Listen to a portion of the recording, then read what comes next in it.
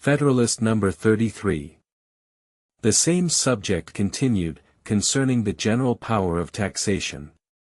From the Independent Journal. Wednesday, January 2, 1788. Hamilton. To the people of the State of New York.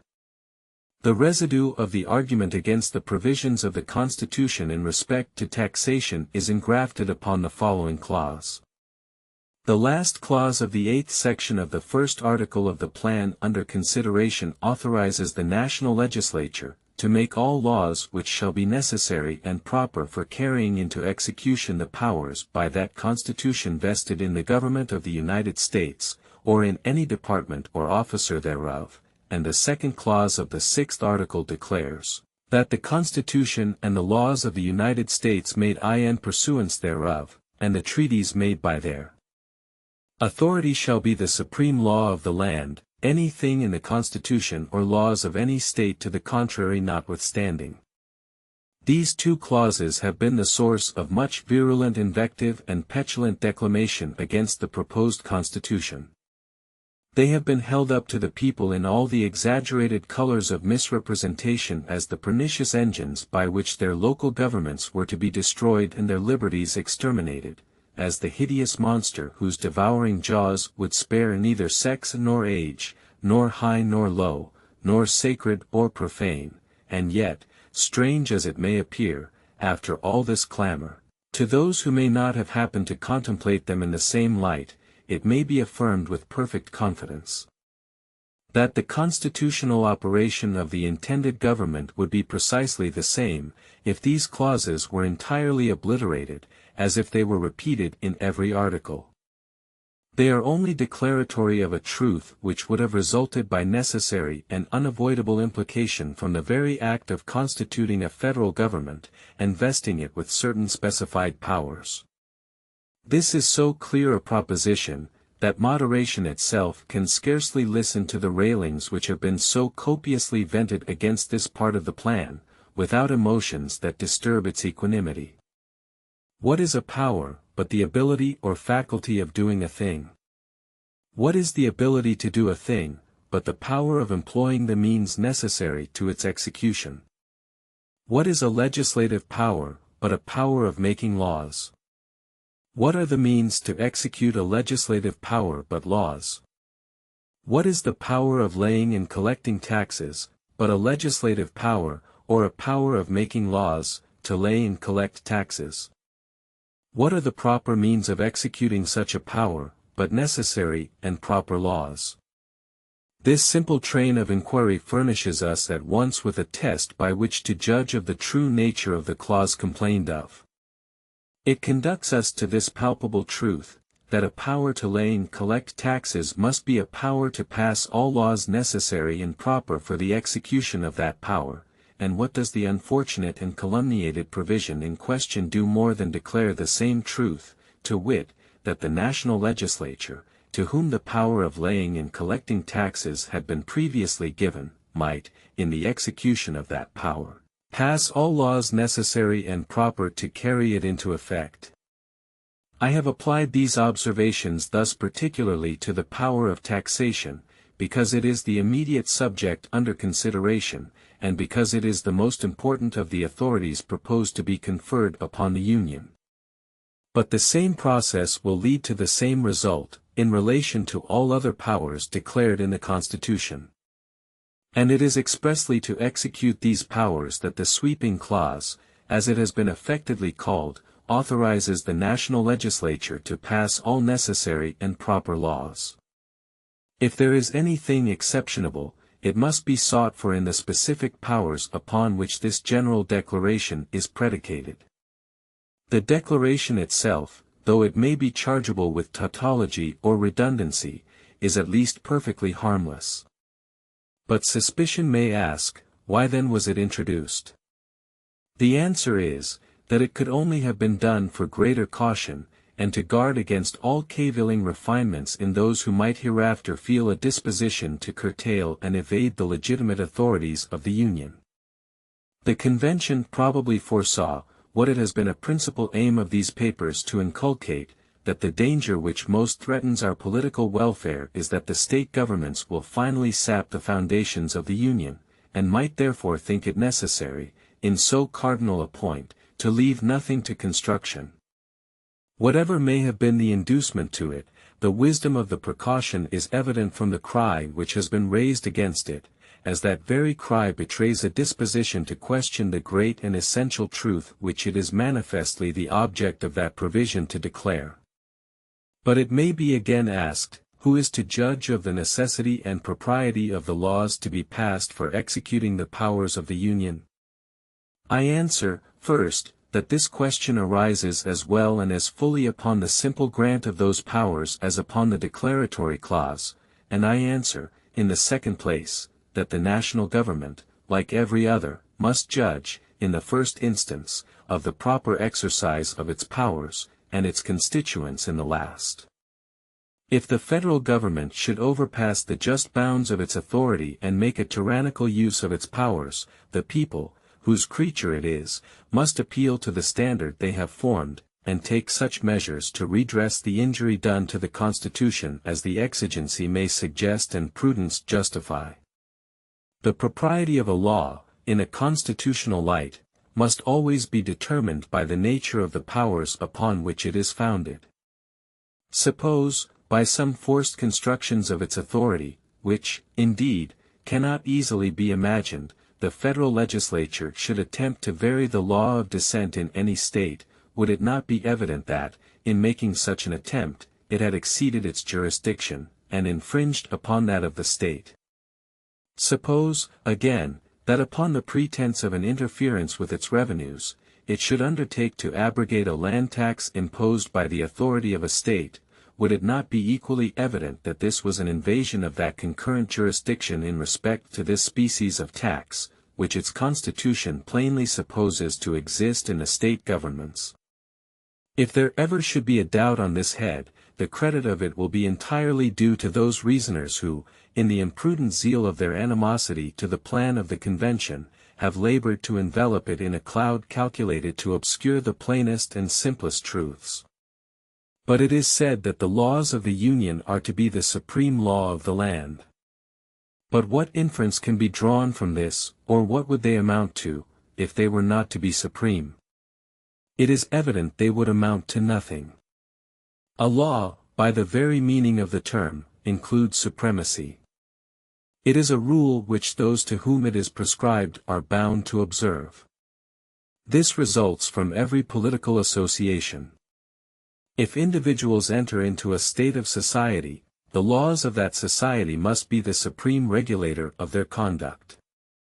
If a number of political societies enter into a larger political society, the laws which the latter may enact, pursuant to the powers entrusted to it by its constitution, must necessarily be supreme over those societies, and the individuals of whom they are composed.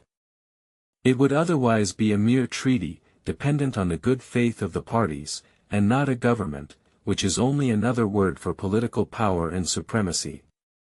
But it will not follow from this doctrine that acts of the large society which are not pursuant to its constitutional powers, but which are invasions of the residuary authorities of the smaller societies, will become the supreme law of the land.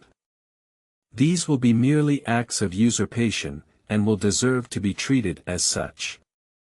Hence we perceive that the clause which declares the supremacy of the laws of the Union, like the one we have just before considered, only declares a truth, which flows immediately and necessarily from the institution of a federal government.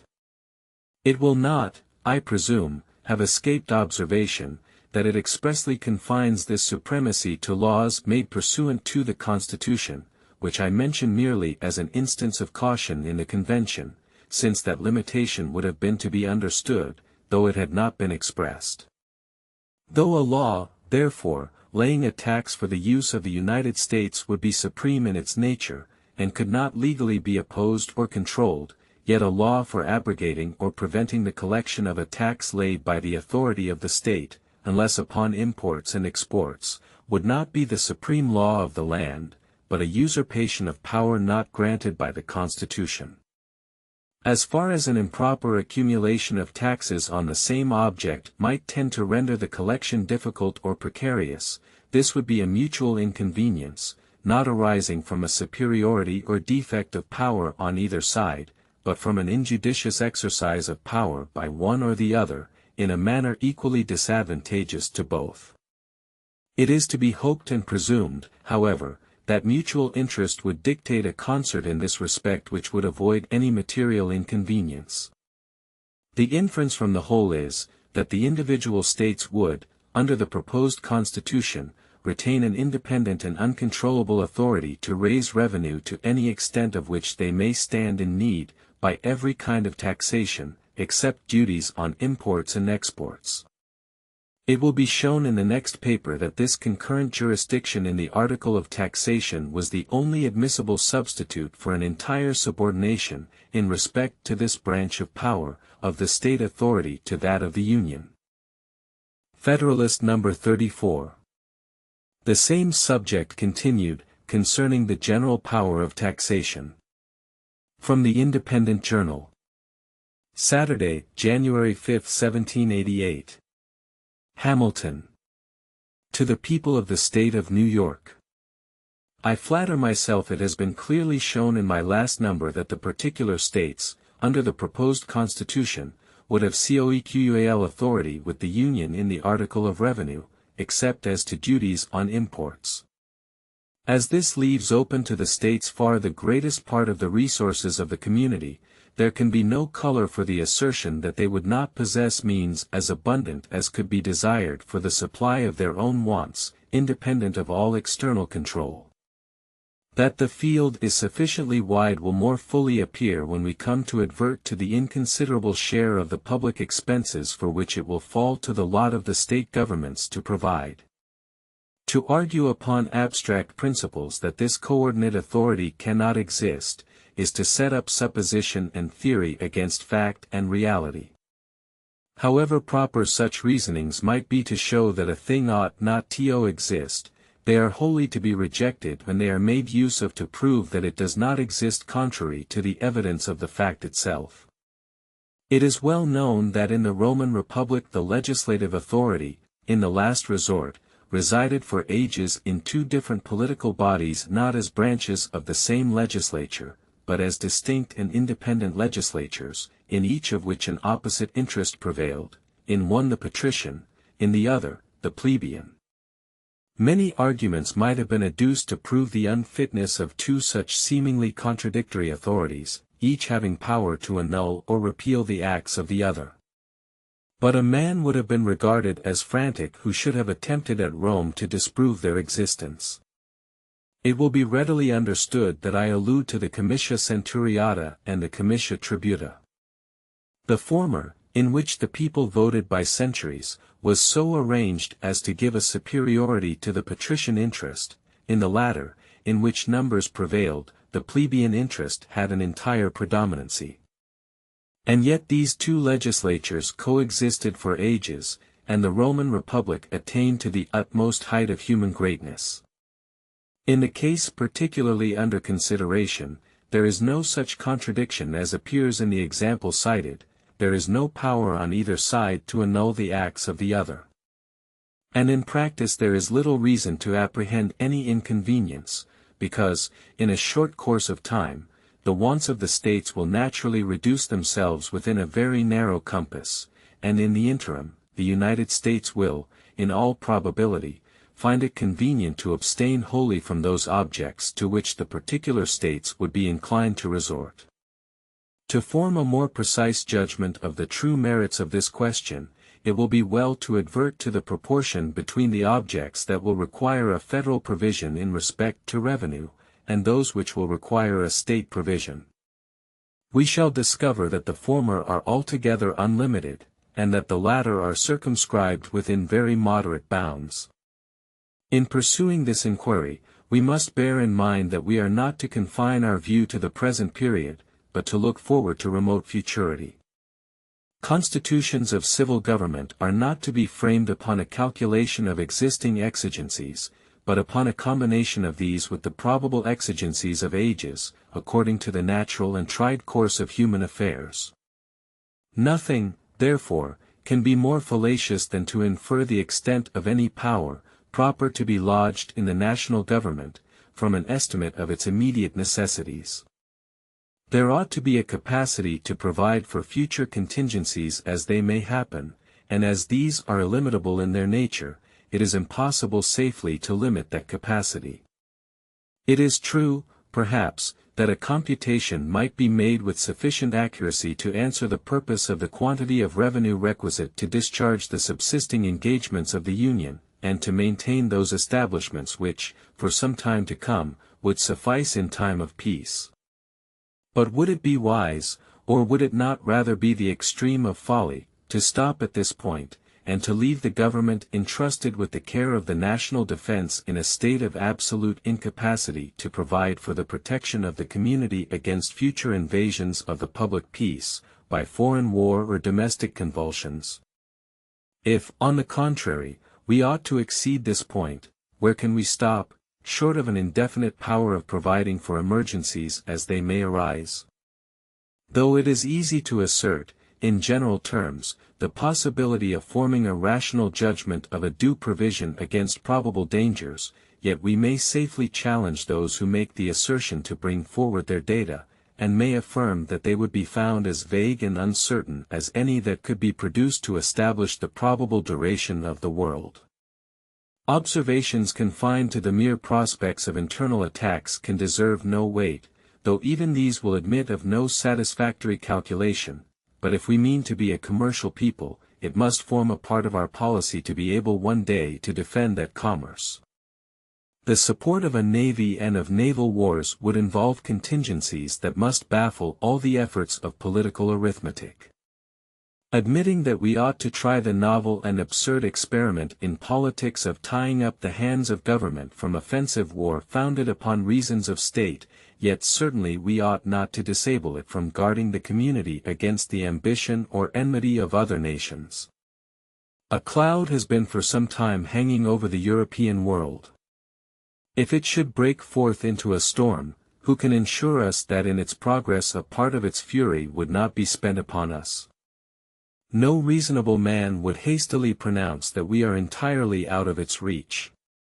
Or if the combustible materials that now seem to be collecting should be dissipated without coming to maturity, or if a flame should be kindled without extending to us, what security can we have that our tranquillity will long remain undisturbed from some other cause or from some other quarter?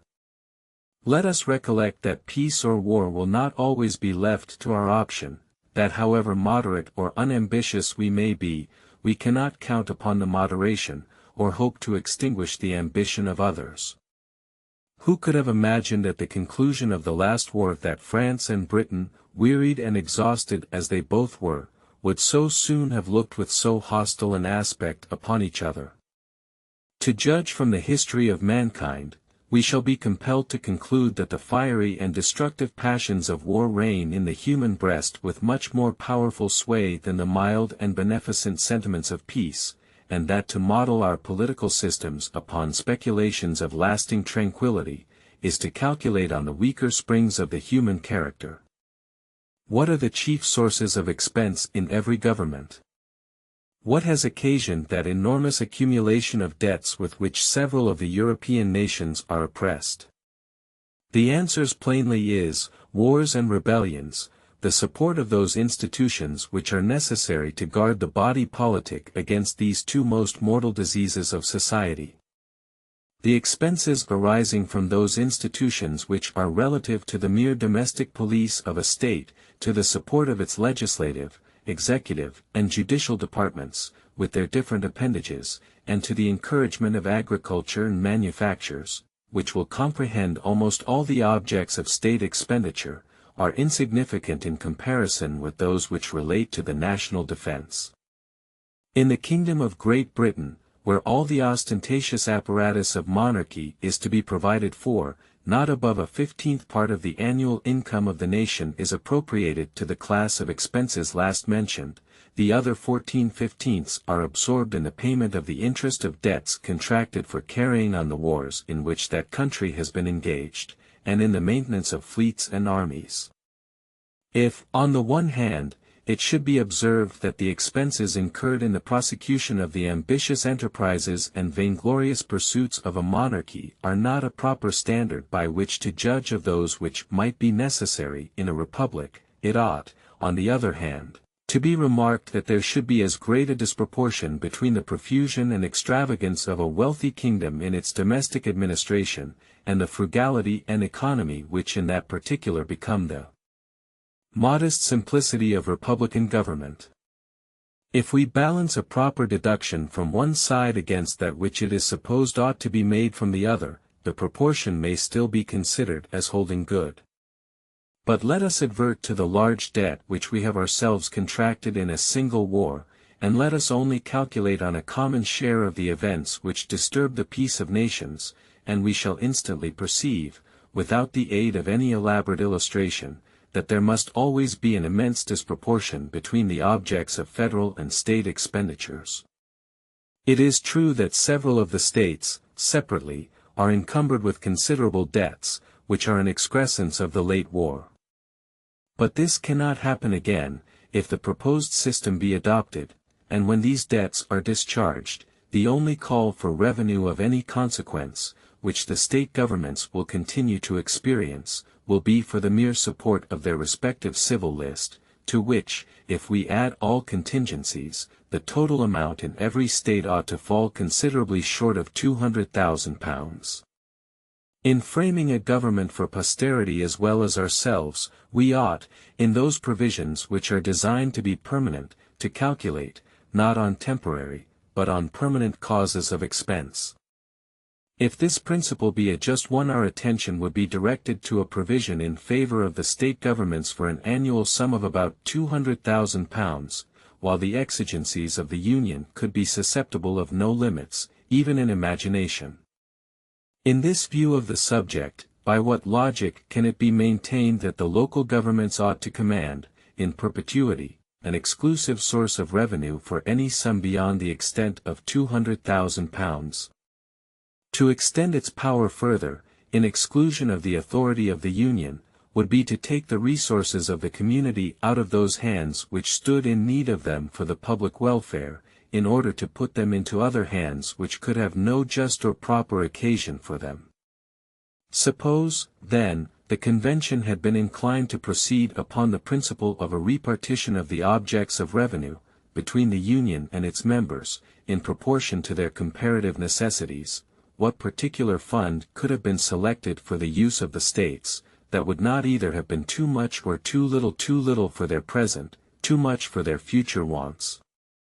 As to the line of separation between external and internal taxes, this would leave to the states, at a rough computation, the command of 2/3 of the resources of the community to defray from 1/10 to 1/20 part of its expenses, and to the Union, 1/3 of the resources of the community, to defray from 9/10 to 19/20 of its expenses.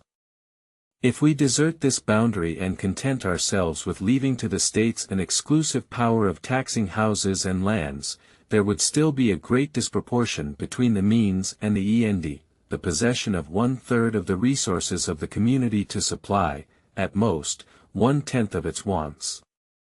If any fund could have been selected and appropriated, equal to and not greater than the object, it would have been inadequate to the discharge of the existing debts of the particular states, and would have left them dependent on the Union for a provision for this purpose. The preceding train of observation will justify the position which has been elsewhere laid down, that a concurrent jurisdiction in the article of taxation was the only admissible substitute for an entire subordination, in respect to this branch of power, of state authority to that of the Union. Any separation of the objects of revenue that could have been fallen upon, would have amounted to a sacrifice of the great interests of the Union to the power of the individual states. The Convention thought the concurrent jurisdiction preferable to that subordination, and it is evident that it has at least the merit of reconciling an indefinite constitutional power of taxation in the federal government with an adequate and independent power in the states to provide for their own necessities. There remain a few other lights, in which this important subject of taxation will claim a further consideration. Federalist number 35. The same subject continued, concerning the general power of taxation. For the Independent Journal. Saturday, January 5, 1788. Hamilton. To the People of the State of New York. Before we proceed to examine any other objections to an indefinite power of taxation in the Union, I shall make one general remark, which is, that if the jurisdiction of the national government, in the article of revenue, should be restricted to particular objects, it would naturally occasion an undue proportion of the public burdens to fall upon those objects. Two evils would spring from this source: the oppression of particular branches of industry, and an unequal distribution of the taxes, as well among the several states as among the citizens of the same state. Suppose, as has been contended for, the federal power of taxation were to be confined to duties on imports, it is evident that the government, for want of being able to command other resources, would frequently be tempted to extend these duties to an injurious excess. There are persons who imagine that they can never be carried to too great a length, since the higher they are, the more it is alleged they will tend to discourage an extravagant consumption, to produce a favorable balance of trade, and to promote domestic manufactures. But all extremes are pernicious in various ways. Exorbitant duties on imported articles would beget a general spirit of smuggling, which is always prejudicial to the fair trader, and eventually to the revenue itself. They tend to render other classes of the community tributary, in an improper degree, to the manufacturing classes, to whom they give a premature monopoly of the markets. They sometimes force industry out of its more natural channels into others in which it flows with less advantage, and in the last place, they oppress the merchant, who is often obliged to pay them himself without any retribution from the consumer. When the demand is equal to the quantity of goods at market, the consumer generally pays the duty, but when the markets happen to be overstocked, a great proportion falls upon the merchant, and sometimes not only exhausts his profits, but breaks in upon his capital. I am apt to think that a division of the duty, between the seller and the buyer, more often happens than is commonly imagined. It is not always possible to raise the price of a commodity in exact proportion to every additional imposition laid upon it. The merchant, especially in a country of small commercial capital, is often under a necessity of keeping prices down in order to a more expeditious sale. The maxim that the consumer is the payer, is so much oftener true than the reverse of the proposition, that it is far more equitable that the duties on imports should go into a common stock, than that they should redound to the exclusive benefit of the importing states. But it is not so generally true as to render it equitable, that those duties should form the only national fund. When they are paid by the merchant they operate as an additional tax upon the importing state, whose citizens pay their proportion of them in the character of consumers. In this view they are productive of inequality among the states, which inequality would be increased with the increased extent of the duties. The confinement of the national revenues to this species of imposts would be attended with inequality, from a different cause, between the manufacturing and the non-manufacturing states. The states which can go farthest towards the supply of their own wants, by their own manufactures, will not, according to their numbers or wealth, consume so great a proportion of imported articles as those states which are not in the same favorable situation. They would not, therefore, in this mode alone contribute to the public treasury in a ratio to their abilities. To make them do this it is necessary that recourse be had to excises, the proper objects of which are particular kinds of manufactures. New York is more deeply interested in these considerations than such of her citizens as contend for limiting the power of the Union to external taxation may be aware of. New York is an importing state, and is not likely speedily to be, to any great extent, a manufacturing state. She would, of course, suffer in a double light from restraining the jurisdiction of the Union to commercial imposts. So far as these observations tend to inculcate a danger of the import duties being extended to an injurious extreme, it may be observed, conformably to a remark made in another part of these papers, that the interest of the revenue itself would be a sufficient guard against such an extreme. I readily admit that this would be the case, as long as other resources were open, but if the avenues to them were closed, hope, stimulated by necessity, would beget experiments, fortified by rigorous precautions and additional penalties, which, for a time, would have the intended effect, till there had been leisure to contrive expedients to elude these new precautions. The first success would be apt to inspire false opinions, which it might require a long course of subsequent experience to correct. Necessity, especially in politics, often occasions false hopes, false reasonings, and a system of measures correspondingly erroneous.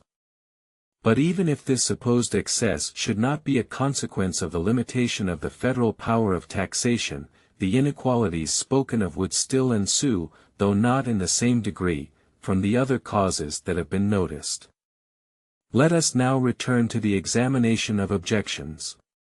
One which, if we may judge from the frequency of its repetition, seems most to be relied on, is, that the House of Representatives is not sufficiently numerous for the reception of all the different classes of citizens, in order to combine the interests and feelings of every part of the community, and to produce a due sympathy between the representative body and its constituents. This argument presents itself under a very specious and seducing form, and is well calculated to lay hold of the prejudices of those to whom it is addressed. But when we come to dissect it with attention, it will appear to be made up of nothing but fair-sounding words. The object it seems to aim at is, in the first place, impracticable, and in the sense in which it is contended for, is unnecessary. I reserve for another place the discussion of the question which relates to the sufficiency of the representative body in respect to numbers, and shall content myself with examining here the particular use which has been made of a contrary supposition, in reference to the immediate subject of our inquiries. The idea of an actual representation of all classes of the people, by persons of each class, is altogether visionary.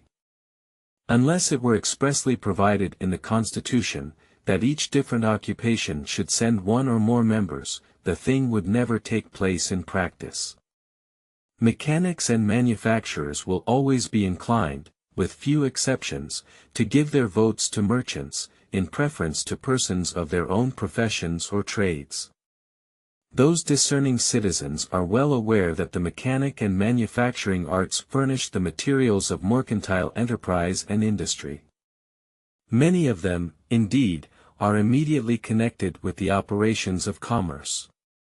They know that the merchant is their natural patron and friend, and they are aware, that however great the confidence they may justly feel in their own good sense, their interests can be more effectually promoted by the merchant than by themselves. They are sensible that their habits in life have not been such as to give them those acquired endowments, without which, in a deliberative assembly, the greatest natural abilities are for the most part useless, and that the influence and weight, and superior acquirements of the merchants render them more equal to a contest with any spirit which might happen to infuse itself into the public councils, unfriendly to the manufacturing and trading interests. These considerations, and many others that might be mentioned prove, and experience confirms it, that artisans and manufacturers will commonly be disposed to bestow their votes upon merchants and those whom they recommend. We must therefore consider merchants as the natural representatives of all these classes of the community. With regard to the learned professions, little need be observed, they truly form no distinct interest in society, and according to their situation and talents, will be indiscriminately the objects of the confidence and choice of each other, and of other parts of the community. Nothing remains but the landed interest, and this, in a political view, and particularly in relation to taxes, I take to be perfectly united, from the wealthiest landlord down to the poorest tenant. No tax can be laid on land which will not affect the proprietor of millions of acres as well as the proprietor of a single acre. Every landholder will therefore have a common interest to keep the taxes on land as low as possible, and common interest may always be reckoned upon as the surest bond of sympathy. But if we even could suppose a distinction of interest between the opulent landholder and the middling farmer, what reason is there to conclude that the first would stand a better chance of being deputed to the national legislature than the last? If we take fact as our guide, and look into our own Senate and Assembly, we shall find that moderate proprietors of land prevail in both, nor is this less the case in the Senate, which consists of a smaller number, than in the Assembly, which is composed of a greater number. Where the qualifications of the electors are the same, whether they have to choose a small or a large number, their votes will fall upon those in whom they have most confidence, whether these happen to be men of large fortunes, or of moderate property, or of no property at all. It is said to be necessary, that all classes of citizens should have some of their own number in the representative body, in order that their feelings and interests may be the better understood and attended to. But we have seen that this will never happen under any arrangement that leaves the votes of the people free. Where this is the case, the representative body, with too few exceptions to have any influence on the spirit of the government, will be composed of landholders, merchants, and men of the learned professions. But where is the danger that the interests and feelings of the different classes of citizens will not be understood or attended to by these three descriptions of men? Will not the landholder know and feel whatever will promote or ensure the interest of landed property? And will he not, from his own interest in that species of property, be sufficiently prone to resist every attempt to prejudice or encumber it? Will not the merchant understand and be disposed to cultivate, as far as may be proper, the interests of the mechanic and manufacturing arts, to which his commerce is so nearly allied? Will not the man of the learned profession, who will feel a neutrality to the rivalships between the different branches of industry, be likely to prove an impartial arbiter between them, ready to promote either, so far as it shall appear to him conducive to the general interests of the society? If we take into the account the momentary humors or dispositions which may happen to prevail in particular parts of the society, and to which a wise administration will never be inattentive, is the man whose situation leads to extensive inquiry and information less likely to be a competent judge of their nature, extent, and foundation than one whose observation does not travel beyond the circle of his neighbors and acquaintances? Is it not natural that a man who is a candidate for the favor of the people, and who is dependent on the suffrages of his fellow citizens for the continuance of his public honors, should take care to inform himself of their dispositions and inclinations, and should be willing to allow them their proper degree of influence upon his conduct? This dependence, and the necessity of being bound himself, and his posterity, by the laws to which he gives his assent, are the true, and they are the strong cords of sympathy between the representative and the constituent. There is no part of the administration of government that requires extensive information and a thorough knowledge of the principles of political economy, so much as the business of taxation. The man who understands those principles best will be least likely to resort to oppressive expedients, or sacrifice any particular class of citizens to the procurement of revenue. It might be demonstrated that the most productive system of finance will always be the least burdensome. There can be no doubt that in order to a judicious exercise of the power of taxation, it is necessary that the person in whose hands it should be acquainted with the general genius, habits, and modes of thinking of the people at large, and with the resources of the country. And this is all that can be reasonably meant by a knowledge of the interests and feelings of the people. In any other sense the proposition has either no meaning, or an absurd one. And in that sense let every considerate citizen judge for himself where the requisite qualification is most likely to be found. Federalist number 36. The same subject continued, concerning the general power of taxation. From the New York Packet. Tuesday, January 8, 1788. Hamilton. To the people of the State of New York. We have seen that the result of the observations, to which the foregoing number has been principally devoted, is, that from the natural operation of the different interests and views of the various classes of the community, whether the representation of the people be more or less numerous, it will consist almost entirely of proprietors of land, of merchants, and of members of the learned professions, who will truly represent all those different interests and views. If it should be objected that we have seen other descriptions of men in the local legislatures, I answer that it is admitted there are exceptions to the rule, but not in sufficient number to influence the general complexion or character of the government. There are strong minds in every walk of life that will rise superior to the disadvantages of situation, and will command the tribute due to their merit, not only from the classes to which they particularly belong, but from the society in general. The door ought to be equally open to all, and I trust, for the credit of human nature, that we shall see examples of such vigorous plants flourishing in the soil of federal as well as of state legislation, but occasional instances of this sort will not render the reasoning founded upon the general course of things less conclusive. The subject might be placed in several other lights that would all lead to the same result, and in particular it might be asked, what greater affinity or relation of interest can be conceived between the carpenter and blacksmith, and the linen manufacturer or stocking weaver, than between the merchant and either of them?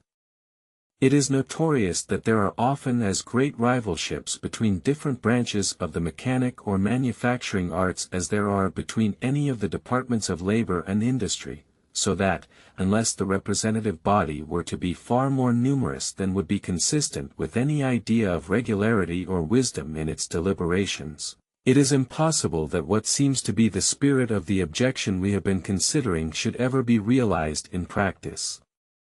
But I forbear to dwell any longer on a matter which has hitherto worn too loose a garb to admit even of an accurate inspection of its real shape or tendency. There is another objection of a somewhat more precise nature that claims our attention. It has been asserted that a power of internal taxation in the national legislature could never be exercised with advantage, as well from the want of a sufficient knowledge of local circumstances, as from an interference between the revenue laws of the Union and of the particular states. The supposition of a want of proper knowledge seems to be entirely destitute of foundation. If any question is depending in a state legislature respecting one of the counties, which demands a knowledge of local details, how is it acquired? No doubt from the information of the members of the county. Cannot the like knowledge be obtained in the national legislature from the representatives of each state? And is it not to be presumed that the men who will generally be sent there will be possessed of the necessary degree of intelligence to be able to communicate that information? Is the knowledge of local circumstances, as applied to taxation, a minute topographical acquaintance with all the mountains, rivers, streams, highways, and bypaths in each state, or is it a general acquaintance with its situation and resources, with the state of its agriculture, commerce, manufactures, with the nature of its products and consumptions, with the different degrees and kinds of its wealth, property, and industry? Nations in general, even under governments of the more popular kind, usually commit the administration of their finances to single men or to boards composed of a few individuals, who digest and prepare, in the first instance, the plans of taxation, which are afterwards passed into laws by the authority of the sovereign or legislature. Inquisitive and enlightened statesmen are deemed everywhere best qualified to make a judicious selection of the objects proper for revenue, which is a clear indication, as far as the sense of mankind can have weight in the question, of the species of knowledge of local circumstances requisite to the purposes of taxation. The taxes intended to be comprised under the general denomination of internal taxes may be subdivided into those of the direct and those of the indirect kind. Though the objection be made to both, yet the reasoning upon it seems to be confined to the former branch. And indeed, as to the latter, by which must be understood duties and excises on articles of consumption, one is at a loss to conceive what can be the nature of the difficulties apprehended. The knowledge relating to them must evidently be of a kind that will either be suggested by the nature of the article itself, or can easily be procured from any well-informed man, especially of the mercantile class. The circumstances that may distinguish its situation in one state from its situation in another must be few, simple, and easy to be comprehended. The principal thing to be attended to, would be to avoid those articles which had been previously appropriated to the use of a particular state, and there could be no difficulty in ascertaining the revenue system of each. This could always be known from the respective codes of laws, as well as from the information of the members from the several states. The objection, when applied to real property or to houses and lands, appears to have, at first sight, more foundation, but even in this view it will not bear a close examination. Land taxes are commonly laid in one of two modes, either by actual valuations, permanent or periodical, or by occasional assessments, at the discretion, or according to the best judgment, of certain officers whose duty it is to make them. In either case, the execution of the business, which alone requires the knowledge of local details, must be devolved upon discrete persons in the character of commissioners or assessors, elected by the people or appointed by the government for the purpose. All that the law can do must be to name the persons or to prescribe the manner of their election or appointment, to fix their numbers and qualifications and to draw the general outlines of their powers and duties. And what is there in all this that cannot as well be performed by the national legislature as by a state legislature? The attention of either can only reach to general principles; local details, as already observed, must be referred to those who are to execute the plan. But there is a simple point of view in which this matter may be placed that must be altogether satisfactory. The national legislature can make use of the system of each state within that state. The method of laying and collecting this species of taxes in each state can, in all its parts, be adopted and employed by the federal government. Let it be recollected that the proportion of these taxes is not to be left to the discretion of the national legislature, but is to be determined by the numbers of each state, as described in the second section of the first article. An actual census or enumeration of the people must furnish the rule, a circumstance which effectually shuts the door to partiality or oppression. The abuse of this power of taxation seems to have been provided against with guarded circumspection.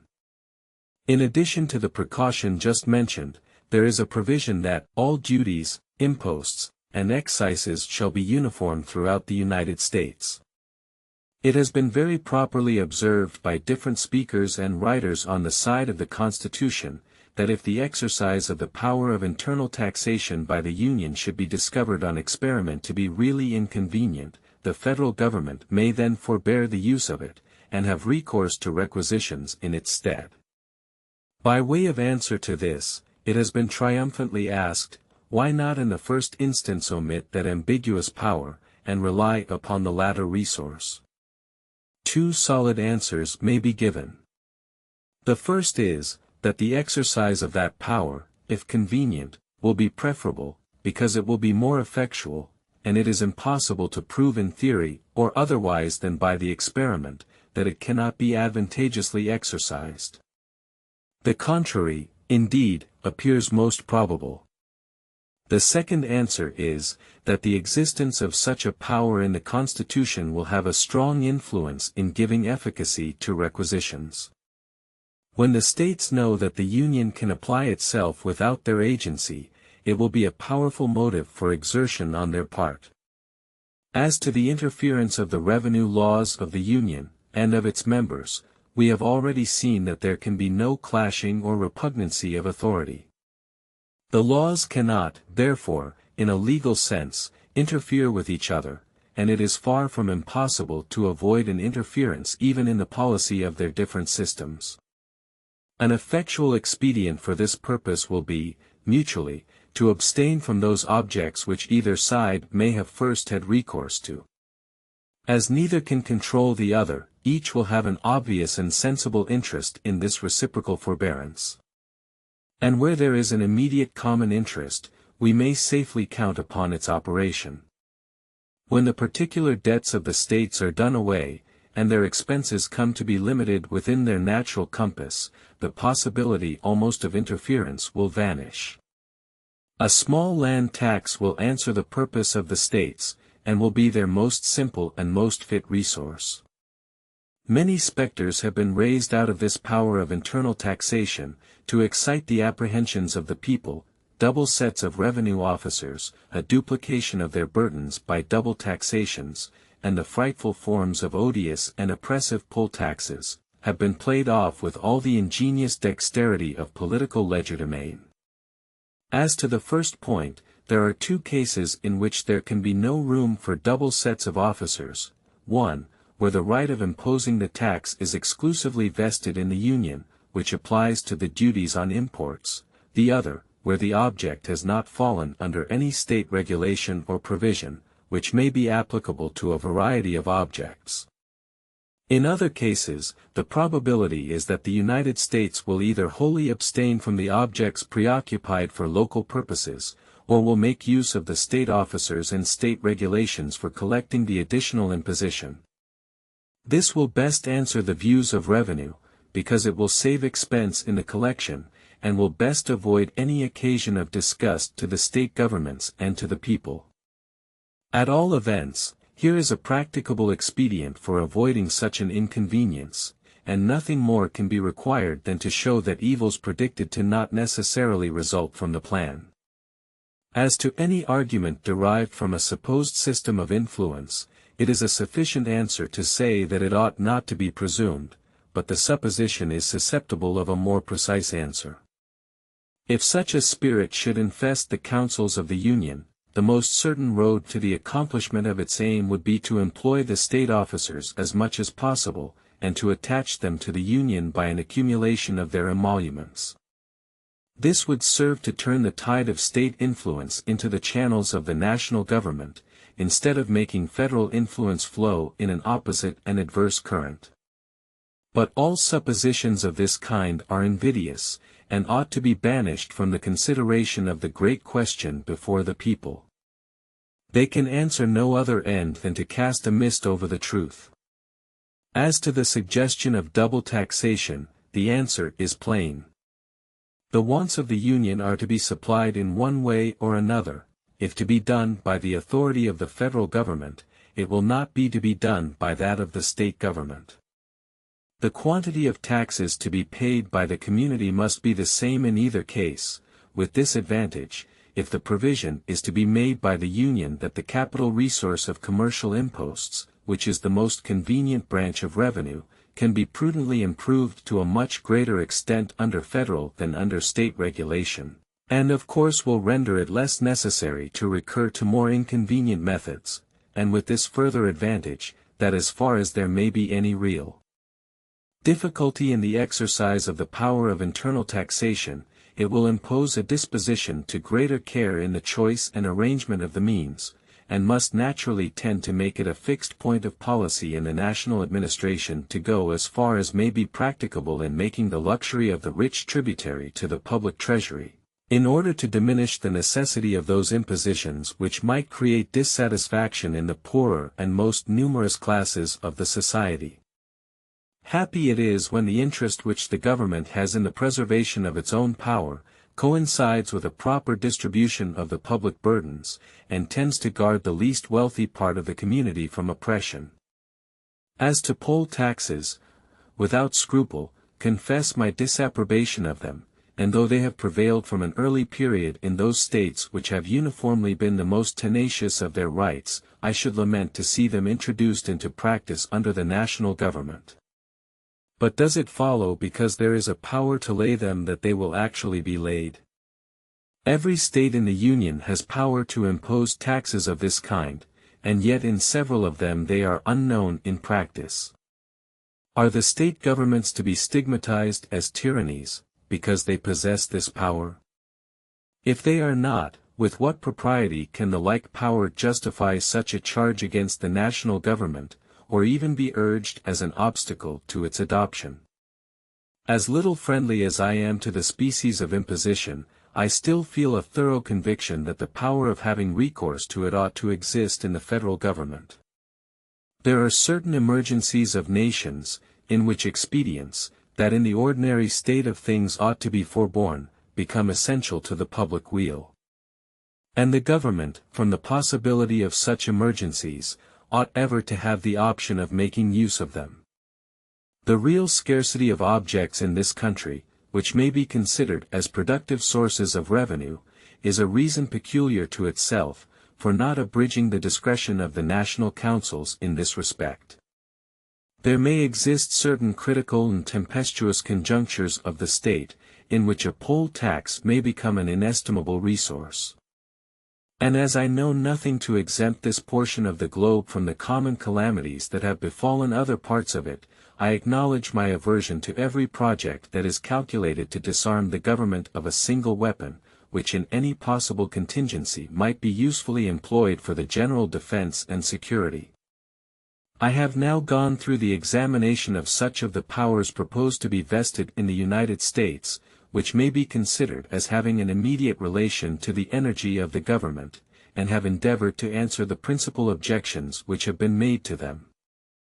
I have passed over in silence those minor authorities, which are either too inconsiderable to have been thought worthy of the hostilities of the opponents of the Constitution, or of too manifest propriety to admit of controversy. The mass of judiciary power, however, might have claimed an investigation under this head, had it not been for the consideration that its organization and its extent may be more advantageously considered in connection. This has determined me to refer it to the branch of our inquiries upon which we shall next enter. E1. I have now gone through the examination of those powers proposed to be conferred upon the federal government which relate more peculiarly to its energy, and to its efficiency for answering the great and primary objects of union. There are others which, though omitted here, will, in order to render the view of the subject more complete, be taken notice of under the next head of our inquiries. I flatter myself the progress already made will have sufficed to satisfy the candid and judicious part of the community that some of the objections which have been most strenuously urged against the Constitution, and which were most formidable in their first appearance, are not only destitute of substance, but if they had operated in the formation of the plan, would have rendered it incompetent to the great ends of public happiness and national prosperity. I equally flatter myself that a further and more critical investigation of the system will serve to recommend it still more to every sincere and disinterested advocate for good government, and will leave no doubt with men of this character of the propriety and expediency of adopting it. Happy will it be for ourselves, and more honorable for human nature, if we have wisdom and virtue enough to set so glorious an example to mankind. E1. Federalist number 37. Concerning the difficulties of the Convention in devising a proper form of government. From the Daily Advertiser. Friday, January 11, 1788. Madison. To the people of the State of New York. In reviewing the defects of the existing Confederation, and showing that they cannot be supplied by a government of less energy than that before the public, several of the most important principles of the latter fell of course under consideration.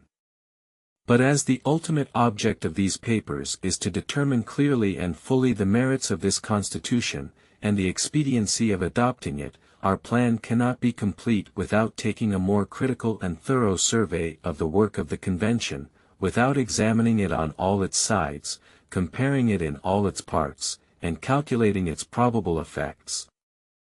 That this remaining task may be executed under impressions conducive to a just and fair result, some reflections must in this place be indulged, which candor previously suggests. It is a misfortune, inseparable from human affairs, that public measures are rarely investigated with that spirit of moderation which is essential to a just estimate of their real tendency to advance or obstruct the public good, and that this spirit is more apt to be diminished than promoted, by those occasions which require an unusual exercise of it.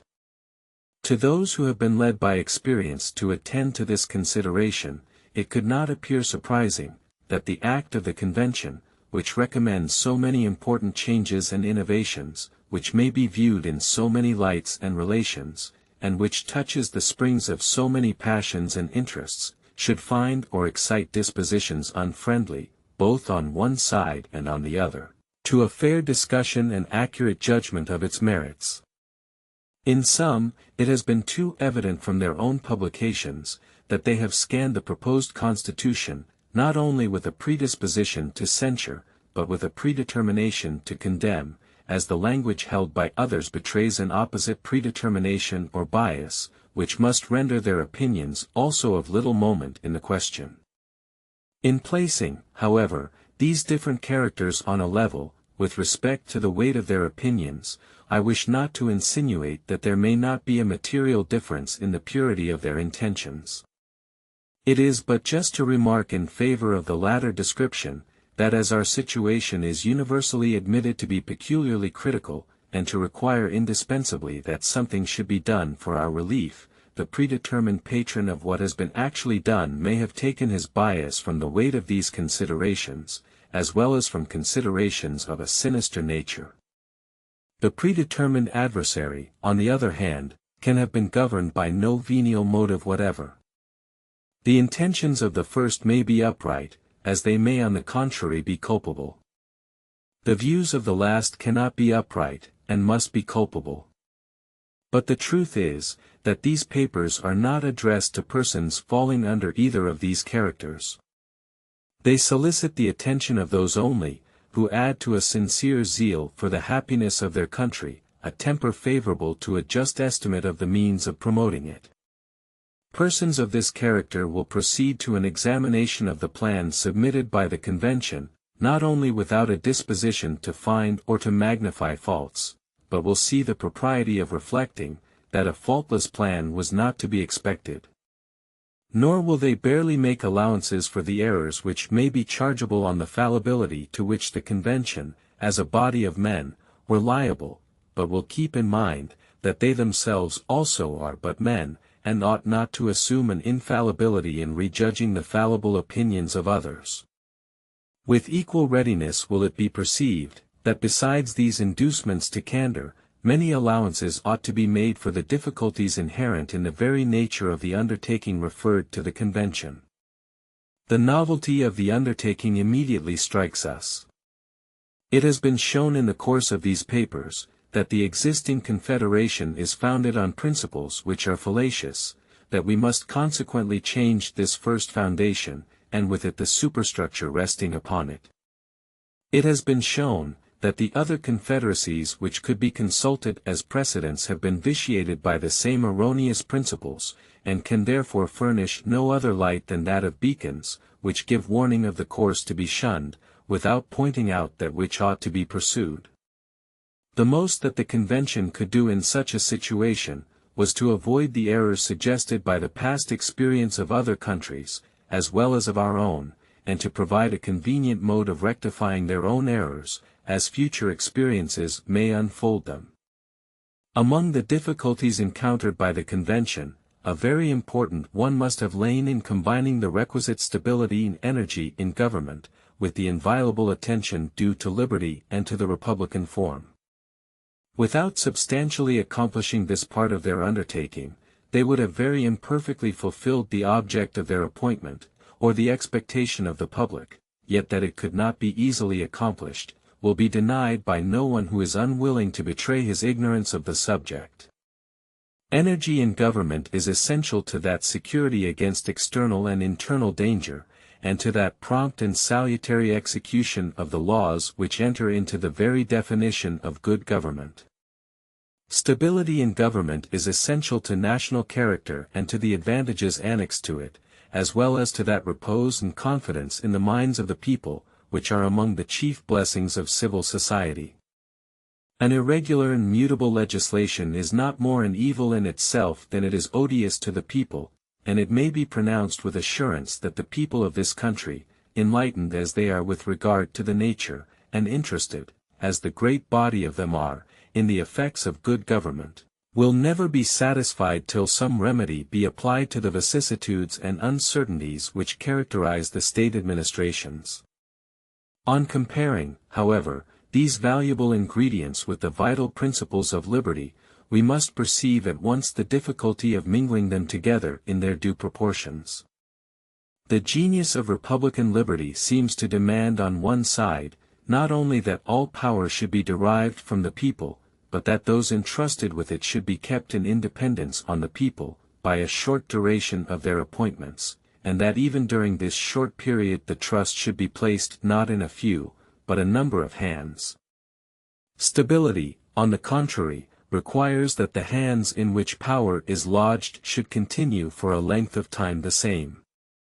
A frequent change of men will result from a frequent return of elections, and a frequent change of measures from a frequent change of men, whilst energy in government requires not only a certain duration of power, but the execution of it by a single hand. How far the convention may have succeeded in this part of their work, will better appear on a more accurate view of it. From the cursory view here taken, it must clearly appear to have been an arduous part. Not less arduous must have been the task of marking the proper line of partition between the authority of the general and that of the state governments. Every man will be sensible of this difficulty, in proportion as he has been accustomed to contemplate and discriminate objects extensive and complicated in their nature. The faculties of the mind itself have never yet been distinguished and defined, with satisfactory precision, by all the efforts of the most acute and metaphysical philosophers. Sense, perception, judgment, desire, volition, memory, imagination, are found to be separated by such delicate shades and minute gradations that their boundaries have eluded the most subtle investigations, and remain a pregnant source of ingenious disquisition and controversy. The boundaries between the great kingdom of nature, and, still more, between the various provinces, and lesser portions, into which they are subdivided, afford another illustration of the same important truth. The most sagacious and laborious naturalists have never yet succeeded in tracing with certainty the line which separates the district of vegetable life from the neighboring region of unorganized matter, or which marks the termination of the former and the commencement of the animal empire. A still greater obscurity lies in the distinctive characters by which the objects in each of these great departments of nature have been arranged and assorted. When we pass from the works of nature, in which all the delineations are perfectly accurate, and appear to be otherwise only from the imperfection of the eye which surveys them, to the institutions of man, in which the obscurity arises as well from the object itself as from the organ by which it is contemplated, we must perceive the necessity of moderating still further our expectations and hopes from the efforts of human sagacity. Experience has instructed us that no skill in the science of government has yet been able to discriminate and define, with sufficient certainty, its three great provinces: the legislative, executive, and judiciary, or even the privileges and powers of the different legislative branches. Questions daily occur in the course of practice, which prove the obscurity which reigns in these subjects, and which puzzle the greatest adepts in political science. The experience of ages, with the continued and combined labors of the most enlightened legislatures and jurists, has been equally unsuccessful in delineating the several objects and limits of different codes of laws and different tribunals of justice. The precise extent of the common law, and the statute law, the maritime law, the ecclesiastical law, the law of corporations, and other local laws and customs, remains still to be clearly and finally established in Great Britain, where accuracy in such subjects has been more industriously pursued than in any other part of the world. The jurisdiction of her several courts, general and local, of law, of equity, of admiralty, etc., is not less a source of frequent and intricate discussions, sufficiently denoting the indeterminate limits by which they are respectively circumscribed. All new laws, though penned with the greatest technical skill, and passed on the fullest and most mature deliberation, are considered as more or less obscure and equivocal, until their meaning be liquidated and ascertained by a series of particular discussions and adjudications.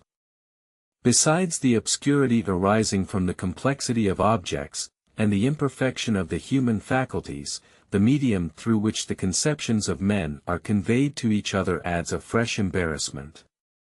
The use of words is to express ideas. Perspicuity, therefore, requires not only that the ideas should be distinctly formed, but that they should be expressed by words distinctly and exclusively appropriate to them. But no language is so copious as to supply words and phrases for every complex idea, or so correct as not to include many equivocally denoting different ideas. Hence it must happen that however accurately objects may be discriminated in themselves, and however accurately the discrimination may be considered, the definition of them may be rendered inaccurate by the inaccuracy of the terms in which it is delivered. And this unavoidable inaccuracy must be greater or less, according to the complexity and novelty of the objects defined. When the Almighty Himself condescends to address mankind in their own language, His meaning, luminous as it must be, is rendered dim and doubtful by the cloudy medium through which it is communicated. Here, then, are three sources of vague and incorrect definitions: indistinctness of the object, imperfection of the organ of conception, inadequateness of the vehicle of ideas.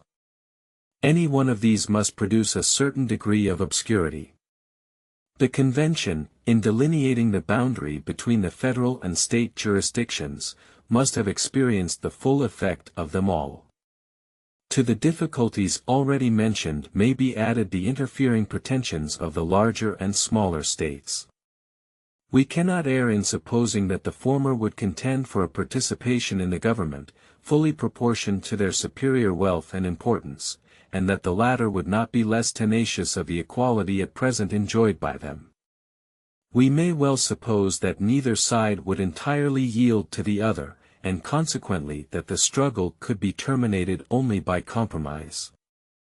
It is extremely probable, also, that after the ratio of representation had been adjusted, this very compromise must have produced a fresh struggle between the same parties, to give such a turn to the organization of the government, and to the distribution of its powers, as would increase the importance of the branches, in forming which they had respectively obtained the greatest share of influence.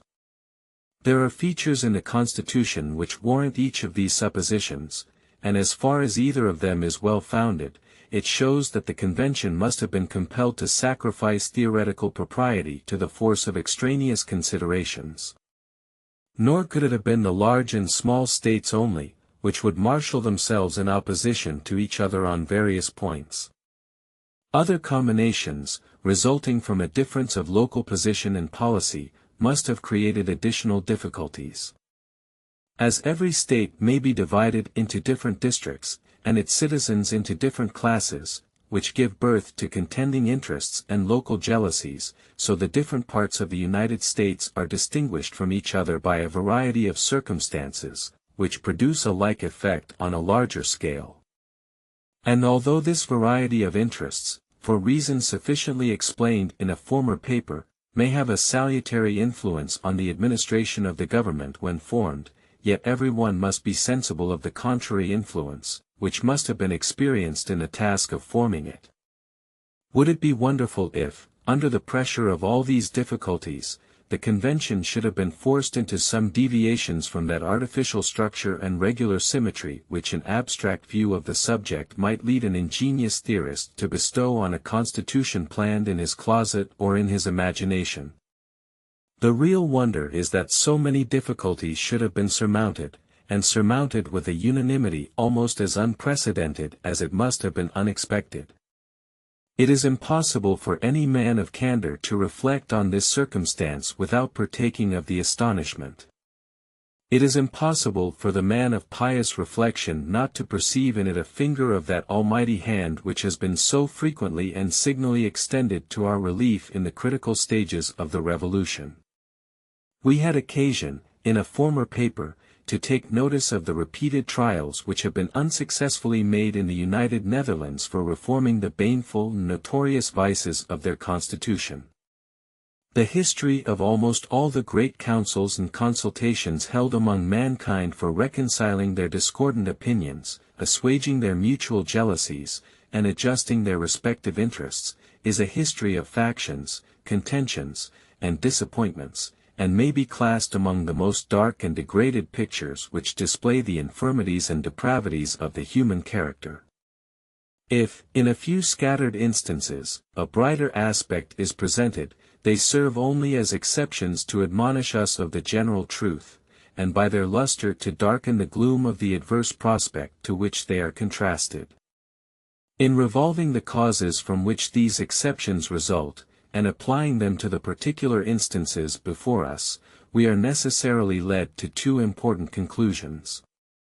The first is, that the Convention must have enjoyed, in a very singular degree, an exemption from the pestilential influence of party animosities, the disease most incident to deliberative bodies, and most apt to contaminate their proceedings. The second conclusion is that all the deputations composing the Convention were satisfactorily accommodated by the final act, or were induced to accede to it by a deep conviction of the necessity of sacrificing private opinions and partial interests to the public good, and by a despair of seeing this necessity diminished by delays or by new experiments. Federalist No. 38. The same subject continued, and the incoherence of the objections to the new plan exposed. From the Independent Journal. Saturday, January 12, 1788. Madison. To the People of the State of New York. It is not a little remarkable that in every case reported by ancient history, in which government has been established with deliberation and consent, the task of framing it has not been committed to an assembly of men, but has been performed by some individual citizen of preeminent wisdom and approved integrity. Minos, we learn, was the primitive founder of the government of Crete, as Seleucus was of that of the Locrians. Theseus first, and after him Draco and Solon, instituted the government of Athens. Lycurgus was the lawgiver of Sparta. The foundation of the original government of Rome was laid by Romulus, and the work completed by two of his elective successors, Numa and Tullius Hostilius. On the abolition of royalty, the consular administration was substituted by Brutus, who stepped forward with a project for such a reform, which, he alleged, had been prepared by Tullius Hostilius, and to which his address obtained the assent and ratification of the Senate and people. This remark is applicable to confederate governments also. Amphictyon, we are told, was the author of that which bore his name. The Achaean League received its first birth from Achaeus, and its second from Aratus. What degree of agency these reputed lawgivers might have in their respective establishments, or how far they might be clothed with the legitimate authority of the people, cannot in every instance be ascertained. In some, however, the proceeding was strictly regular. Draco appears to have been entrusted by the people of Athens with indefinite powers to reform its government and laws. And Solon, according to Plutarch, was in a manner compelled, by the universal suffrage of his fellow citizens, to take upon him the sole and absolute power of new modeling the constitution. The proceedings under Lycurgus were less regular, but as far as the advocates for a regular reform could prevail, they all turned their eyes towards the single efforts of that celebrated patriot and sage, instead of seeking to bring about a revolution by the intervention of a deliberative body of citizens. Whence could it have proceeded, that a people, jealous as the Greeks were of their liberty, should so far abandon the rules of caution as to place their destiny in the hands of a single citizen? Whence could it have proceeded, that the Athenians, a people who would not suffer an army to be commanded by fewer than 10 generals, and who required no other proof of danger to their liberties than the illustrious merit of a fellow citizen, should consider one illustrious citizen as a more eligible depositary of the fortunes of themselves and their posterity, than a select body of citizens, from whose common deliberations more wisdom, as well as more safety, might have been expected? These questions cannot be fully answered, without supposing that the fears of discord and disunion among a number of councillors exceeded the apprehension of treachery or incapacity in a single individual. History informs us, likewise, of the difficulties with which these celebrated reformers had to contend, as well as the expedients which they were obliged to employ in order to carry their reforms into effect. Solon, who seems to have indulged a more temporizing policy, confessed that he had not given to his countrymen the government best suited to their happiness, but most tolerable to their prejudices. And Lycurgus, more true to his object, was under the necessity of mixing a portion of violence with the authority of superstition, and of securing his final success by a voluntary renunciation, first of his country, and then of his life. If these lessons teach us, on one hand, to admire the improvement made by America on the ancient mode of preparing and establishing regular plans of government, they serve not less, on the other, to admonish us of the hazards and difficulties incident to such experiments, and of the great imprudence of unnecessarily multiplying them. Is it an unreasonable conjecture, that the errors which may be contained in the plan of the convention are such as have resulted rather from the defect of antecedent experience on this complicated and difficult subject, than from a want of accuracy or care in the investigation of it, and, consequently such as will not be ascertained until an actual trial shall have pointed them out? This conjecture is rendered probable, not only by many considerations of a general nature, but by the particular case of the Articles of Confederation. It is observable that among the numerous objections and amendments suggested by the several states, when these articles were submitted for their ratification, not one is found which alludes to the great and radical error which on actual trial has discovered itself. And if we accept the observations which New Jersey was led to make, rather by her local situation, than by her peculiar foresight, it may be questioned whether a single suggestion was of sufficient moment to justify a revision of the system. There is abundant reason, nevertheless, to suppose that immaterial as these objections were, they would have been adhered to with a very dangerous inflexibility, in some states, had not a zeal for their opinions and supposed interests been stifled by the more powerful sentiment of self-preservation. One state, we may remember, persisted for several years in refusing her concurrence, although the enemy remained the whole period at our gates, or rather in the very bowels of our country. Nor was her pliancy in the end effected by a less motive, than the fear of being chargeable with protracting the public calamities, and endangering the event of the contest. Every candid reader will make the proper reflections on these important facts.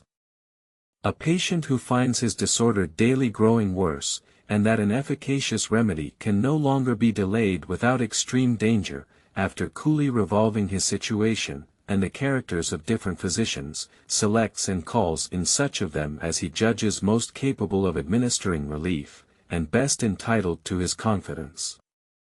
The physicians attend, the case of the patient is carefully examined, a consultation is held, they are unanimously agreed that the symptoms are critical, but that the case, with proper and timely relief, is so far from being desperate, that it may be made to issue in an improvement of his constitution. They are equally unanimous in prescribing the remedy, by which this happy effect is to be produced. The prescription is no sooner made known, however, than a number of persons interpose, and, without denying the reality or danger of the disorder, assure the patient that the prescription will be poison to his constitution, and forbid him, under pain of certain death, to make use of it. Might not the patient reasonably demand, before he ventured to follow this advice, that the authors of it should at least agree among themselves on some other remedy to be substituted?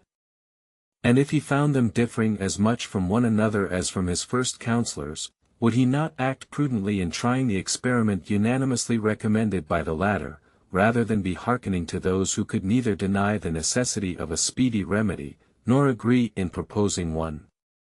Such a patient and in such a situation is America at this moment. She has been sensible of her malady. She has obtained a regular and unanimous advice from men of her own deliberate choice. And she is warned by others against following this advice under pain of the most fatal consequences. Do the monitors deny the reality of her danger? No. Do they deny the necessity of some speedy and powerful remedy? No.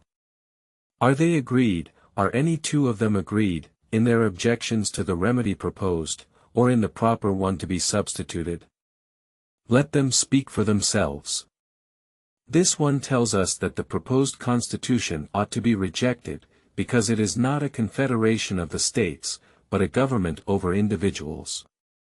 Another admits that it ought to be a government over individuals to a certain extent, but by no means to the extent proposed. A third does not object to the government over individuals, or to the extent proposed, but to the want of a Bill of Rights. A fourth concurs in the absolute necessity of a Bill of Rights, but contends that it ought to be declaratory, not of the personal rights of individuals, but of the rights reserved to the states in their political capacity. A fifth is of opinion that a Bill of Rights of any sort would be superfluous and misplaced, and that the plan would be unexceptionable but for the fatal power of regulating the times and places of election. An objector in a large state exclaims loudly against the unreasonable equality of representation in the Senate. An objector in a small state is equally loud against the dangerous inequality in the House of Representatives. From this quarter, we are alarmed with the amazing expense, from the number of persons who are to administer the new government. From another quarter, and sometimes from the same quarter, on another occasion, the cry is that the Congress will be but a shadow of a representation, and that the government would be far less objectionable if the number and the expense were doubled. A patriot in a state that does not import or export, discerns insuperable objections against the power of direct taxation. The patriotic adversary in a state of great exports and imports, is not less dissatisfied that the whole burden of taxes may be thrown on consumption. This politician discovers in the Constitution a direct and irresistible tendency to monarchy, that is equally sure it will end in aristocracy. Another is puzzled to say which of these shapes it will ultimately assume, but sees clearly it must be one or other of them, whilst a fourth is not wanting, who with no less confidence affirms that the Constitution is so far from having a bias towards either of these dangers, that the weight on that side will not be sufficient to keep it upright and firm against its opposite propensities. With another class of adversaries to the Constitution, the language is that the legislative, executive, and judiciary departments are intermixed in such a manner as to contradict all the ideas of regular government and all the requisite precautions in favor of liberty. Whilst this objection circulates in vague and general expressions, there are but a few who lend their sanction to it.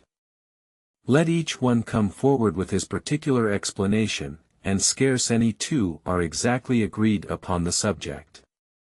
In the eyes of one, the junction of the Senate with the President in the responsible function of appointing to offices, instead of vesting this executive power in the executive alone, is the vicious part of the organization. To another, the exclusion of the House of Representatives, whose numbers alone could be a due security against corruption and partiality in the exercise of such a power, is equally obnoxious. With another, the admission of the President into any share of a power which ever must be a dangerous engine in the hands of the executive magistrate, is an unpardonable violation of the maxims of republican jealousy. No part of the arrangement, according to some, is more inadmissible than the trial of impeachments by the Senate, which is alternately a member both of the legislative and executive departments, when this power so evidently belonged to the judiciary department.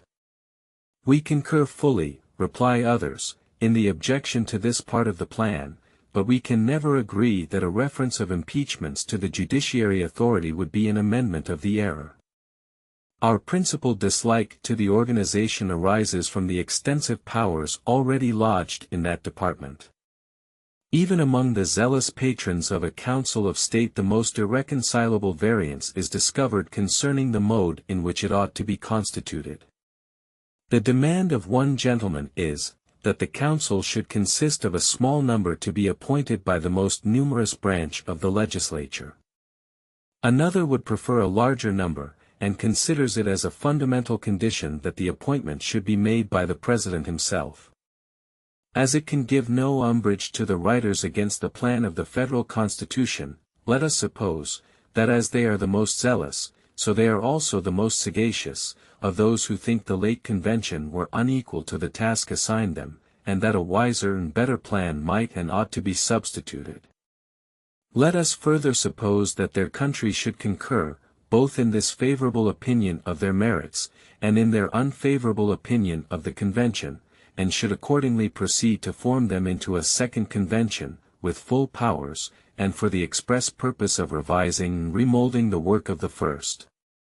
Were the experiment to be seriously made, though it required some effort to view it seriously even in fiction, I leave it to be decided by the sample of opinions just exhibited, whether, with all their enmity to their predecessors, they would, in any one point, depart so widely from their example, as in the discord and ferment that would mark their own deliberations, and whether the Constitution, now before the public, would not stand as fair a chance for immortality, as Lycurgus gave to that of Sparta, by making its change to depend on his own return from exile and death, if it were to be immediately adopted, and were to continue in force, not until a better, but until another should be agreed upon by this new assembly of lawgivers. It is a matter both of wonder and regret, that those who raise so many objections against the new Constitution should never call to mind the defects of that which is to be exchanged for it. It is not necessary that the former should be perfect, it is sufficient that the latter is more imperfect.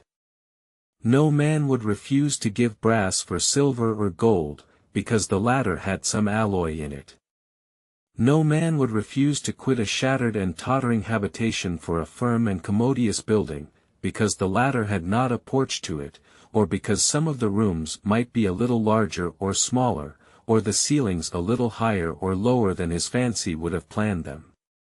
But waiving illustrations of this sort, is it not manifest that most of the capital objections urged against the new system lie with tenfold weight against the existing confederation? Is an indefinite power to raise money dangerous in the hands of the federal government? The present Congress can make requisitions to any amount they please, and the states are constitutionally bound to furnish them. They can emit bills of credit as long as they will pay for the paper, they can borrow, both abroad and at home, as long as a shilling will be lent. Is an indefinite power to raise troops dangerous? The Confederation gives to Congress that power also, and they have already begun to make use of it. Is it improper and unsafe to intermix the different powers of government in the same body of men? Congress, a single body of men, are the sole depositary of all the federal powers. Is it particularly dangerous to give the keys of the Treasury, and the command of the army, into the same hands? The Confederation places them both in the hands of Congress. Is a Bill of Rights essential to liberty? The Confederation has no Bill of Rights. Is it an objection against the new Constitution, that it empowers the Senate, with the concurrence of the Executive, to make treaties which are to be the laws of the land? The existing Congress, without any such control, can make treaties which they themselves have declared, and most of the states have recognized, to be the supreme law of the land. Is the importation of slaves permitted by the new Constitution for 20 years? By the old it is permitted forever. I shall be told, that however dangerous this mixture of powers may be in theory, it is rendered harmless by the dependence of Congress on the state for the means of carrying them into practice, that however large the mass of powers may be, it is in fact a lifeless mass. Then, say I, in the first place, that the Confederation is chargeable with the still greater folly of declaring certain powers in the federal government to be absolutely necessary, and at the same time rendering them absolutely nugatory, and, in the next place, that if the Union is to continue, and no better government be substituted, effective powers must either be granted to, or assumed by, the existing Congress, in either of which events, the contrast just stated will hold good. But this is not all. Out of this lifeless mass has already grown an excrescent power, which tends to realize all the dangers that can be apprehended from a defective construction of the supreme government of the Union. It is now no longer a point of speculation and hope, that the Western Territory is a mine of vast wealth to the United States, and although it is not of such a nature as to extricate them from their present distresses, or for some time to come, to yield any regular supplies for the public expenses, yet must it hereafter be able, under proper management, both to effect a gradual discharge of the domestic debt, and to furnish, for a certain period, liberal tributes to the federal treasury. A very large proportion of this fund has been already surrendered by individual states, and it may with reason be expected that the remaining states will not persist in withholding similar proofs of their equity and generosity. We may calculate, therefore, that a rich and fertile country, of an area equal to the inhabited extent of the United States, will soon become a national stock. Congress have assumed the administration of this stock. They have begun to render it productive. Congress have undertaken to do more. They have proceeded to form new states, to erect temporary governments, to appoint officers for them, and to prescribe the conditions on which such states shall be admitted into the Confederacy. All this has been done, and done without the least color of constitutional authority. Yet no blame has been whispered, no alarm has been sounded. A great and independent fund of revenue is passing into the hands of a single body of men, who can raise troops to an indefinite number, and appropriate money to their support for an indefinite period of time. And yet there are men, who have not only been silent spectators of this prospect, but who are advocates for the system which exhibits it, and, at the same time, urge against the new system the objections which we have heard. Would they not act with more consistency, in urging the establishment of the latter, as no less necessary to guard the Union against the future powers and resources of a body constructed like the existing Congress, than to save it from the dangers threatened by the present impotency of that assembly? I mean not, by anything here said, to throw censure on the measures which have been pursued by Congress. I am sensible they could not have done otherwise. The public interest, the necessity of the case, imposed upon them the task of overleaping their constitutional limits. But is not the fact an alarming proof of the danger resulting from a government which does not possess regular powers commensurate to its objects? A dissolution or usurpation is the dreadful dilemma to which it is continually exposed. Federalist number 39. The conformity of the plan to Republican principles. For the Independent Journal. Wednesday, January 16, 1788. Madison. To the People of the State of New York. The last paper having concluded the observations which were meant to introduce a candid survey of the plan of government reported by the Convention, we now proceed to the execution of that part of our undertaking. The first question that offers itself is, whether the general form and aspect of the government be strictly republican. It is evident that no other form would be reconcilable with the genius of the people of America, with the fundamental principles of the Revolution, or with that honorable determination which animates every votary of freedom, to rest all our political experiments on the capacity of mankind for self-government. If the plan of the Convention, therefore, be found to depart from the republican character, its advocates must abandon it as no longer defensible. What, then, are the distinctive characters of the republican form? Were an answer to this question to be sought, not by recurring to principles, but in the application of the term by political writers, to the constitution of different states, no satisfactory one would ever be found. Holland, in which no particle of the supreme authority is derived from the people, has passed almost universally under the denomination of a republic. The same title has been bestowed on Venice, where absolute power over the great body of the people is exercised, in the most absolute manner, by a small body of hereditary nobles. Poland, which is a mixture of aristocracy and of monarchy in their worst forms, has been dignified with the same appellation. The government of England, which has one republican branch only, combined with an hereditary aristocracy and monarchy, has, with equal impropriety, been frequently placed on the list of republics. These examples, which are nearly as dissimilar to each other as to a genuine republic, show the extreme inaccuracy with which the term has been used in political disquisitions. If we resort for a criterion to the different principles on which different forms of government are established, we may define a republic to be, or at least may bestow that name on, a government which derives all its powers directly or indirectly from the great body of the people, and is administered by persons holding their offices during pleasure, for a limited period, or during good behavior. It is essential to such a government that it be derived from the great body of the society, not from an inconsiderable proportion, or a favored class of it, otherwise a handful of tyrannical nobles, exercising their oppressions by a delegation of their powers, might aspire to the rank of republicans, and claim for their government the honorable title of republic.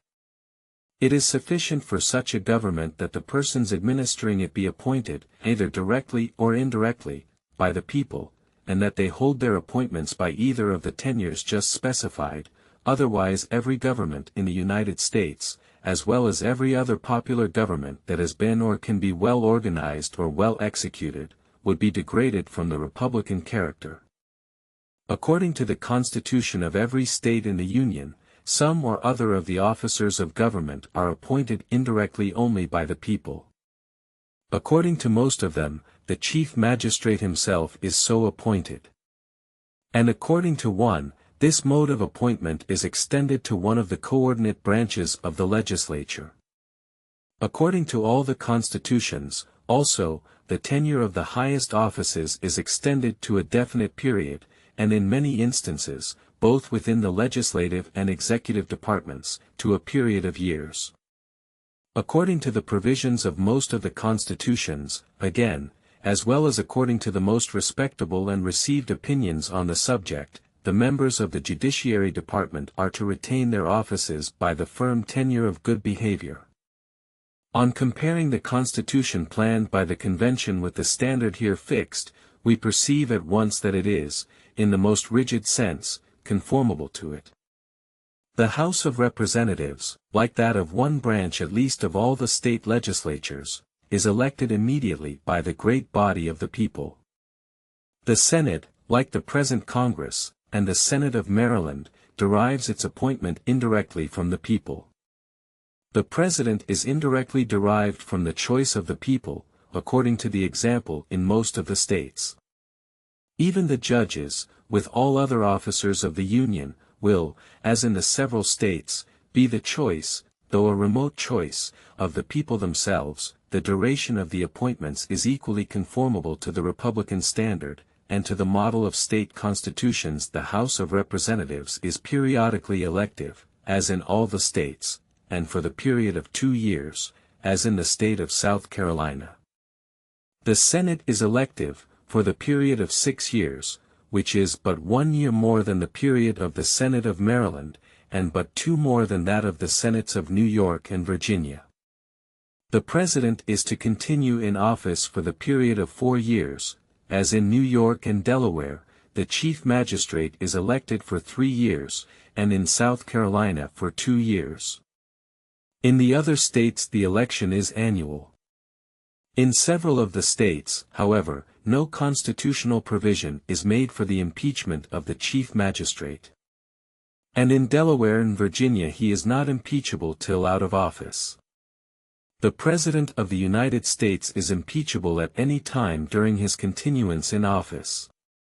The tenure by which the judges are to hold their places is, as it unquestionably ought to be, that of good behavior. The tenure of the ministerial offices generally will be a subject of legal regulation, conformably to the reason of the case and the example of the state constitutions. Could any further proof be required of the republican complexion of this system, the most decisive one might be found in its absolute prohibition of titles of nobility, both under the federal and the state governments, and in its express guarantee of the republican form to each of the latter. But it was not sufficient, say the adversaries of the proposed constitution, for the convention to adhere to the republican form. They ought, with equal care, to have preserved the federal form, which regards the Union as a confederacy of sovereign states, instead of which, they have framed a national government, which regards the Union as a consolidation of the states. And it is asked by what authority this bold and radical innovation was undertaken. The handle which has been made of this objection requires that it should be examined with some precision. Without inquiring into the accuracy of the distinction on which the objection is founded, it will be necessary to a just estimate of its force, first, to ascertain the real character of the government in question, secondly, to inquire how far the convention were authorized to propose such a government, and thirdly, how far the duty they owed to their country could supply any defect of regular authority. First, in order to ascertain the real character of the government, it may be considered in relation to the foundation on which it is to be established, to the sources from which its ordinary powers are to be drawn, to the operation of those powers, to the extent of them, and to the authority by which future changes in the government are to be introduced. On examining the first relation, it appears, on one hand, that the Constitution is to be founded on the assent and ratification of the people of America, given by deputies elected for the special purpose, but, on the other, that this assent and ratification is to be given by the people, not as individuals composing one entire nation, but as composing the distinct and independent states to which they respectively belong. It is to be the assent and ratification of the several states, derived from the supreme authority in each state, the authority of the people themselves. The act, therefore, establishing the Constitution, will not be a national, but a federal act. That it will be a federal and not a national act, as these terms are understood by the objectors, the act of the people, as forming so many independent states, not as forming one aggregate nation, is obvious from this single consideration, that it is to result neither from the decision of a majority of the people of the Union, nor from that of a majority of the states. It must result from the unanimous assent of the several states that are parties to it, differing no otherwise from their ordinary assent than in its being expressed, not by the legislative authority, but by that of the people themselves. Were the people regarded in this transaction as forming one nation, the will of the majority of the whole people of the United States would bind the minority, in the same manner as the majority in each state must bind the minority, and the will of the majority must be determined either by a comparison of the individual votes, or by considering the will of the majority of the states as evidence of the will of a majority of the people of the United States. Neither of these rules have been adopted. Each state, in ratifying the Constitution, is considered as a sovereign body, independent of all others, and only to be bound by its own voluntary act. In this relation, then, the new Constitution will, if established, be a federal, and not a national constitution. The next relation is, to the sources from which the ordinary powers of government are to be derived. The House of Representatives will derive its powers from the people of America, and the people will be represented in the same proportion, and on the same principle, as they are in the legislature of a particular state. So far the government is national, not federal. The Senate, on the other hand, will derive its powers from the states, as political and co-equal societies, and these will be represented on the principle of equality in the Senate, as they now are in the existing Congress. So far the government is federal, not national. The executive power will be derived from a very compound source. The immediate election of the president is to be made by the states in their political characters. The votes allotted to them are in a compound ratio, which considers them partly as distinct and co-equal societies, partly as unequal members of the same society.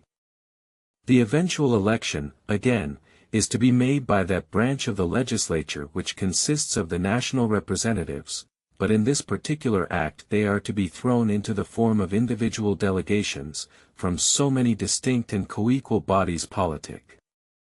From this aspect of the government it appears to be of a mixed character, presenting at least as many federal as national features.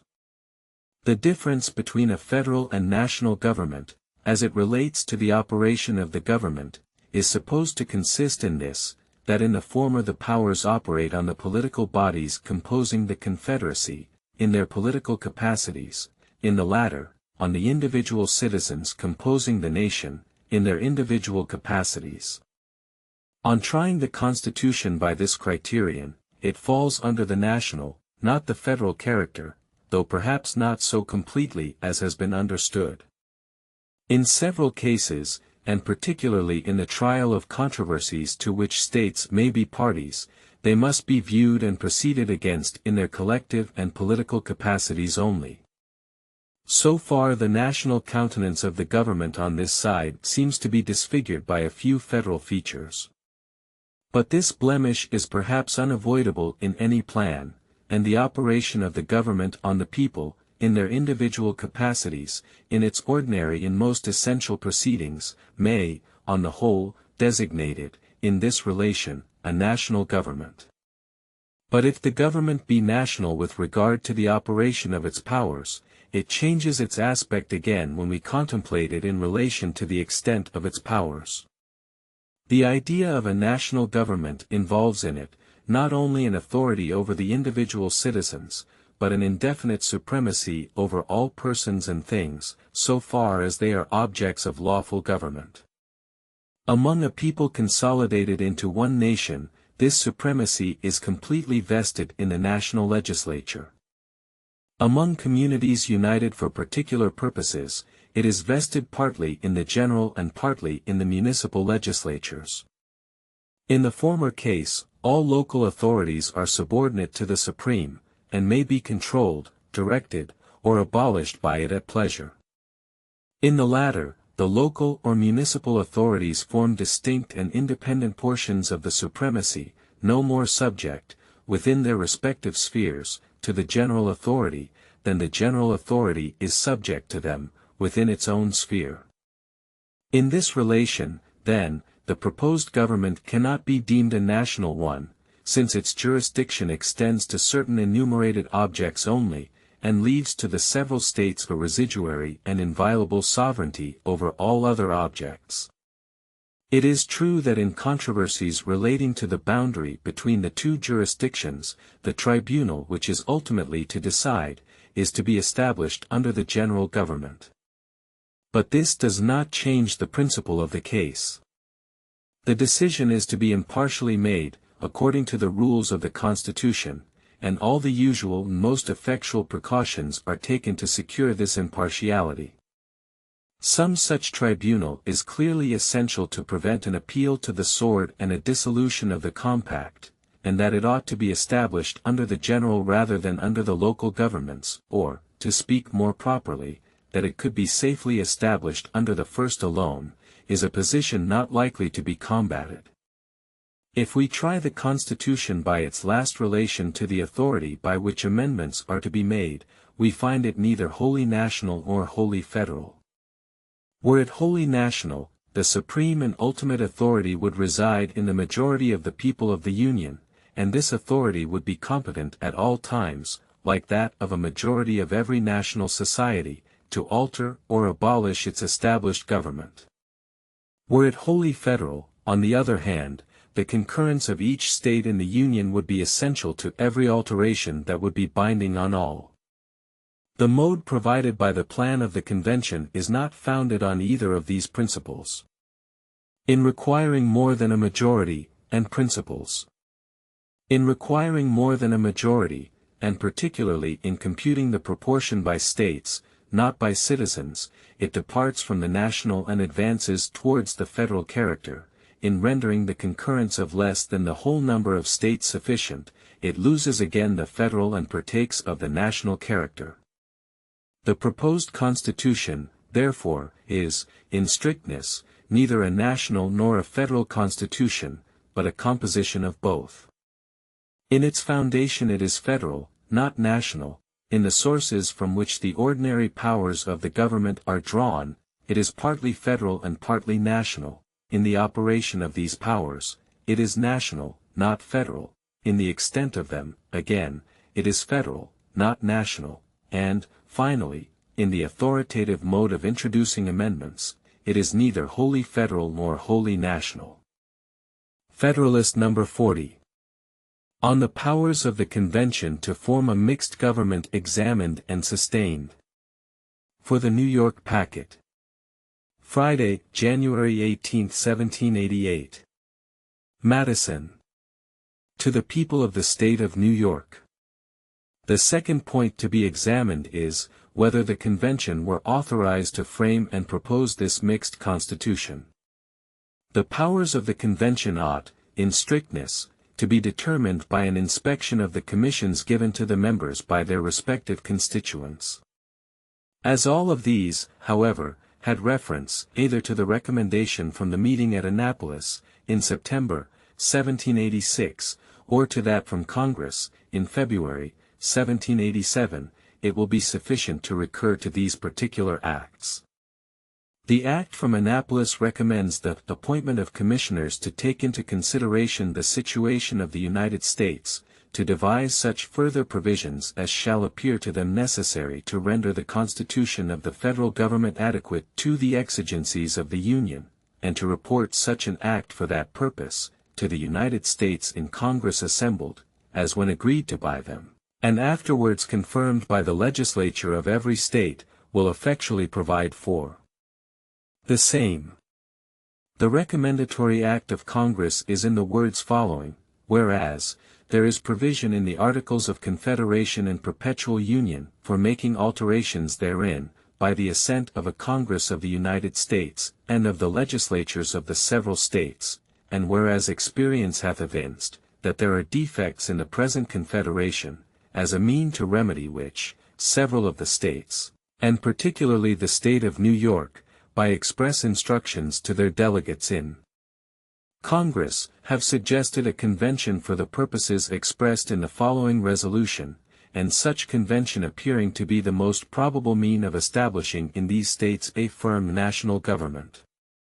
Resolved, that in the opinion of Congress it is expedient, that on the second Monday of May next a convention of delegates, who shall have been appointed by the several states, be held at Philadelphia, for the sole and express purpose of revising the Articles of Confederation, and reporting to Congress and the several legislatures such alterations and provisions therein, as shall, when agreed to in Congress, and confirmed by the states, render the federal Constitution adequate to the exigencies of government and the preservation of the Union.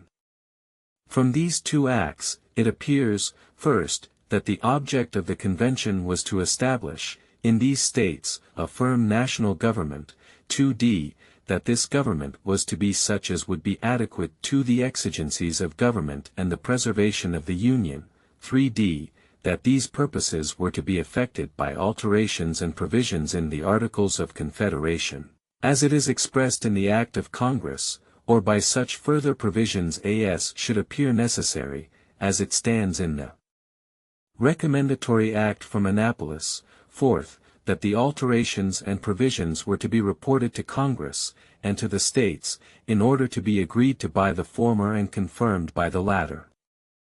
From a comparison and fair construction of these several modes of expression, is to be deduced the authority under which the convention acted.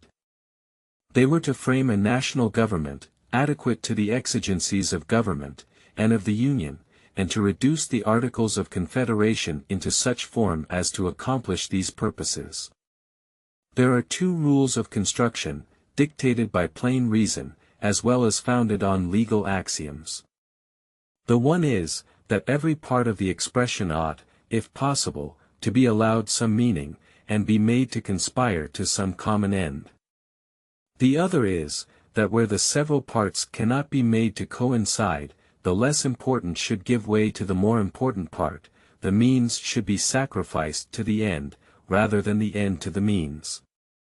Suppose, then, that the expressions defining the authority of the convention were irreconcilably at variance with each other, that a national and adequate government could not possibly, in the judgment of the convention, be affected by alterations and provisions in the Articles of Confederation, which part of the definition ought to have been embraced, and which rejected.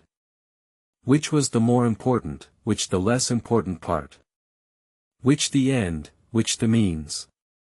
Let the most scrupulous expositors of delegated powers, let the most inveterate objectors against those exercised by the convention, answer these questions. Let them declare, whether it was of most importance to the happiness of the people of America, that the Articles of Confederation should be disregarded, and an adequate government be provided, and the Union preserved, or that an adequate government should be omitted, and the Articles of Confederation preserved. Let them declare, whether the preservation of these articles was the end, for securing which a reform of the government was to be introduced as the means, or whether the establishment of a government, adequate to the national happiness, was the end at which these articles themselves originally aimed, and to which they ought, as insufficient means, to have been sacrificed. But is it necessary to suppose that these expressions are absolutely irreconcilable to each other, that no alterations or provisions in the Articles of the Confederation could possibly mold them into a national and adequate government, into such a government as has been proposed by the Convention? No stress, it is presumed, will, in this case, be laid on the title. A change of that could never be deemed an exercise of ungranted power. Alterations in the body of the instrument are expressly authorized. New provisions therein are also expressly authorized. Here then is a power to change the title, to insert new articles, to alter old ones. Must it of necessity be admitted that this power is infringed, so long as a part of the old articles remain? Those who maintain the affirmative ought at least to mark the boundary between authorized and usurped innovations, between that degree of change which lies within the compass of alterations and further provisions, and that which amounts to a transmutation of the government. Will it be said that the alterations ought not to have touched the substance of the Confederation? The states would never have appointed a convention with so much solemnity, nor described its objects with so much latitude, if some substantial reform had not been in contemplation. Will it be said that the fundamental principles of the Confederation were not within the purview of the Convention, and ought not to have been varied? I ask, what are these principles? Do they require that, in the establishment of the Constitution, the states should be regarded as distinct and independent sovereigns? They are so regarded by the Constitution proposed. Do they require that the members of the government should derive their appointment from the legislatures, not from the people of the states? One branch of the new government is to be appointed by these legislatures, and under the Confederation, the delegates to Congress may all be appointed immediately by the people, and in 2 states are actually so appointed. Do they require that the powers of the government should act on the states, and not immediately on individuals? In some instances, as has been shown, the powers of the new government will act on the states in their collective characters. In some instances, also, those of the existing government act immediately on individuals.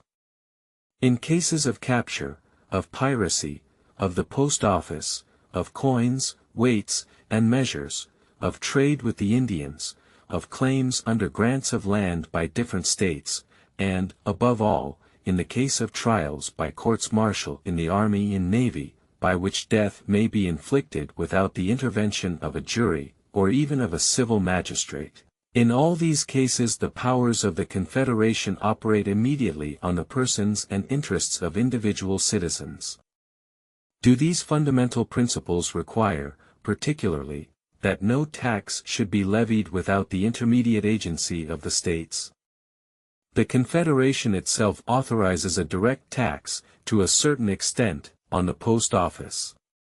The power of coinage has been so construed by Congress as to levy a tribute immediately from that source also. But pretermitting these instances, was it not an acknowledged object of the Convention and the universal expectation of the people, that the regulation of trade should be submitted to the general government in such a form as would render it an immediate source of general revenue? Had not Congress repeatedly recommended this measure as not inconsistent with the fundamental principles of the Confederation? Had not every state but one, had not New York herself, so far complied with the plan of Congress as to recognize the principle of the innovation? Do these principles, in fine, require that the powers of the general government should be limited, and that, beyond this limit, the states should be left in possession of their sovereignty and independence? We have seen that in the new government, as in the old, the general powers are limited, and that the states, in all unenumerated cases, are left in the enjoyment of their sovereign and independent jurisdiction. The truth is, that the great principles of the Constitution proposed by the Convention may be considered less as absolutely new, than as the expansion of principles which are found in the Articles of Confederation. The misfortune under the latter system has been, that these principles are so feeble and confined as to justify all the charges of inefficiency which have been urged against it, and to require a degree of enlargement which gives to the new system the aspect of an entire transformation of the old. In one particular it is admitted that the Convention have departed from the tenor of their commission. Instead of reporting a plan requiring the confirmation of the legislatures of all the states, they have reported a plan which is to be confirmed by the people, and may be carried into effect by 9 states only. It is worthy of remark that this objection, though the most plausible, has been the least urged in the publications which have swarmed against the Convention. The forbearance can only have proceeded from an irresistible conviction of the absurdity of subjecting the fate of 12 states to the perverseness or corruption of a 13th, from the example of inflexible opposition given by a majority of 1/60 of the people of America to a measure approved and called for by the voice of 12 states, comprising 59/60 of the people, an example still fresh in the memory and indignation of every citizen who has felt for the wounded honor and prosperity of his country. As this objection, therefore, has been in a manner waived by those who have criticized the powers of the Convention, I dismiss it without further observation. The third point to be inquired into is, how far considerations of duty arising out of the case itself could have supplied any defect of regular authority. In the preceding inquiries the powers of the Convention have been analyzed and tried with the same rigor, and by the same rules, as if they had been real and final powers for the establishment of a constitution for the United States. We have seen in what manner they have borne the trial even on that supposition. It is time now to recollect that the powers were merely advisory and recommendatory, that they were so meant by the states, and so understood by the Convention, and that the latter have accordingly planned and proposed a constitution which is to be of no more consequence than the paper on which it is written, unless it be stamped with the approbation of those to whom it is addressed. This reflection places the subject in a point of view altogether different, and will enable us to judge with propriety of the course taken by the Convention. Let us view the ground on which the Convention stood. It may be collected from their proceedings, that they were deeply and unanimously impressed with the crisis, which had led their country almost with one voice to make so singular and solemn an experiment for correcting the errors of a system by which this crisis had been produced, that they were no less deeply and unanimously convinced that such a reform as they have proposed was absolutely necessary to effect the purposes of their appointment. It could not be unknown to them that the hopes and expectations of the great body of citizens, throughout this great empire, were turned with the keenest anxiety to the event of their deliberations. They had every reason to believe that the contrary sentiments agitated the minds and bosoms of every external and internal foe to the liberty and prosperity of the United States. They had seen in the origin and progress of the experiment, the alacrity with which the proposition, made by a single state, Virginia, towards a partial amendment of the Confederation, had been attended to and promoted. They had seen the liberty assumed by a very few deputies from a very few states, convened at Annapolis, of recommending a great and critical object, wholly foreign to their commission, not only justified by the public opinion, but actually carried into effect by 12 out of the 13 states. They had seen, in a variety of instances, assumptions by Congress, not only of recommendatory, but of operative, powers, warranted, in the public estimation, by occasions and objects infinitely less urgent than those by which their conduct was to be governed. They must have reflected, that in all great changes of established governments, forms ought to give way to substance, that a rigid adherence in such cases to the former, would render nominal and nugatory the transcendent and precious right of the people to abolish or alter their governments as to them shall seem most likely to affect their safety and happiness, since it is impossible for the people spontaneously and universally to move in concert towards their object, and it is therefore essential that such changes be instituted by some informal and unauthorized propositions, made by some patriotic and respectable citizen or number of citizens.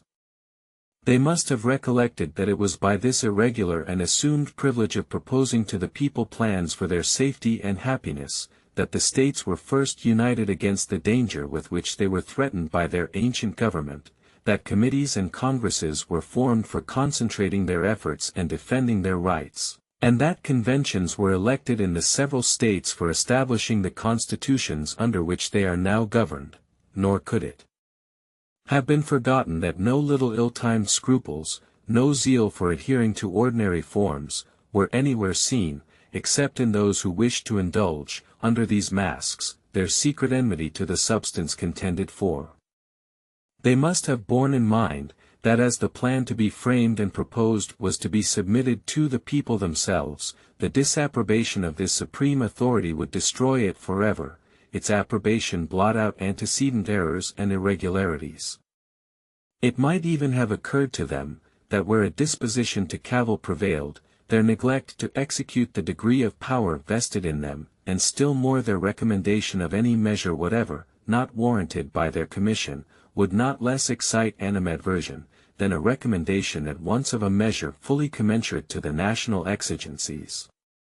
Had the convention, under all these impressions, and in the midst of all these considerations, instead of exercising a manly confidence in their country, by whose confidence they had been so peculiarly distinguished, and of pointing out a system capable, in their judgment, of securing its happiness, taken the cold and sullen resolution of disappointing its ardent hopes, of sacrificing substance to forms, of committing the dearest interests of their country to the uncertainties of delay and the hazard of events, let me ask the man who can raise his mind to one elevated conception, who can awaken in his bosom one patriotic emotion, what judgment ought to have been pronounced by the impartial world, by the friends of mankind, by every virtuous citizen, on the conduct and character of this assembly? Or if there be a man whose propensity to condemn is susceptible of no control, let me then ask what sentence he has in reserve for the 12 states who usurped the power of sending deputies to the convention, a body utterly unknown to their constitutions, for Congress, who recommended the appointment of this body, equally unknown to the Confederation, and for the state of New York, in particular, which first urged and then complied with this unauthorized interposition. But that the objectors may be disarmed of every pretext, it shall be granted for a moment that the convention were neither authorized by their commission, nor justified by circumstances in proposing a constitution for their country. Does it follow that the constitution ought, for that reason alone, to be rejected? If, according to the noble precept, it be lawful to accept good advice even from an enemy, shall we set the ignoble example of refusing such advice even when it is offered by our friends? The prudent inquiry, in all cases, ought surely to be, not so much from whom the advice comes, as whether the advice be good. The sum of what has been here advanced and proved is, that the charge against the convention of exceeding their powers, except in one instance little urged by the objectors, has no foundation to support it, that if they had exceeded their powers, they were not only warranted, but required, as the confidential servants of their country, by the circumstances in which they were placed, to exercise the liberty which they assume, and that finally, if they had violated both their powers and their obligations, in proposing a constitution, this ought nevertheless to be embraced, if it be calculated to accomplish the views and happiness of the people of America. How far this character is due to the Constitution, is the subject under investigation. Federalist No. 41. General view of the powers conferred by the Constitution. For the Independent Journal. Saturday, January 19, 1788. Madison. To the People of the State of New York. The Constitution proposed by the Convention may be considered under two general points of view. The first relates to the sum or quantity of power which it vests in the government, including the restraints imposed on the states. The second, to the particular structure of the government, and the distribution of this power among its several branches. Under the first view of the subject, two important questions arise. 1. Whether any part of the powers transferred to the general government be unnecessary or improper. 2. Whether the entire mass of them be dangerous to the portion of jurisdiction left in the several states. Is the aggregate power of the general government greater than ought to have been vested in it? This is the first question. It cannot have escaped those who have attended with candor to the arguments employed against the extensive powers of the government, that the authors of them have very little considered how far these powers were necessary means of attaining a necessary end. They have chosen rather to dwell on the inconveniences which must be unavoidably blended with all political advantages, and on the possible abuses which must be incident to every power or trust, of which a beneficial use can be made. This method of handling the subject cannot impose on the good sense of the people of America. It may display the subtlety of the writer, it may open a boundless field for rhetoric and declamation, it may inflame the passions of the unthinking, and may confirm the prejudices of the misthinking, but cool and candid people will at once reflect, that the purest of human blessings must have a portion of alloy in them, that the choice must always be made, if not of the lesser evil, at least of the greater, not the perfect, good, and that in every political institution, a power to advance the public happiness involves a discretion which may be misapplied and abused. They will see, therefore, that in all cases where power is to be conferred, the point first to be decided is, whether such a power be necessary to the public good, as the next will be, in case of an affirmative decision, to guard as effectually as possible against a perversion of the power to the public detriment. That we may form a correct judgment on this subject, it will be proper to review the several powers conferred on the government of the Union, and that this may be the more conveniently done they may be reduced into different classes as they relate to the following different objects. 1. Security against foreign danger. 2. Regulation of the intercourse with foreign nations. 3. Maintenance of harmony and proper intercourse among the states. 4. Certain miscellaneous objects of general utility. 5. Restraint of the states from certain injurious acts. 6. Provisions for giving due efficacy to all these powers. The powers falling within the first class are those of declaring war and granting letters of marque, of providing armies and fleets, of regulating and calling forth the militia, of levying and borrowing money. Security against foreign danger is one of the primitive objects of civil society.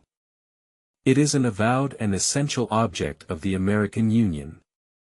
The powers requisite for attaining it must be effectually confided to the federal councils. Is the power of declaring war necessary? No man will answer this question in the negative. It would be superfluous, therefore, to enter into a proof of the affirmative. The existing confederation establishes this power in the most ample form. Is the power of raising armies and equipping fleets necessary? This is involved in the foregoing power. It is involved in the power of self-defense.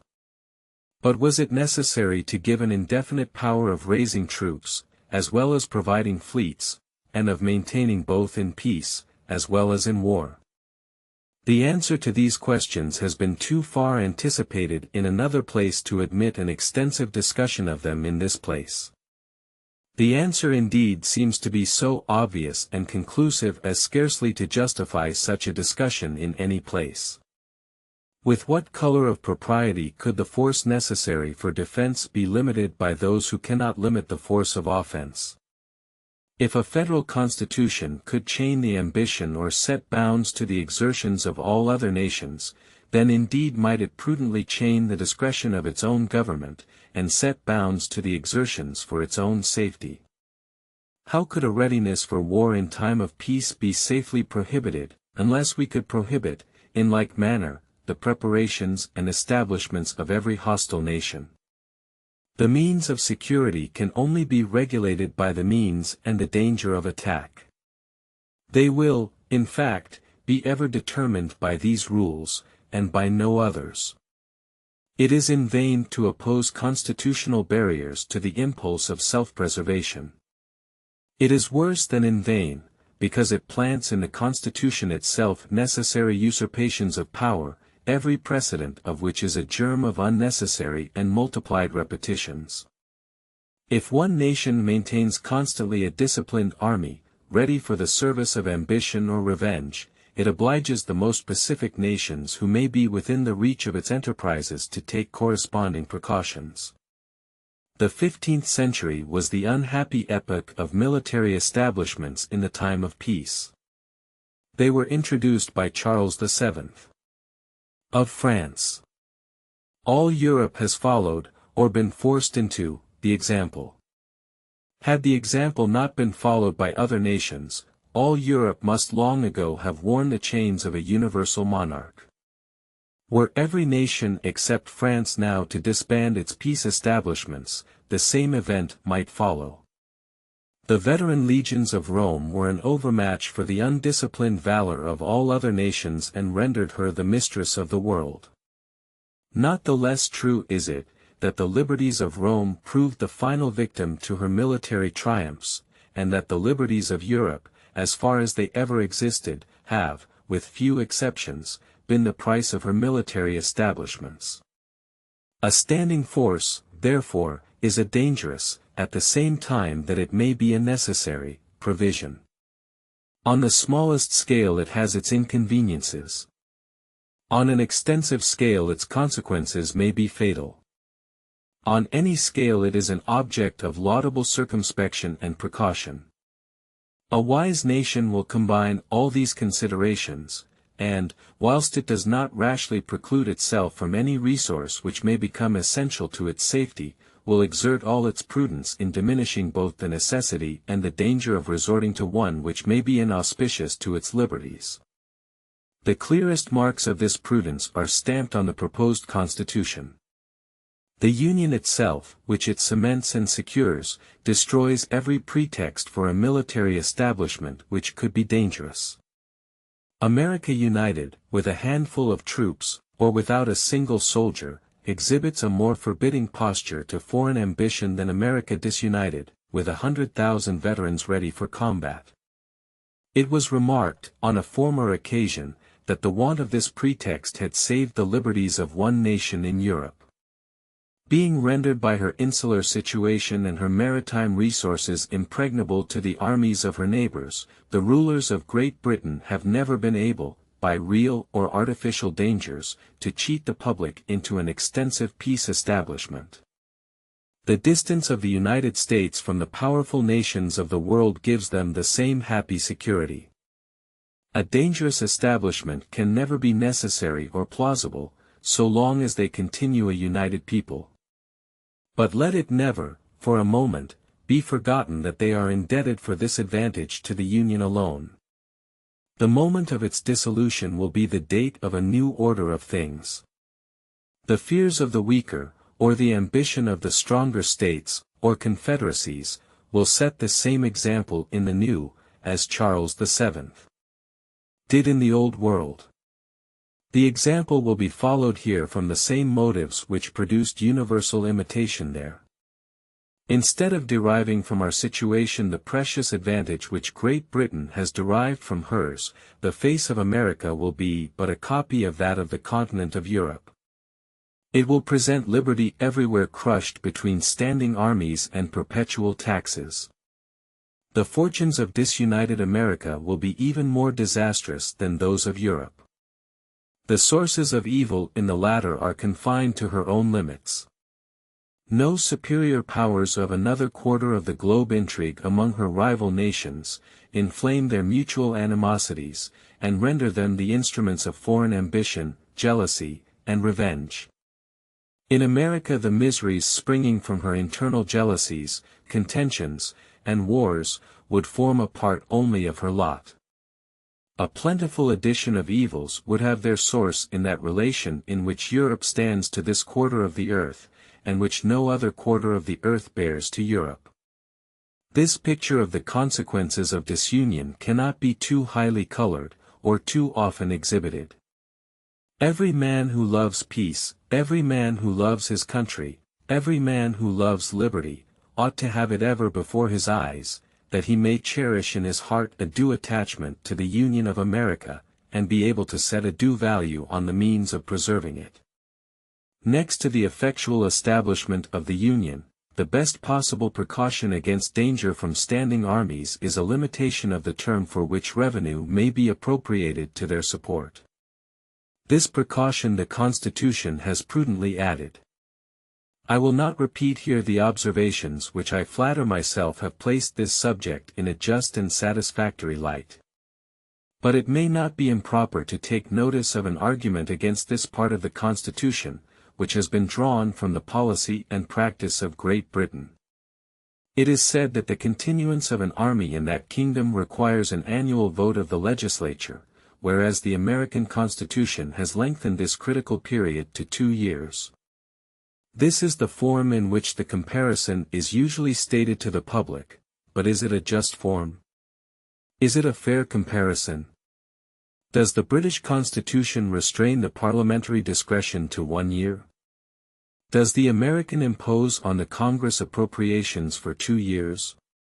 On the contrary, it cannot be unknown to the authors of the fallacy themselves, that the British Constitution fixes no limit whatever to the discretion of the legislature, and that the American ties down the legislature to 2 years, as the longest admissible term. Had the argument from the British example been truly stated, it would have stood thus: the term for which supplies may be appropriated to the army establishment, though unlimited by the British Constitution, has nevertheless, in practice, been limited by parliamentary discretion to a single year. Now, if in Great Britain, where the House of Commons is elected for 7 years, where so great a proportion of the members are elected by so small a proportion of the people, where the electors are so corrupted by the representatives, and the representatives so corrupted by the Crown, the representative body can possess a power to make appropriations to the army for an indefinite term, without desiring, or without daring, to extend the term beyond a single year, ought not suspicion herself to blush, in pretending that the representatives of the United States, elected freely by the whole body of the people, every 2nd year, cannot be safely entrusted with the discretion over such appropriations, expressly limited to the short period of 2 years. A bad cause seldom fails to betray itself. Of this truth, the management of the opposition to the federal government is an unvaried exemplification. But among all the blunders which have been committed, none is more striking than the attempt to enlist on that side the prudent jealousy entertained by the people, of standing armies.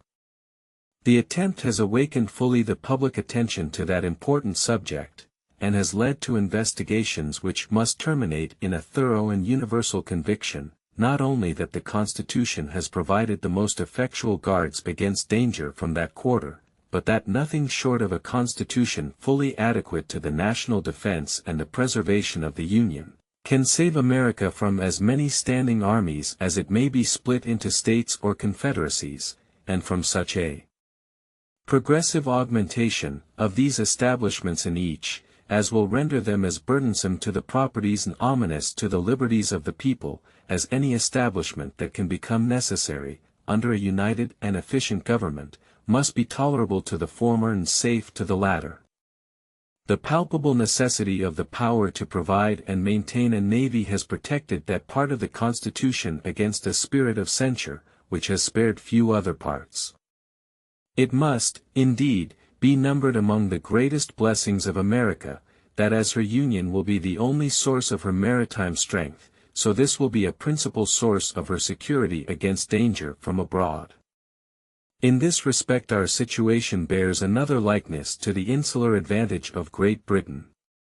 The batteries most capable of repelling foreign enterprises on our safety, are happily such as can never be turned by a perfidious government against our liberties. The inhabitants of the Atlantic frontier are all of them deeply interested in this provision for naval protection, and if they have hitherto been suffered to sleep quietly in their beds, if their property has remained safe against the predatory spirit of licentious adventurers, if their maritime towns have not yet been compelled to ransom themselves from the terrors of a conflagration, by yielding to the exactions of daring and sudden invaders, these instances of good fortune are not to be ascribed to the capacity of the existing government for the protection of those from whom it claims allegiance, but to causes that are fugitive and fallacious. If we except perhaps Virginia and Maryland, which are peculiarly vulnerable on their eastern frontiers, no part of the Union ought to feel more anxiety on this subject than New York. Her seacoast is extensive. A very important district of the state is an island.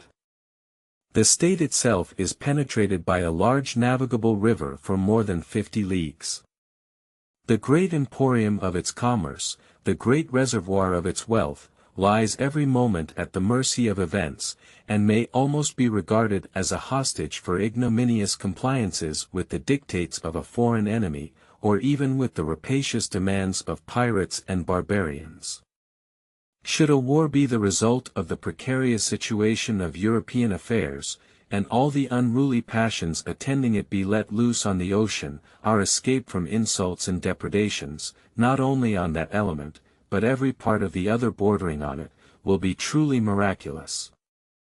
In the present condition of America, the states more immediately exposed to these calamities have nothing to hope from the phantom of a general government which now exists, and if their single resources were equal to the task of fortifying themselves against the danger, the object to be protected would be almost consumed by the means of protecting them. The power of regulating and calling forth the militia has been already sufficiently vindicated and explained. The power of levying and borrowing money, being the sinew of that which is to be exerted in the national defense, is properly thrown into the same class with it. This power, also, has been examined already with much attention, and has, I trust, been clearly shown to be necessary, both in the extent and form given to it by the Constitution. I will address one additional reflection only to those who contend that the power ought to have been restrained to external taxation, by which they mean taxes on articles imported from other countries. It cannot be doubted that this will always be a valuable source of revenue, that for a considerable time it must be a principal source, that at this moment it is an essential one. But we may form very mistaken ideas on this subject, if we do not call to mind in our calculations, that the extent of revenue drawn from foreign commerce must vary with the variations, both in the extent and the kind of imports, and that these variations do not correspond with the progress of population, which must be the general measure of the public wants. As long as agriculture continues the sole field of labor, the importation of manufactures must increase as the consumers multiply. As soon as domestic manufactures are begun by the hands not called for by agriculture, the imported manufactures will decrease as the numbers of people increase. In a more remote stage, the imports may consist in a considerable part of raw materials, which will be wrought into articles for exportation, and will, therefore, require rather the encouragement of bounties, than to be loaded with discouraging duties. A system of government, meant for duration, ought to contemplate these revolutions, and be able to accommodate itself to them. Some, who have not denied the necessity of the power of taxation, have grounded a very fierce attack against the Constitution, on the language in which it is defined. It has been urged and echoed, that the power to lay and collect taxes, duties, imposts, and excises, to pay the debts, and provide for the common defense and general welfare of the United States, amounts to an unlimited commission to exercise every power which may be alleged to be necessary for the common defense or general welfare. No stronger proof could be given of the distress under which these writers labor for objections, than their stooping to such a misconstruction. Had no other enumeration or definition of the powers of the Congress been found in the Constitution, than the general expressions just cited, the authors of the objection might have had some color for it, though it would have been difficult to find a reason for so awkward a form of describing an authority to legislate in all possible cases. A power to destroy the freedom of the press, the trial by jury, or even to regulate the course of descents, or the forms of conveyances, must be very singularly expressed by the terms, to raise money for the general welfare. But what color can the objection have, when a specification of the objects alluded to by these general terms immediately follows, and is not even separated by a longer pause than a semicolon? If the different parts of the same instrument ought to be so expounded, as to give meaning to every part which will bear it, shall one part of the same sentence be excluded altogether from a share in the meaning, and shall the more doubtful and indefinite terms be retained in their full extent, and the clear and precise expressions be denied any signification whatsoever? For what purpose could the enumeration of particular powers be inserted, if these and all others were meant to be included in the preceding general power? Nothing is more natural nor common than first to use a general phrase, and then to explain and qualify it by a recital of particulars. But the idea of an enumeration of particulars which neither explain nor qualify the general meaning, and can have no other effect than to confound and mislead, is an absurdity, which, as we are reduced to the dilemma of charging either on the authors of the objection or on the authors of the Constitution, we must take the liberty of supposing, had not its origin with the latter. The objection here is the more extraordinary, as it appears that the language used by the Convention is a copy from the Articles of Confederation. The objects of the Union among the states, as described in Article 3, are their common defense, security of their liberties, and mutual and general welfare. The terms of Article 8 are still more identical: all charges of war and all other expenses that shall be incurred for the common defense or general welfare, and allowed by the United States in Congress, shall be defrayed out of a common treasury, etc. A similar language again occurs in Article 9. Construe either of these articles by the rules which would justify the construction put on the new Constitution, and they vest in the existing Congress a power to legislate in all cases whatsoever. But what would have been thought of that assembly, if, attaching themselves to these general expressions, and disregarding the specifications which ascertain and limit their import, they had exercised an unlimited power of providing for the common defense and general welfare? I appeal to the objectors themselves, whether they would in that case have employed the same reasoning in justification of Congress as they now make use of against the Convention. How difficult it is for error to escape its own condemnation. Federalist No. 42. The powers conferred by the Constitution further considered. From the New York Packet. Tuesday, January 22, 1788. Madison. To the people of the State of New York.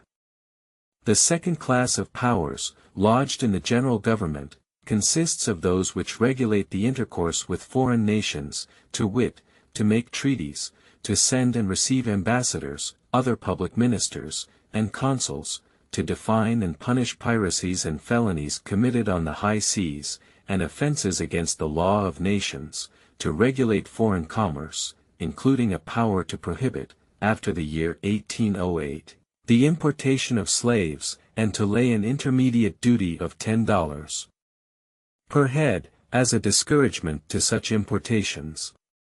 This class of powers forms an obvious and essential branch of the federal administration. If we are to be one nation in any respect, it clearly ought to be in respect to other nations. The powers to make treaties and to send and receive ambassadors, speak their own propriety. Both of them are comprised in the Articles of Confederation, with this difference only, that the former is disembarrassed, by the plan of the Convention, of an exception, under which treaties might be substantially frustrated by regulations of the states, and that a power of appointing and receiving other public ministers and consuls, is expressly and very properly added to the former provision concerning ambassadors. The term ambassador, if taken strictly, as seems to be required by the second of the Articles of Confederation, comprehends the highest grade only of public ministers, and excludes the grades which the United States will be most likely to prefer, where foreign embassies may be necessary. And under no latitude of construction will the term comprehend consuls. Yet it has been found expedient, and has been the practice of Congress, to employ the inferior grades of public ministers, and to send and receive consuls. It is true, that where treaties of commerce stipulate for the mutual appointment of consuls, whose functions are connected with commerce, the admission of foreign consuls may fall within the power of making commercial treaties, and that where no such treaties exist, the mission of American consuls into foreign countries may perhaps be covered under the authority, given by the 9th Article of the Confederation, to appoint all such civil officers as may be necessary for managing the general affairs of the United States. But the admission of consuls into the United States, where no previous treaty has stipulated it, seems to have been nowhere provided for. A supply of the omission is one of the lesser instances in which the Convention have improved on the model before them. But the most minute provisions become important, and they tend to obviate the necessity or the pretext for gradual and unobserved usurpations of power. A list of the cases in which Congress have been betrayed, or forced by the defects of the Confederation, into violations of their chartered authorities, would not a little surprise those who have paid no attention to the subject, and would be no inconsiderable argument in favor of the new Constitution, which seems to have provided no less studiously for the lesser, than the more obvious and striking defects of the old. The power to define and punish piracies and felonies committed on the high seas, and offenses against the law of nations, belongs with equal propriety to the general government, and is a still greater improvement on the Articles of Confederation. These articles contain no provision for the case of offenses against the law of nations, and consequently leave it in the power of any indiscreet member to embroil the Confederacy with foreign nations.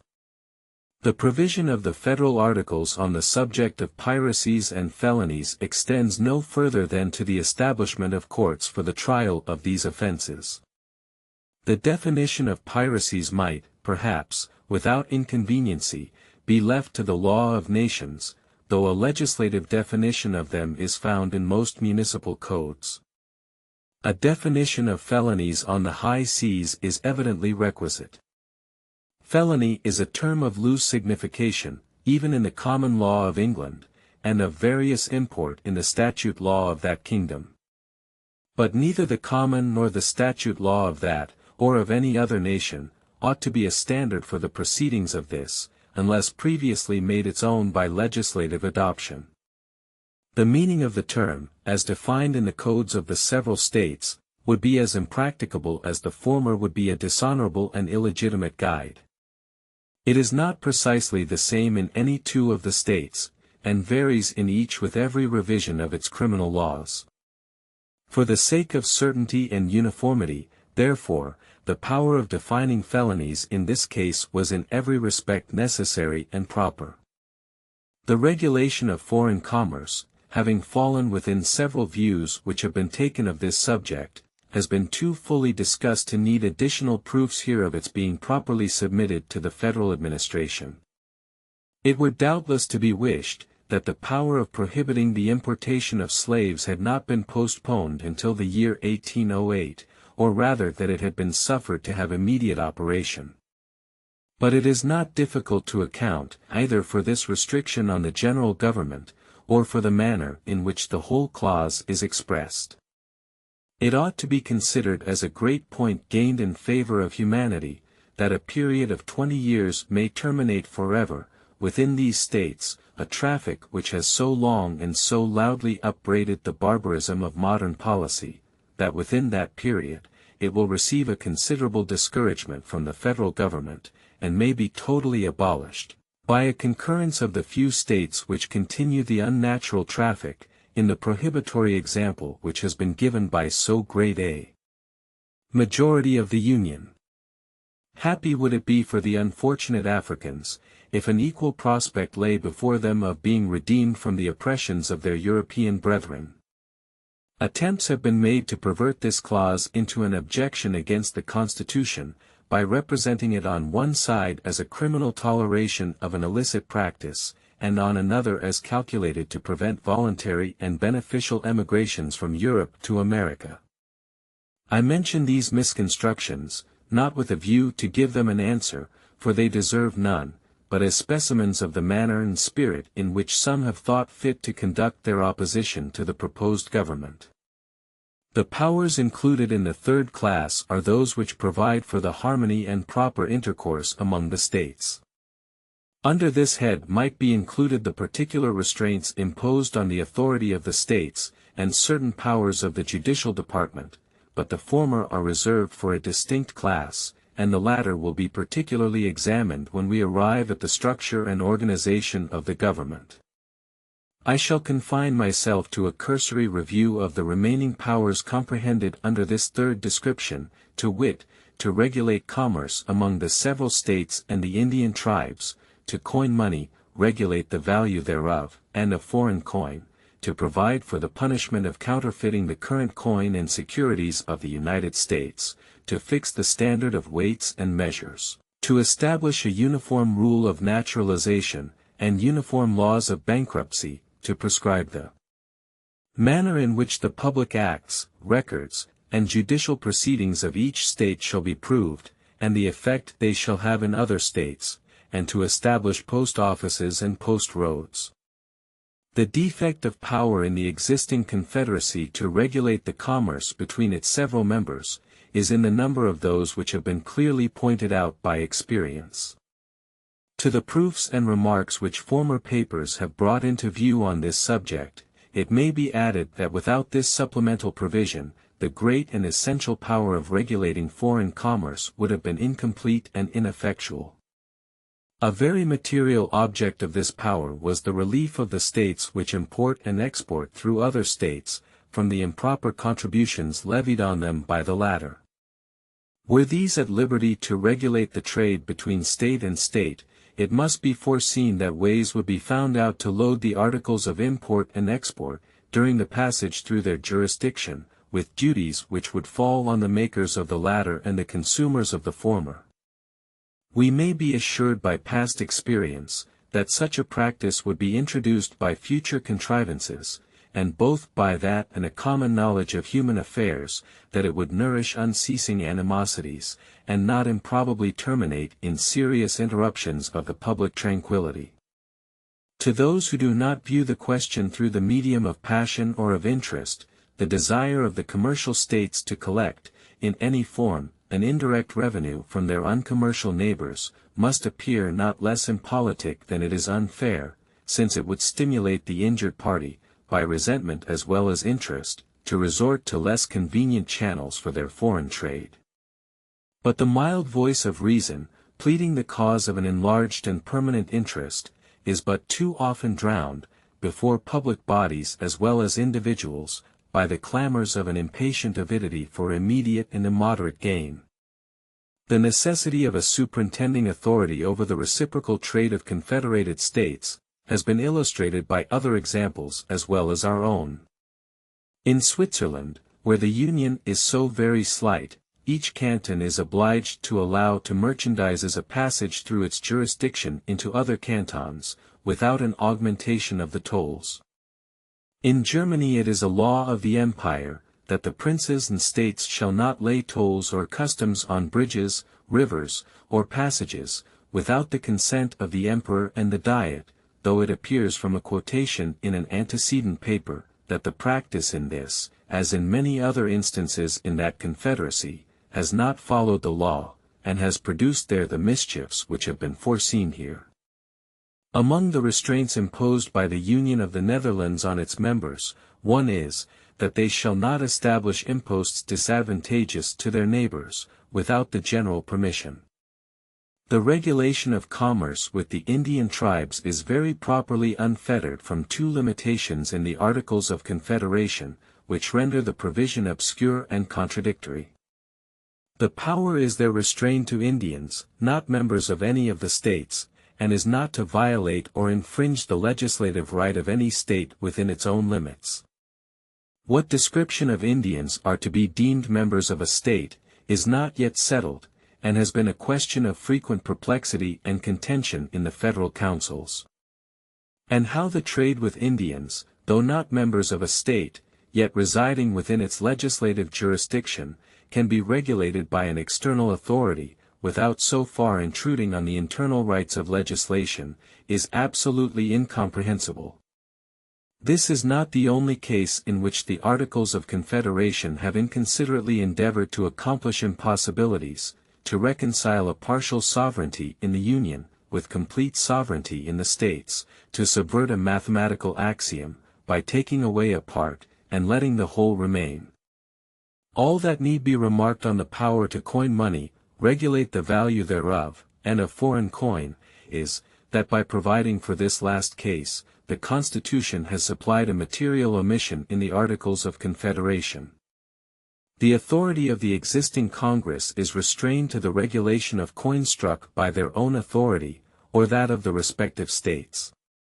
It must be seen at once that the proposed uniformity in the value of the current coin might be destroyed by subjecting that of foreign coin to the different regulations of the different states.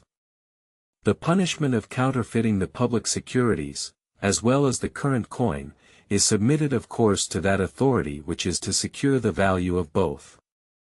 The regulation of weights and measures is transferred from the Articles of Confederation, and is founded on like considerations with the preceding power of regulating coin. The dissimilarity in the rules of naturalization has long been remarked as a fault in our system, and as laying a foundation for intricate and delicate questions. In the fourth article of the Confederation, it is declared that the free inhabitants of each of these states, paupers, vagabonds, and fugitives from justice, excepted, shall be entitled to all privileges and immunities of free citizens in the several states, and the people of each state shall, in every other, enjoy all the privileges of trade and commerce, etc. There is a confusion of language here, which is remarkable. Why the terms free inhabitants are used in one part of the article, free citizens in another, and people in another, or what was meant by superadding to all privileges and immunities of free citizens, all the privileges of trade and commerce, cannot easily be determined. It seems to be a construction scarcely avoidable, however, that those who come under the denomination of free inhabitants of a state, although not citizens of such state, are entitled, in every other state, to all the privileges of free citizens of the latter, that is, to greater privileges than they may be entitled to in their own state, so that it may be in the power of a particular state, or rather every state is laid under a necessity, not only to confer the rights of citizenship in other States upon any whom it may admit to such rights within itself, but upon any whom it may allow to become inhabitants within its jurisdiction. But were an exposition of the term inhabitants to be admitted which would confine the stipulated privileges to citizens alone, the difficulty is diminished only, not removed. The very improper power would still be retained by each state, of naturalizing aliens in every other state. In one state, residence for a short term confirms all the rights of citizenship, in another, qualifications of greater importance are required. An alien, therefore, legally incapacitated for certain rights in the latter, may, by previous residence only in the former, elude his incapacity, and thus the law of one state be preposterously rendered paramount to the law of another, within the jurisdiction of the other. We owe it to mere casualty, that very serious embarrassments on this subject have been hitherto escaped. By the laws of several states, certain descriptions of aliens, who had rendered themselves obnoxious, were laid under interdicts inconsistent not only with the rights of citizenship but with the privilege of residence. What would have been the consequence, if such persons, by residence or otherwise, had acquired the character of citizens under the laws of another state, and then asserted their rights as such, both to residence and citizenship, within the state proscribing them? Whatever the legal consequences might have been, other consequences would probably have resulted, of too serious a nature not to be provided against. The new Constitution has accordingly, with great propriety, made provision against them, and all others proceeding from the defect of the Confederation on this head, by authorizing the general government to establish a uniform rule of naturalization throughout the United States. The power of establishing uniform laws of bankruptcy is so intimately connected with the regulation of commerce, and will prevent so many frauds where the parties or their property may lie or be removed into different states, that the expediency of it seems not likely to be drawn into question.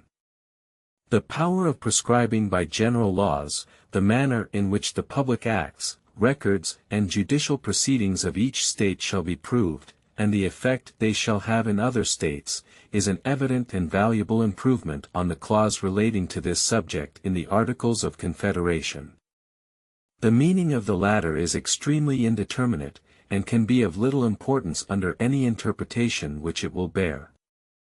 The power here established may be rendered a very convenient instrument of justice, and be particularly beneficial on the borders of contiguous states, where the effects liable to justice may be suddenly and secretly translated, in any stage of the process, within a foreign jurisdiction. The power of establishing post roads must, in every view, be a harmless power, and may, perhaps, by judicious management, become productive of great public conveniency. Nothing which tends to facilitate the intercourse between the states can be deemed unworthy of the public care. Federalist No. 43. The same subject continued, the powers conferred by the Constitution further considered. For the Independent Journal. Wednesday, January 23, 1788. Madison. To the People of the State of New York. The fourth class comprises the following miscellaneous powers.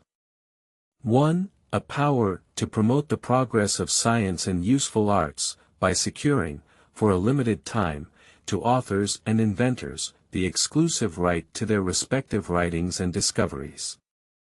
The utility of this power will scarcely be questioned.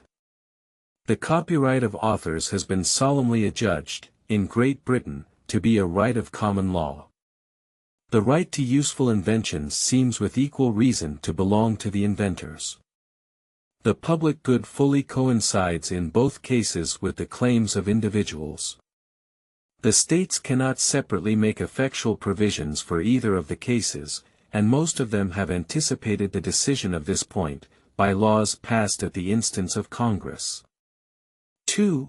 To exercise exclusive legislation, in all cases whatsoever, over such district, not exceeding 10 miles square, as may, by cession of particular states and the acceptance of Congress, become the seat of the government of the United States, and to exercise like authority over all places purchased by the consent of the legislatures of the states in which the same shall be, for the erection of forts, magazines, arsenals, dockyards, and other needful buildings. The indispensable necessity of complete authority at the seat of government carries its own evidence with it. It is a power exercised by every legislature of the Union, I might say of the world, by virtue of its general supremacy. Without it, not only the public authority might be insulted and its proceedings interrupted with impunity, but a dependence of the members of the general government on the state comprehending the seat of the government, for protection in the exercise of their duty, might bring on the national councils an imputation of awe or influence, equally dishonorable to the government and dissatisfactory to the other members of the Confederacy. This consideration has the more weight, as the gradual accumulation of public improvements at the stationary residence of the government would be both too great a public pledge to be left in the hands of a single state, and would create so many obstacles to a removal of the government, as still further to abridge its necessary independence. The extent of this federal district is sufficiently circumscribed to satisfy every jealousy of an opposite nature. And as it is to be appropriated to this use with the consent of the state ceding it, as the state will no doubt provide in a compact for the rights and the consent of the citizens inhabiting it, as the inhabitants will find sufficient inducements of interest to become willing parties to the cession, as they will have had their voice in the election of the government which is to exercise authority over them, as a municipal legislature for local purposes, derived from their own suffrages, will of course be allowed them, and as the authority of the legislature of the state, and of the inhabitants of the ceded part of it, to concur in the cession, will be derived from the whole people of the state in their adoption of the Constitution, every imaginable objection seems to be obviated. The necessity of a like authority over forts, magazines, etc., established by the general government, is not less evident. The public money expended on such places, and the public property deposited in them, requires that they should be exempt from the authority of the particular state. Nor would it be proper for the places on which the security of the entire Union may depend, to be in any degree dependent on a particular member of it. All objections and scruples are here also obviated, by requiring the concurrence of the states concerned, in every such establishment. 3. To declare the punishment of treason, but no attainder of treason shall work corruption of blood, or forfeiture, except during the life of the person attained. As treason may be committed against the United States, the authority of the United States ought to be enabled to punish it.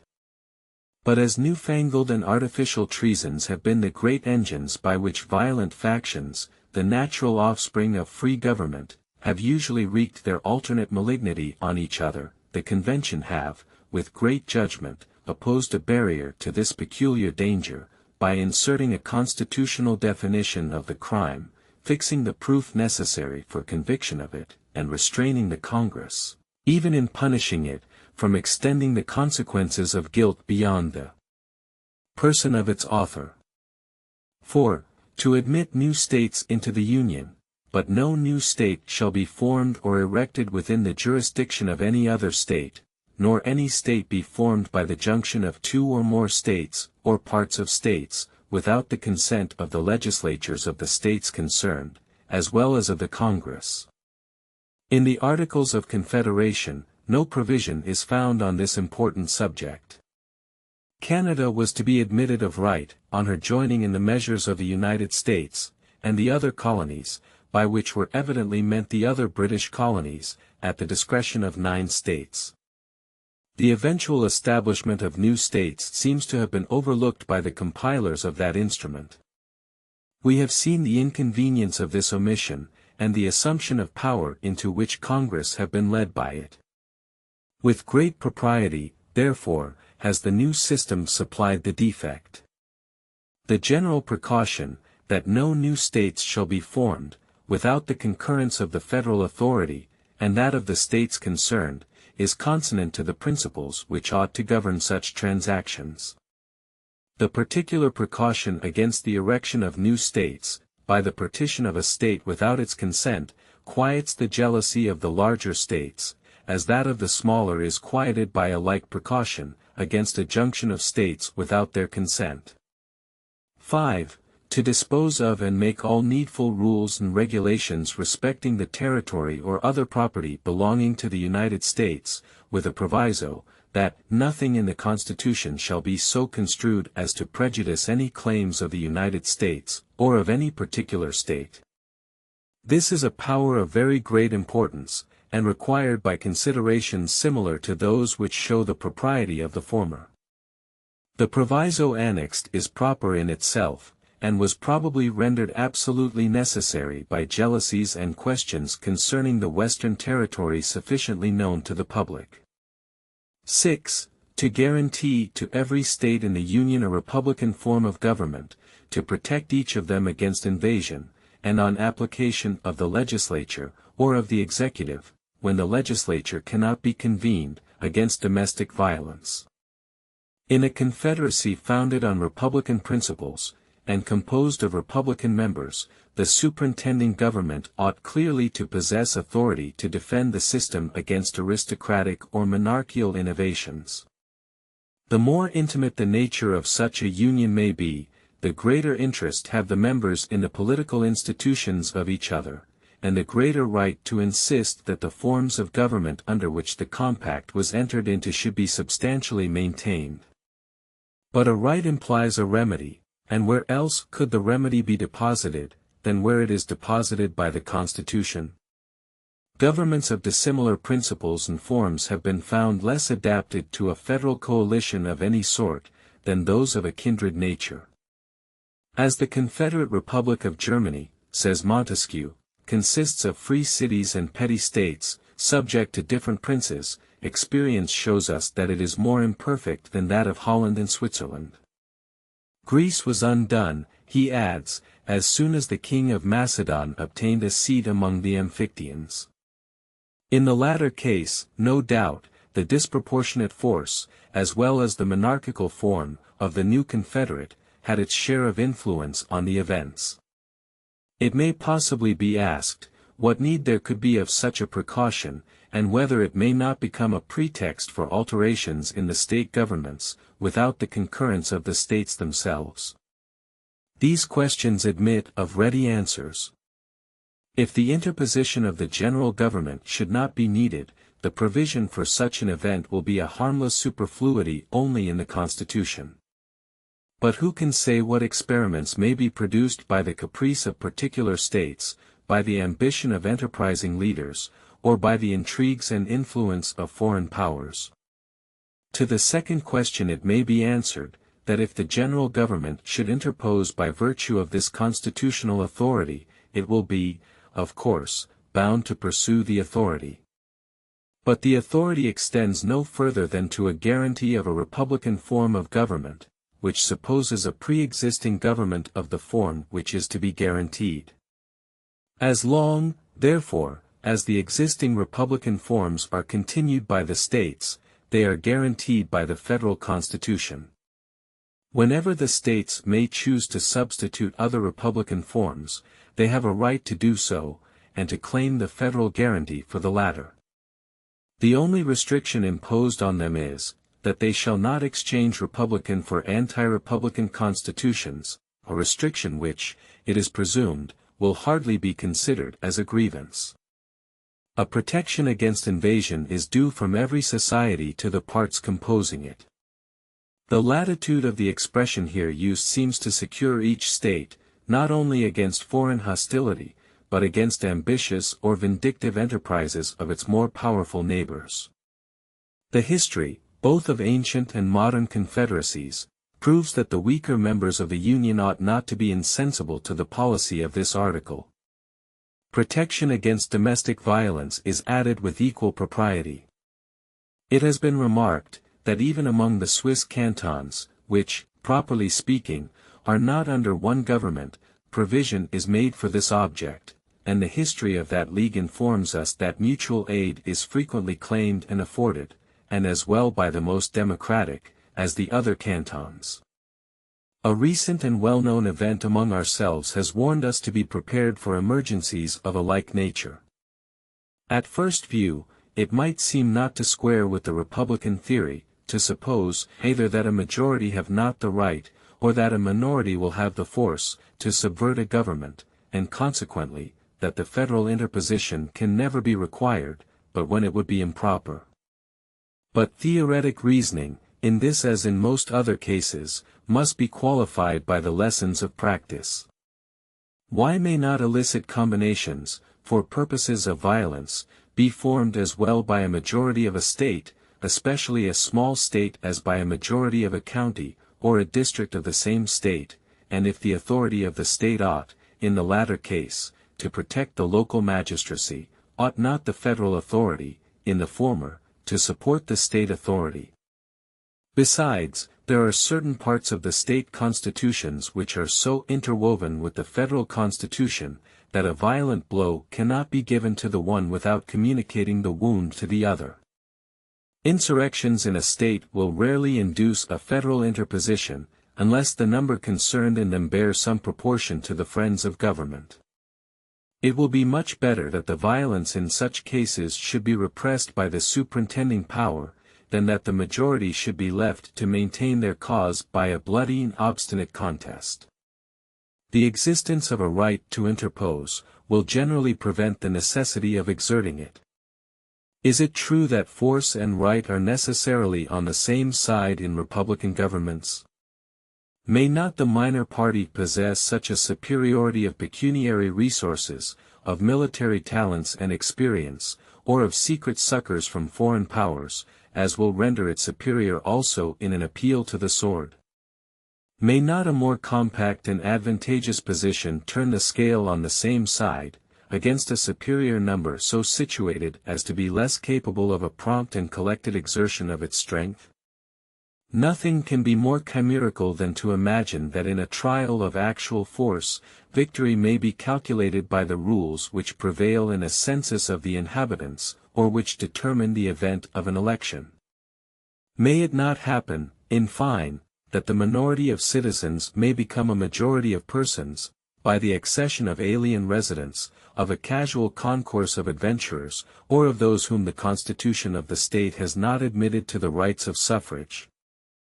I take no notice of an unhappy species of population abounding in some of the states, who, during the calm of regular government, are sunk below the level of men, but who, in the tempestuous scenes of civil violence, may emerge into the human character, and give a superiority of strength to any party with which they may associate themselves. In cases where it may be doubtful on which side justice lies, what better umpires could be desired by two violent factions, flying to arms, and tearing a state to pieces, than the representatives of Confederate states, not heated by the local flame? To the impartiality of judges, they would unite the affection of friends. Happy would it be if such a remedy for its infirmities could be enjoyed by all free governments, if a project equally effectual could be established for the universal peace of mankind. Should it be asked, what is to be the redress for an insurrection pervading all the states, and comprising a superiority of the entire force, though not a constitutional right? The answer must be, that such a case, as it would be without the compass of human remedies, so it is fortunately not within the compass of human probability, and that it is a sufficient recommendation of the federal constitution, that it diminishes the risk of a calamity for which no possible constitution can provide a cure.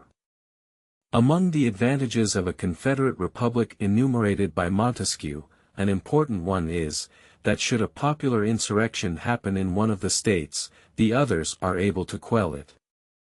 Should abuses creep into one part, they are reformed by those that remain sound. 7. To consider all debts contracted, and engagements entered into, before the adoption of this Constitution, as being no less valid against the United States, under this Constitution, than under the Confederation. This can only be considered as a declaratory proposition, and may have been inserted, among other reasons, for the satisfaction of the foreign creditors of the United States, who cannot be strangers to the pretended doctrine, that a change in the political form of civil society has the magical effect of dissolving its moral obligations. Among the lesser criticisms which have been exercised on the Constitution, it has been remarked that the validity of engagements ought to have been asserted in favor of the United States, as well as against them, and in the spirit which usually characterizes little critics, the omission has been transformed and magnified into a plot against the national rights. The authors of this discovery may be told, what few others need to be informed of, that as engagements are in their nature reciprocal, an assertion of their validity on one side, necessarily involves a validity on the other side, and that as the article is merely declaratory, the establishment of the principle in one case is sufficient for every case. They may be further told, that every constitution must limit its precautions to dangers that are not altogether imaginary, and that no real danger can exist that the government would dare, with, or even without, this constitutional declaration before it, to remit the debts justly due to the public, on the pretext here condemned. 8. To provide for amendments to be ratified by 3/4 of the states under 2 exceptions only. That useful alterations will be suggested by experience, could not but be foreseen. It was requisite, therefore, that a mode for introducing them should be provided. The mode preferred by the Convention seems to be stamped with every mark of propriety. It guards equally against that extreme facility, which would render the Constitution too mutable, and that extreme difficulty, which might perpetuate its discovered faults. It, moreover, equally enables the general and the state governments to originate the amendment of errors, as they may be pointed out by the experience on one side, or on the other. The exception in favor of the equality of suffrage in the Senate, was probably meant as a palladium to the residuary sovereignty of the states, implied and secured by that principle of representation in one branch of the legislature, and was probably insisted on by the states particularly attached to that equality. The other exception must have been admitted on the same considerations which produced the privilege defended by it. 9. The ratification of the conventions of 9 states shall be sufficient for the establishment of this Constitution between the states, ratifying the same. This article speaks for itself. The express authority of the people alone could give due validity to the Constitution. To have required the unanimous ratification of the 13 states, would have subjected the essential interests of the whole to the caprice or corruption of a single member. It would have marked a want of foresight in the Convention, which our own experience would have rendered inexcusable. 2 questions of a very delicate nature present themselves on this occasion. 1. On what principle the Confederation, which stands in the solemn form of a compact among the states, can be superseded without the unanimous consent of the parties to it? 2. What relation is to subsist between the 9 or more states ratifying the Constitution, and the remaining few who do not become parties to it? The first question is answered at once by recurring to the absolute necessity of the case, to the great principle of self-preservation, to the transcendent law of nature and of nature's God, which declares that the safety and happiness of society are the objects at which all political institutions aim, and to which all such institutions must be sacrificed. Perhaps, also, an answer may be found without searching beyond the principles of the compact itself. It has been heretofore noted among the defects of the Confederation, that in many of the states it had received no higher sanction than a mere legislative ratification. The principle of reciprocality seems to require that its obligation on the other states should be reduced to the same standard. A compact between independent sovereigns, founded on ordinary acts of legislative authority, can pretend to no higher validity than a league or treaty between the parties. It is an established doctrine on the subject of treaties, that all the articles are mutually conditions of each other, that a breach of any one article is a breach of the whole treaty, and that a breach, committed by either of the parties, absolves the others, and authorizes them, if they please, to pronounce the compact violated and void. Should it unhappily be necessary to appeal to these delicate truths for a justification for dispensing with the consent of particular states to a dissolution of the federal pact, will not the complaining parties find it a difficult task to answer the multiplied and important infractions with which they may be confronted? The time has been when it was incumbent on us all to veil the ideas which this paragraph exhibits. The scene is now changed, and with it the part which the same motives dictate. The second question is not less delicate, and the flattering prospect of its being merely hypothetical forbids an over-curious discussion of it. It is one of those cases which must be left to provide for itself. In general, it may be observed, that although no political relation can subsist between the assenting and dissenting states, yet the moral relations will remain uncancelled. The claims of justice, both on one side and on the other, will be in force, and must be fulfilled. The rights of humanity must in all cases be duly and mutually respected, whilst considerations of a common interest, and, above all, the remembrance of the endearing scenes which are past, and the anticipation of a speedy triumph over the obstacles to reunion, will, it is hoped, not urge in vain moderation on one side, and prudence on the other. Federalist No. 44. Restrictions on the authority of the several states. From the New York Packet. Friday, January 25, 1788. Madison. To the people of the State of New York. A fifth class of provisions in favor of the federal authority consists of the following restrictions on the authority of the several states. 1. No state shall enter into any treaty, alliance, or confederation, grant letters of marque and reprisal, coin money, emit bills of credit, make anything but gold and silver a legal tender in payment of debts, pass any bill of attainder, ex post facto law, or law impairing the obligation of contracts, or grant any title of nobility. The prohibition against treaties, alliances, and confederations makes a part of the existing Articles of Union, and for reasons which need no explanation, is copied into the new Constitution. The prohibition of letters of marque is another part of the old system, but is somewhat extended in the new. According to the former, letters of marque could be granted by the states after a declaration of war. According to the latter, these licenses must be obtained, as well during war as previous to its declaration, from the government of the United States. This alteration is fully justified by the advantage of uniformity in all points which relate to foreign powers, and of immediate responsibility to the nation in all those for whose conduct the nation itself is to be responsible. The right of coining money, which is here taken from the states, was left in their hands by the Confederation, as a concurrent right with that of Congress, under an exception in favor of the exclusive right of Congress to regulate the alloy and value. In this instance, also, the new provision is an improvement on the old. Whilst the alloy and value depended on the general authority, a right of coinage in the particular states could have no other effect than to multiply expensive mints and diversify the forms and weights of the circulating pieces.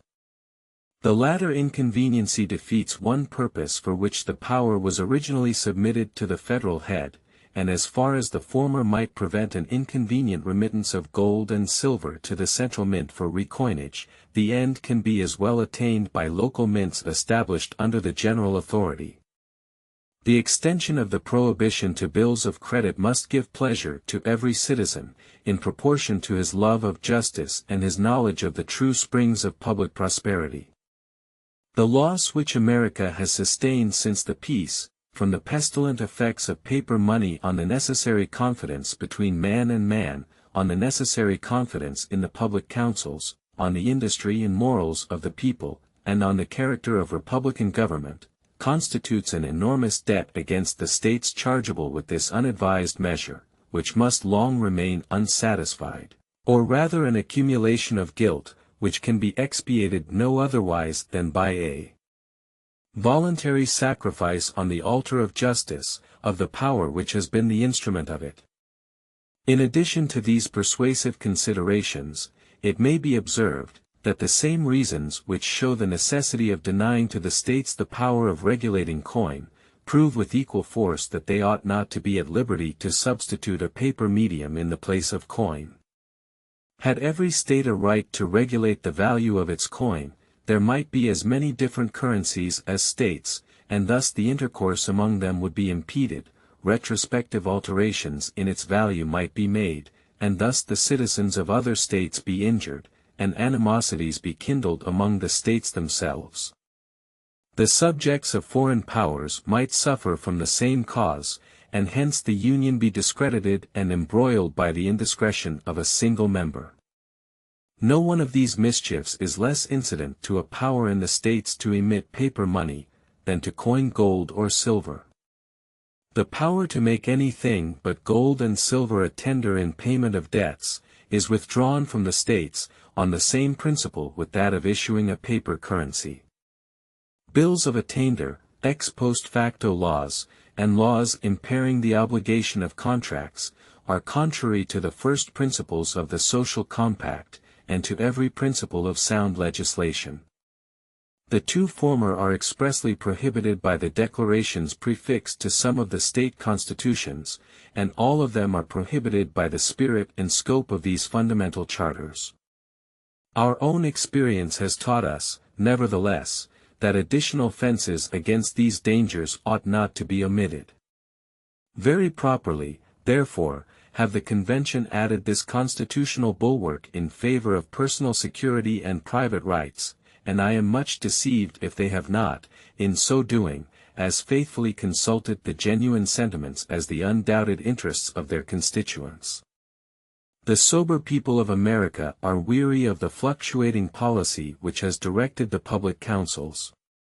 They have seen with regret and indignation that sudden changes and legislative interferences, in cases affecting personal rights, become jobs in the hands of enterprising and influential speculators, and snares to the more industrious and less informed part of the community.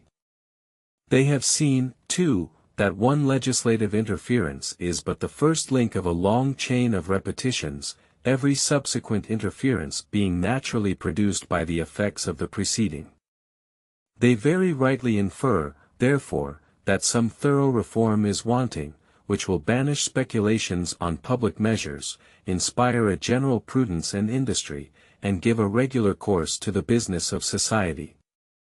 The prohibition with respect to titles of nobility is copied from the Articles of Confederation and needs no comment. 2. No state shall, without the consent of the Congress, lay any imposts or duties on imports or exports, except what may be absolutely necessary for executing its inspection laws, and the net produce of all duties and imposts laid by any state on imports or exports, shall be for the use of the Treasury of the United States, and all such laws shall be subject to the revision and control of the Congress. No state shall, without the consent of Congress, lay any duty on tonnage, keep troops or ships of war in time of peace, enter into any agreement or compact with another state, or with a foreign power, or engage in war unless actually invaded, or in such imminent danger as will not admit of delay. The restraint on the power of the states over imports and exports is enforced by all the arguments which prove the necessity of submitting the regulation of trade to the federal councils. It is needless, therefore, to remark further on this head, than that the manner in which the restraint is qualified seems well calculated at once to secure to the states a reasonable discretion in providing for the conveniency of their imports and exports, and to the United States a reasonable check against the abuse of this discretion. The remaining particulars of this clause fall within reasonings which are either so obvious, or have been so fully developed, that they may be passed over without remark. The sixth and last class consists of the several powers and provisions by which efficacy is given to all the rest. 1. Of these the first is, the power to make all laws which shall be necessary and proper for carrying into execution the foregoing powers, and all other powers vested by this Constitution in the government of the United States, or in any department or officer thereof.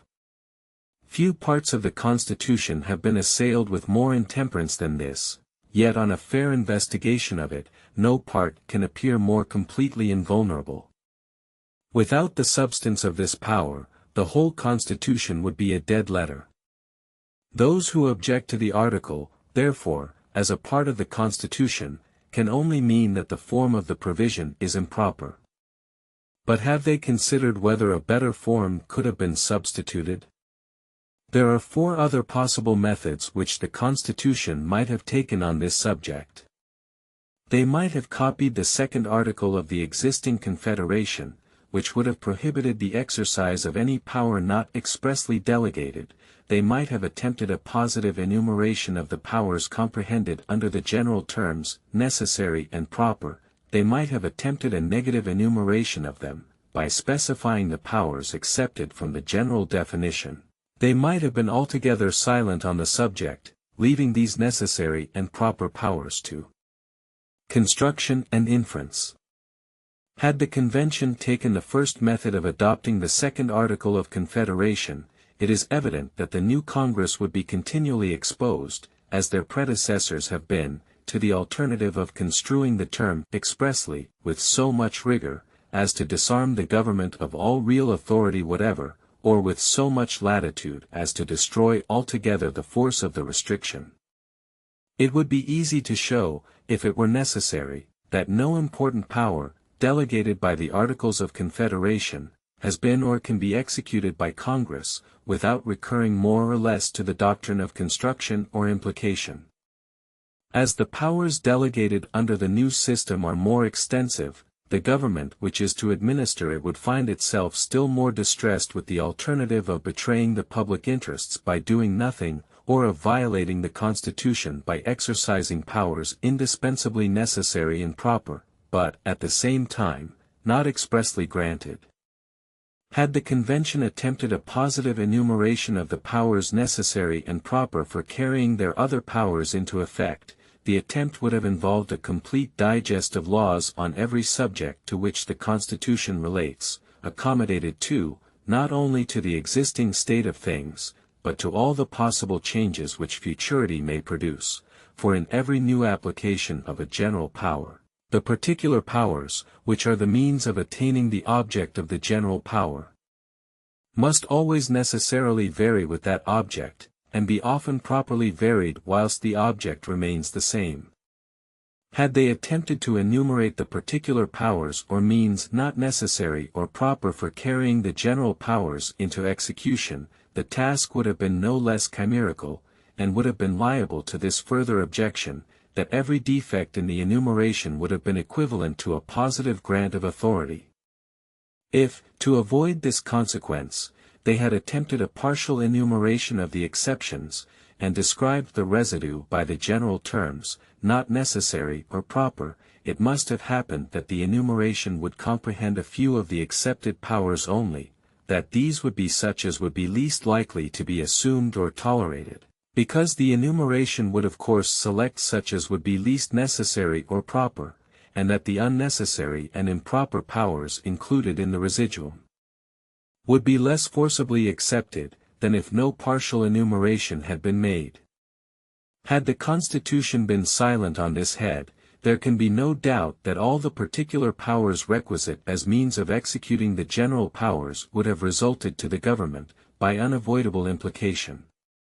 No axiom is more clearly established in law, or in reason, than that wherever the end is required, the means are authorized.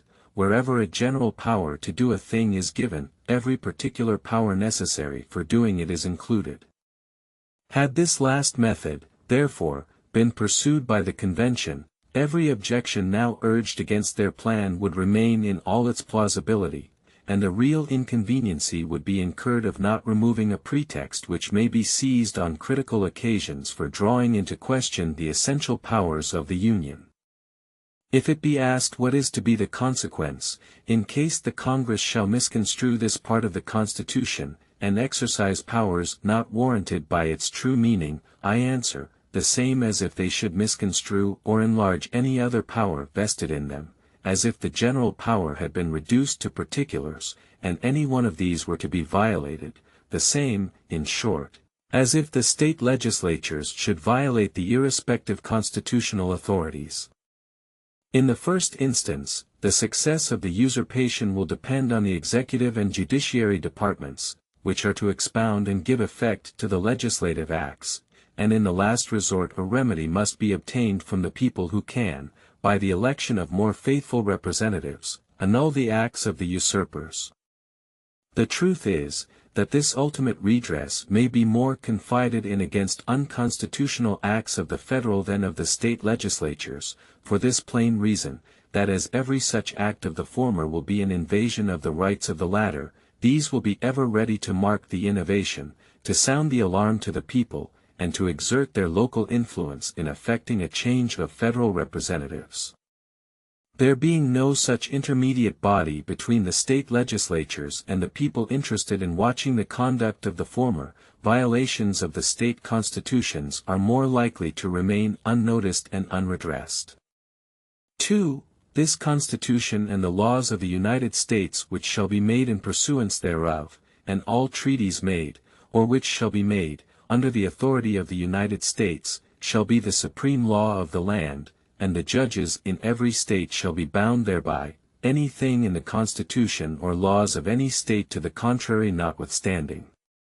The indiscreet zeal of the adversaries to the Constitution has betrayed them into an attack on this part of it also, without which it would have been evidently and radically defective.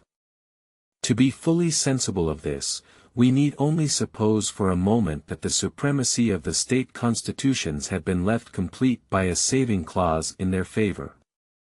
In the first place, as these constitutions invest the state legislatures with absolute sovereignty, in all cases not excepted by the existing Articles of Confederation, all the authorities contained in the proposed Constitution, so far as they exceed those enumerated in the Confederation, would have been annulled, and the new Congress would have been reduced to the same impotent condition with their predecessors. In the next place, as the constitutions of some of the states do not even expressly and fully recognize the existing powers of the Confederacy, an express saving of the supremacy of the former would, in such states, have brought into question every power contained in the proposed Constitution. In the third place, as the constitutions of the states differ much from each other, it might happen that a treaty or national law, of great and equal importance to the states, would interfere with some and not with other constitutions, and would consequently be valid in some of the states, at the same time that it would have no effect in others. In fine, the world would have seen, for the first time, a system of government founded on an inversion of the fundamental principles of all government. It would have seen the authority of the whole society everywhere subordinate to the authority of the parts. It would have seen a monster, in which the head was under the direction of the members.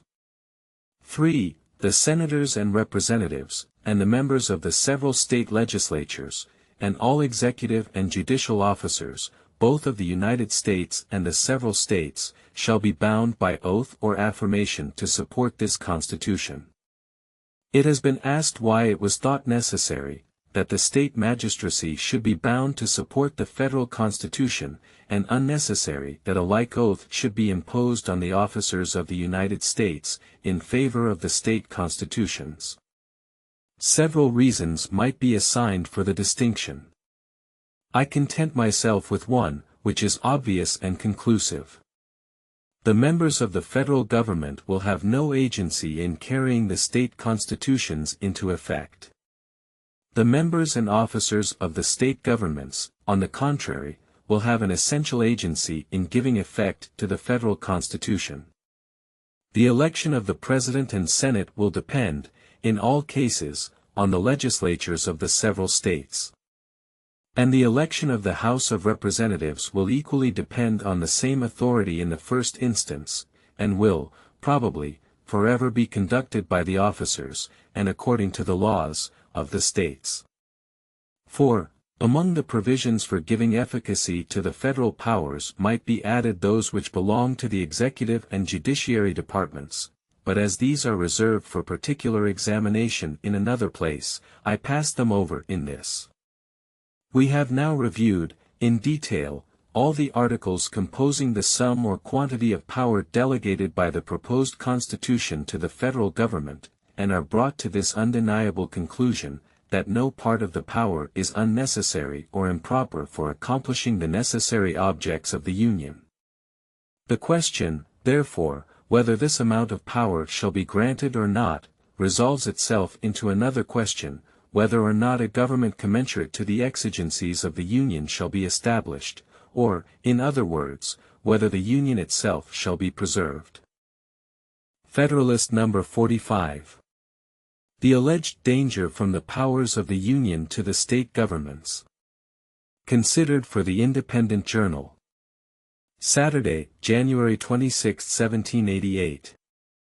Madison. To the people of the State of New York.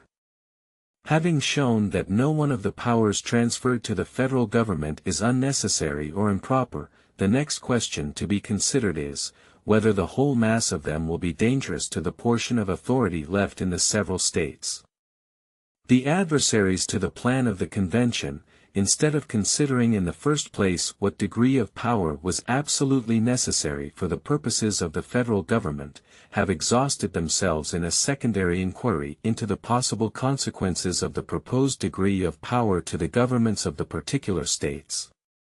But if the Union, as has been shown, be essential to the security of the people of America against foreign danger, if it be essential to their security against contentions and wars among the different states, if it be essential to guard them against those violent and oppressive factions which embitter the blessings of liberty, and against those military establishments which must gradually poison its very fountain, if, in a word, the Union be essential to the happiness of the people of America.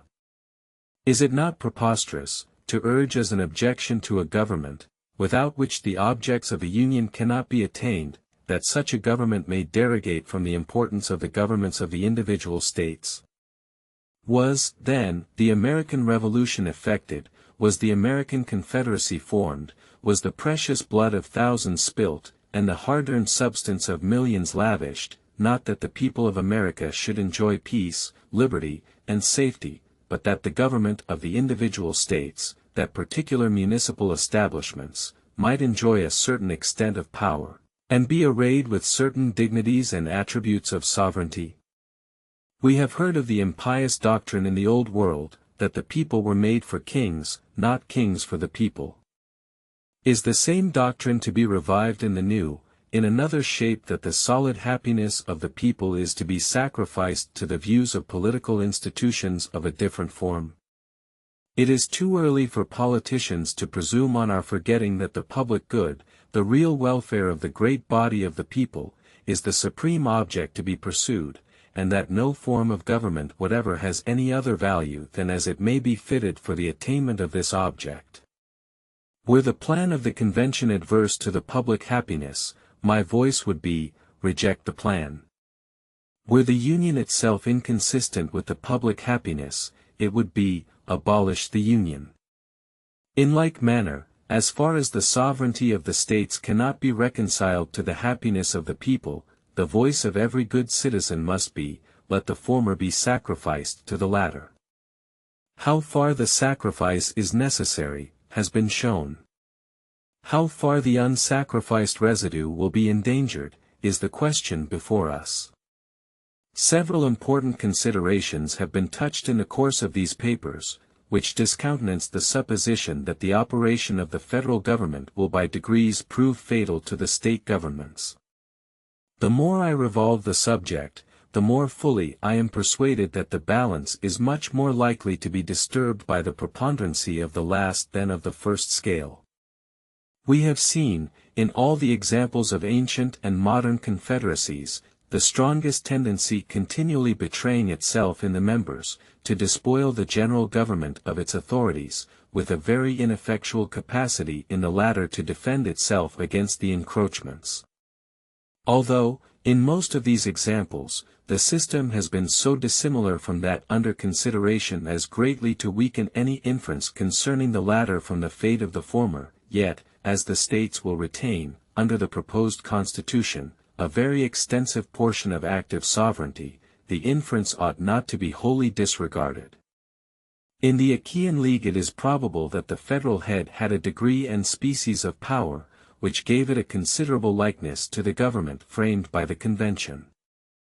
The Lycian Confederacy, as far as its principles and form are transmitted, must have borne a still greater analogy to it. Yet history does not inform us that either of them ever degenerated, or tended to degenerate, into one consolidated government. On the contrary, we know that the ruin of one of them proceeded from the incapacity of the federal authority to prevent the dissensions, and finally the disunion, of the subordinate authorities. These cases are the more worthy of our attention, as the external causes by which the component parts were pressed together were much more numerous and powerful than in our case, and consequently less powerful ligaments within would be sufficient to bind the members to the head, and to each other. In the feudal system, we have seen a similar propensity exemplified. Notwithstanding the want of proper sympathy in every instance between the local sovereigns and the people, and the sympathy in some instances between the general sovereign and the latter, it usually happened that the local sovereigns prevailed in the rivalship for encroachments. Had no external dangers enforced internal harmony and subordination, and particularly, had the local sovereigns possessed the affections of the people, the great kingdoms in Europe would at this time consist of as many independent princes as there were formerly feudatory barons. The state governments will have the advantage of the federal government, whether we compare them in respect to the immediate dependence of the one on the other, to the weight of personal influence which each side will possess, to the powers respectively vested in them, to the predilection and probable support of the people, to the disposition and faculty of resisting and frustrating the measures of each other. The state governments may be regarded as constituent and essential parts of the federal government, whilst the latter is nowise essential to the operation or organization of the former. Without the intervention of the state legislatures, the President of the United States cannot be elected at all. They must in all cases have a great share in his appointment, and will, perhaps, in most cases, of themselves determine it. The Senate will be elected absolutely and exclusively by the state legislatures. Even the House of Representatives, though drawn immediately from the people, will be chosen very much under the influence of that class of men, whose influence over the people obtains for themselves an election into the state legislatures. Thus, each of the principal branches of the federal government will owe its existence more or less to the favor of the state governments, and must consequently feel a dependence, which is much more likely to beget a disposition too obsequious than too overbearing towards them. On the other side, the component parts of the state governments will in no instance be indebted for their appointment to the direct agency of the federal government, and very little, if at all, to the local influence of its members. The number of individuals employed under the Constitution of the United States will be much smaller than the number employed under the particular states. There will consequently be less of personal influence on the side of the former than of the latter. The members of the legislative, executive, and judiciary departments of 13 and more states, the justices of peace, officers of militia, ministerial officers of justice, with all the county, corporation, and town officers, for 3 millions and more of people, intermixed, and having particular acquaintance with every class and circle of people, must exceed, beyond all proportion, both in number and influence, those of every description who will be employed in the administration of the federal system. Compare the members of the 3 great departments of the 13 states, excluding from the Judiciary Department the Justices of Peace, with the members of the corresponding departments of the single government of the Union. Compare the militia officers of 3 millions of people with the military and marine officers of any establishment which is within the compass of probability, or, I may add, of possibility. And in this view alone, we may pronounce the advantage of the states to be decisive. If the federal government is to have collectors of revenue, the state governments will have theirs also. And as those of the former will be principally on the seacoast, and not very numerous, whilst those of the latter will be spread over the face of the country, and will be very numerous. The advantage in this view also lies on the same side. It is true that the Confederacy is to possess, and may exercise, the power of collecting internal as well as external taxes throughout the states, but it is probable that this power will not be resorted to, except for supplemental purposes of revenue, that an option will then be given to the states to supply their quotas by previous collections of their own, and that the eventual collection, under the immediate authority of the Union, will generally be made by the officers, and according to the rules appointed by the several states. Indeed, it is extremely probable that in other instances, particularly in the organization of the judicial power, the officers of the states will be clothed with the correspondent authority of the Union. Should it happen, however, that separate collectors of internal revenue should be appointed under the federal government, the influence of the whole number would not bear a comparison with that of the multitude of state officers in the opposite scale. Within every district to which a federal collector would be allotted, there would not be less than 30 or 40, or even more, officers of different descriptions, and many of them persons of character and weight, whose influence would lie on the side of the state.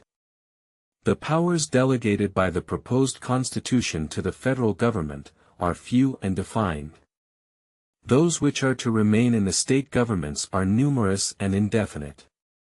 The former will be exercised principally on external objects, as war, peace, negotiation, and foreign commerce, with which last the power of taxation will, for the most part, be connected. The powers reserved to the several states will extend to all the objects which, in the ordinary course of affairs, concern the lives, liberties, and properties of the people, and the internal order, improvement, and prosperity of the state. The operations of the federal government will be most extensive and important in times of war and danger, those of the state governments, in times of peace and security. As the former periods will probably bear a small proportion to the latter, the state governments will here enjoy another advantage over the federal government.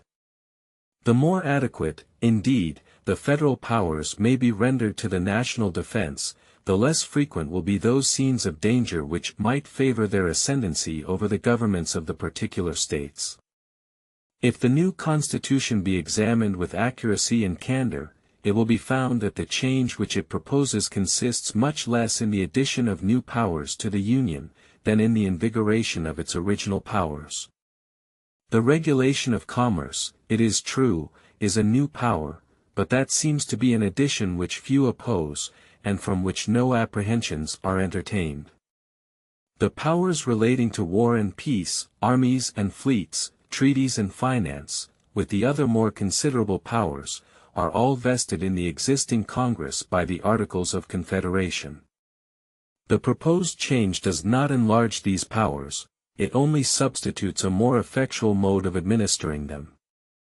The change relating to taxation may be regarded as the most important, and yet the present Congress have as complete authority to require of the states indefinite supplies of money for the common defense and general welfare, as the future Congress will have to require them of individual citizens, and the latter will be no more bound than the states themselves have been, to pay the quotas respectively taxed on them. Had the states complied punctually with the Articles of Confederation, or could their compliance have been enforced by as peaceable means as may be used with success towards single persons, our past experience is very far from countenancing an opinion, that the state governments would have lost their constitutional powers, and have gradually undergone an entire consolidation. To maintain that such an event would have ensued, would be to say at once, that the existence of the state governments is incompatible with any system whatever that accomplishes the essential purposes of the Union. Federalist No. 46. The influence of the state and federal governments compared. From the New York Packet. Tuesday, January 29, 1788. Madison. To the People of the State of New York. Resuming the subject of the last paper, I proceed to inquire whether the federal government or the state governments will have the advantage with regard to the predilection and support of the people. Notwithstanding the different modes in which they are appointed, we must consider both of them as substantially dependent on the great body of the citizens of the United States. I assume this position here as it respects the first, reserving the proofs for another place. The federal and state governments are in fact but different agents and trustees of the people, constituted with different powers, and designed for different purposes.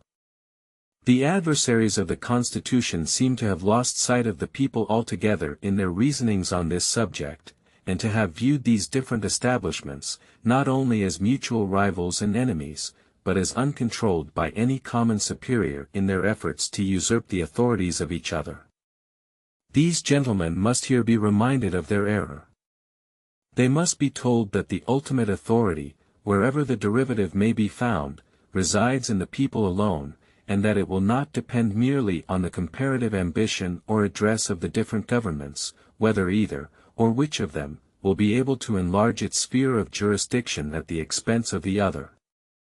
Truth, no less than decency, requires that the event in every case should be supposed to depend on the sentiments and sanction of their common constituents. Many considerations, besides those suggested on a former occasion, seem to place it beyond doubt that the first and most natural attachment of the people will be to the governments of their respective states. Into the administration of these a greater number of individuals will expect to rise. From the gift of these a greater number of offices and emoluments will flow. By the superintending care of these, all the more domestic and personal interests of the people will be regulated and provided for. With the affairs of these, the people will be more familiarly and minutely conversant. And with the members of these, will a greater proportion of the people have the ties of personal acquaintance and friendship, and of family and party attachments. On the side of these, therefore, the popular bias may well be expected most strongly to incline. Experience speaks the same language in this case.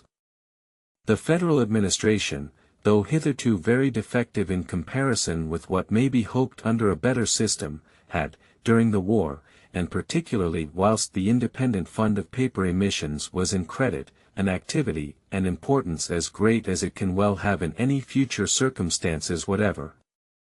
It was engaged, too, in a course of measures which had for their object the protection of everything that was dear, and the acquisition of everything that could be desirable to the people at large.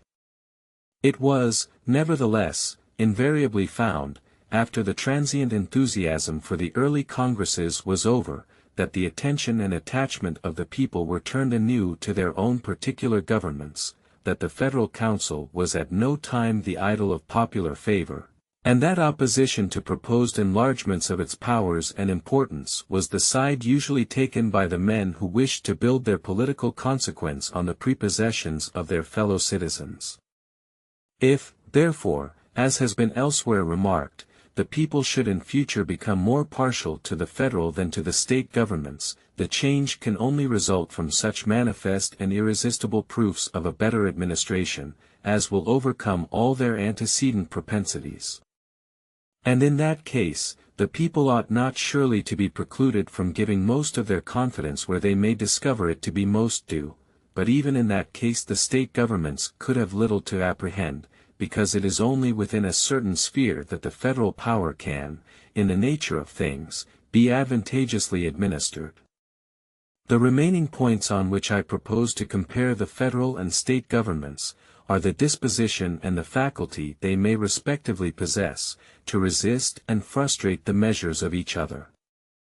It has been already proved that the members of the federal will be more dependent on the members of the state governments, than the latter will be on the former. It has appeared also, that the prepossessions of the people, on whom both will depend, will be more on the side of the state governments, than of the federal government. So far as the disposition of each towards the other may be influenced by these causes, the state governments must clearly have the advantage. But in a distinct and very important point of view, the advantage will lie on the same side. The prepossessions, which the members themselves will carry into the federal government, will generally be favorable to the states, whilst it will rarely happen that the members of the state governments will carry into the public councils a bias in favor of the general government.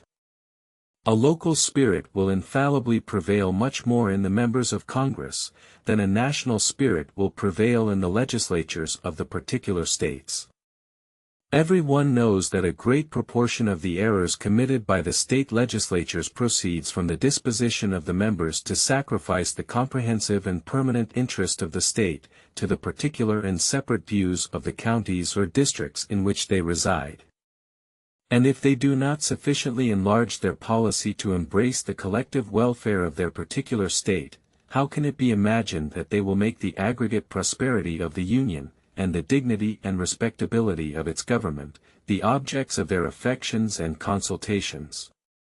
For the same reason that the members of the state legislatures will be unlikely to attach themselves sufficiently to national objects, the members of the federal legislature will be likely to attach themselves too much to local objects.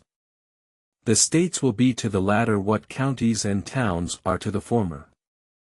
Measures will too often be decided according to their probable effect, not on the national prosperity and happiness, but on the prejudices, interests, and pursuits of the governments and people of the individual states. What is the spirit that has in general characterized the proceedings of Congress?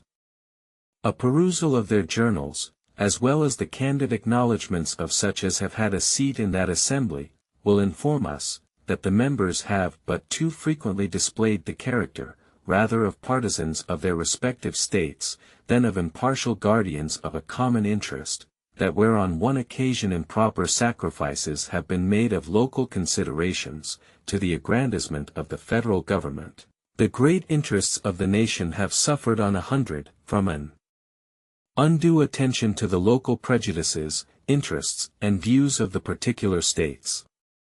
I mean not by these reflections to insinuate, that the new federal government will not embrace a more enlarged plan of policy than the existing government may have pursued, much less, that its views will be as confined as those of the state legislatures, but only that it will partake sufficiently of the spirit of both, to be disinclined to invade the rights of the individual states, or the prerogatives of their governments.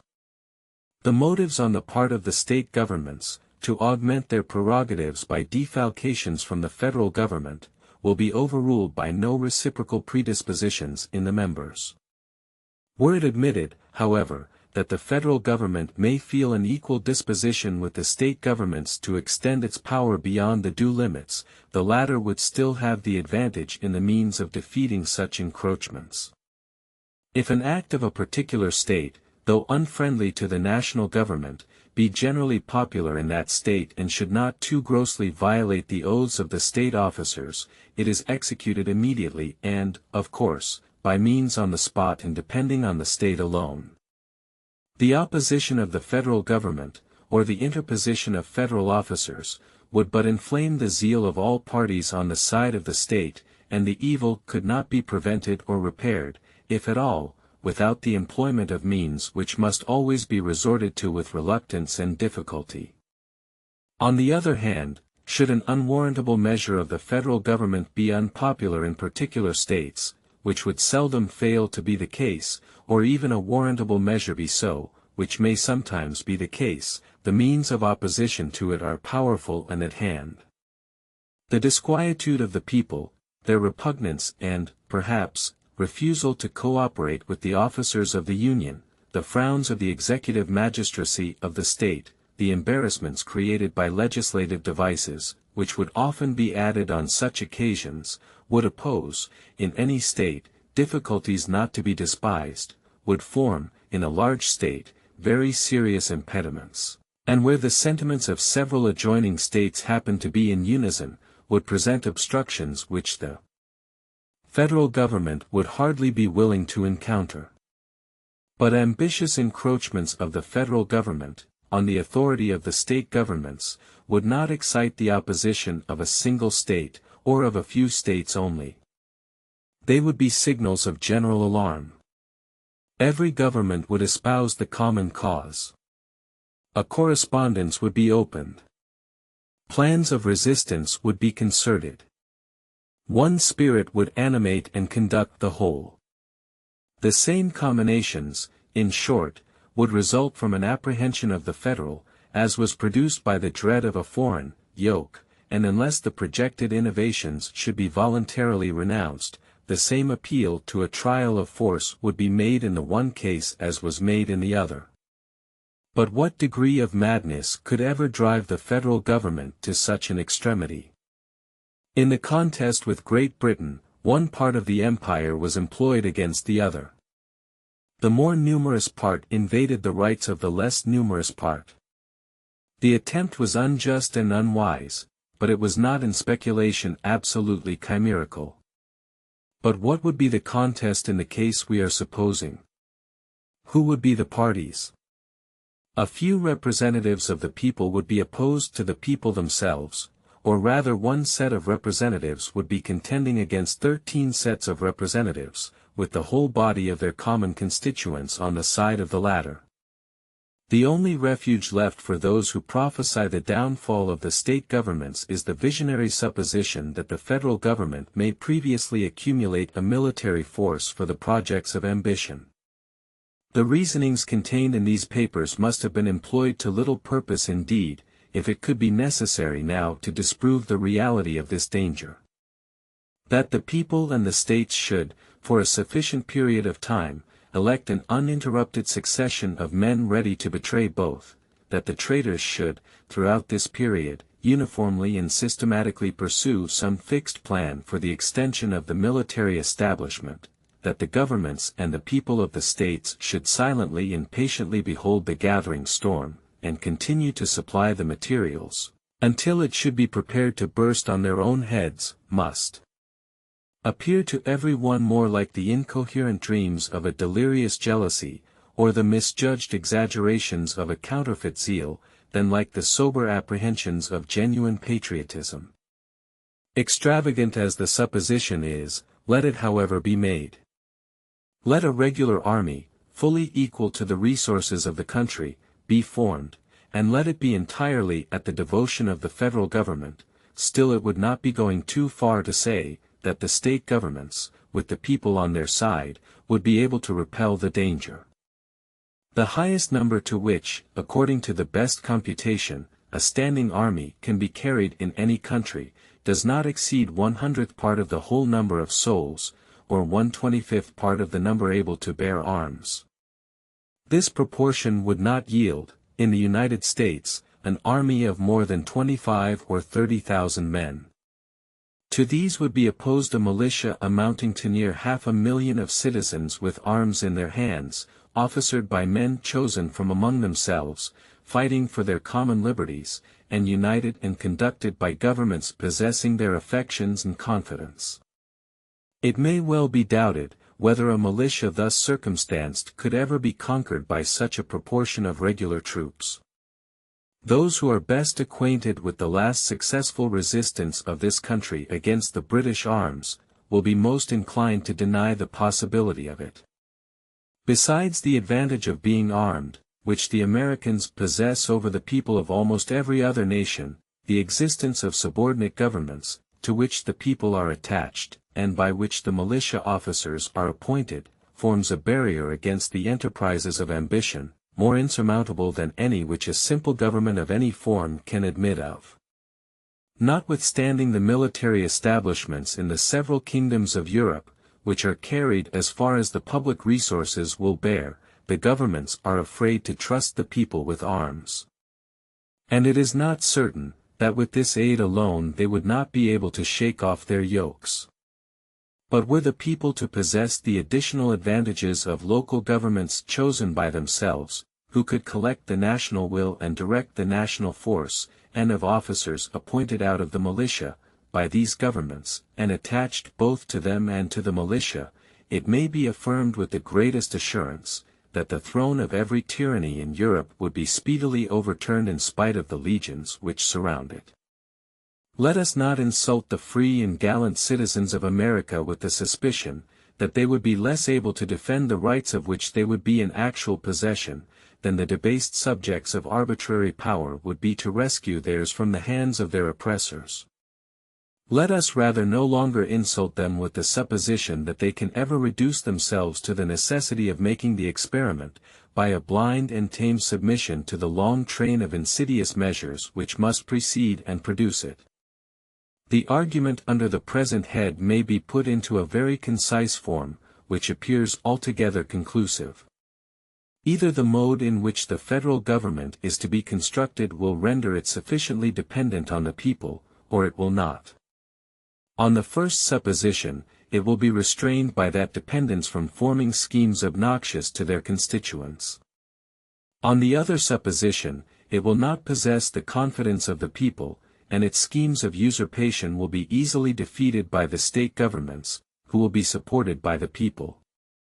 On summing up the considerations stated in this and the last paper, they seem to amount to the most convincing evidence, that the powers proposed to be lodged in the federal government are as little formidable to those reserved to the individual states, as they are indispensably necessary to accomplish the purposes of the Union, and that all those alarms which have been sounded, of a meditated and consequential annihilation of the state governments, must, on the most favorable interpretation, be ascribed to the chimerical fears of the authors of them. Federalist No. 47. The particular structure of the new government and the distribution of power among its different parts. For the Independent Journal. Wednesday, January 30, 1788. Madison. To the People of the State of New York. Having reviewed the general form of the proposed government and the general mass of power allotted to it, I proceed to examine the particular structure of this government, and the distribution of this mass of power among its constituent parts. One of the principal objections inculcated by the more respectable adversaries to the Constitution, is its supposed violation of the political maxim, that the legislative, executive, and judiciary departments ought to be separate and distinct. In the structure of the federal government, no regard, it is said, seems to have been paid to this essential precaution in favor of liberty.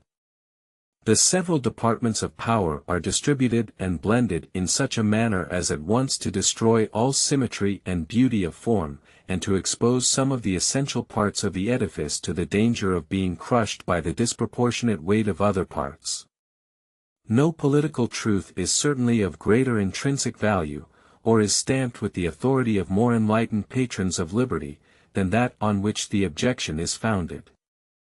The accumulation of all powers, legislative, executive, and judiciary, in the same hands, whether of one, a few, or many, and whether hereditary, self-appointed, or elective, may justly be pronounced the very definition of tyranny. Were the federal constitution, therefore, really chargeable with the accumulation of power, or with a mixture of powers, having a dangerous tendency to such an accumulation, no further arguments would be necessary to inspire a universal reprobation of the system. I persuade myself, however, that it will be made apparent to every one, that the charge cannot be supported, and that the maxim on which it relies has been totally misconceived and misapplied. In order to form correct ideas on this important subject, it will be proper to investigate the sense in which the preservation of liberty requires that the three great departments of power should be separate and distinct. The oracle who is always consulted and cited on this subject is the celebrated Montesquieu. If he be not the author of this invaluable precept in the science of politics, he has the merit at least of displaying and recommending it most effectually to the attention of mankind. Let us endeavor, in the first place, to ascertain his meaning on this point. The British Constitution was to Montesquieu what Homer has been to the didactic writers on epic poetry. As the latter have considered the work of the immortal bard as the perfect model from which the principles and rules of the epic art were to be drawn, and by which all similar works were to be judged, so this great political critic appears to have viewed the Constitution of England as the standard, or to use his own expression, as the mirror of political liberty, and to have delivered, in the form of elementary truths, The several characteristic principles of that particular system. That we may be sure, then, not to mistake his meaning in this case, let us recur to the source from which the maxim was drawn. On the slightest view of the British Constitution, we must perceive that the legislative, executive, and judiciary departments are by no means totally separate and distinct from each other. The executive magistrate forms an integral part of the legislative authority. He alone has the prerogative of making treaties with foreign sovereigns, which, when made, have, under certain limitations, the force of legislative acts. All the members of the judiciary department are appointed by him, can be removed by him on the address of the two houses of Parliament, and form, when he pleases to consult them, one of his constitutional councils. One branch of the legislative department forms also a great constitutional council to the executive chief, as, on another hand, it is the sole depositary of judicial power in cases of impeachment, and is invested with the supreme appellate jurisdiction in all other cases. The judges, again, are so far connected with the legislative department as often to attend and participate in its deliberations, though not admitted to a legislative vote. From these facts, by which Montesquieu was guided, it may clearly be inferred that, in saying, there can be no liberty where the legislative and executive powers are united in the same person, or body of magistrates, or, if the power of judging be not separated from the legislative and executive powers, he did not mean that these departments ought to have no partial agency in, or no control over, the acts of each other. His meaning, as his own words import, and still more conclusively as illustrated by the example in his eye, can amount to no more than this, that where the whole power of one department is exercised by the same hands which possess the whole power of another department, the fundamental principles of a free constitution are subverted.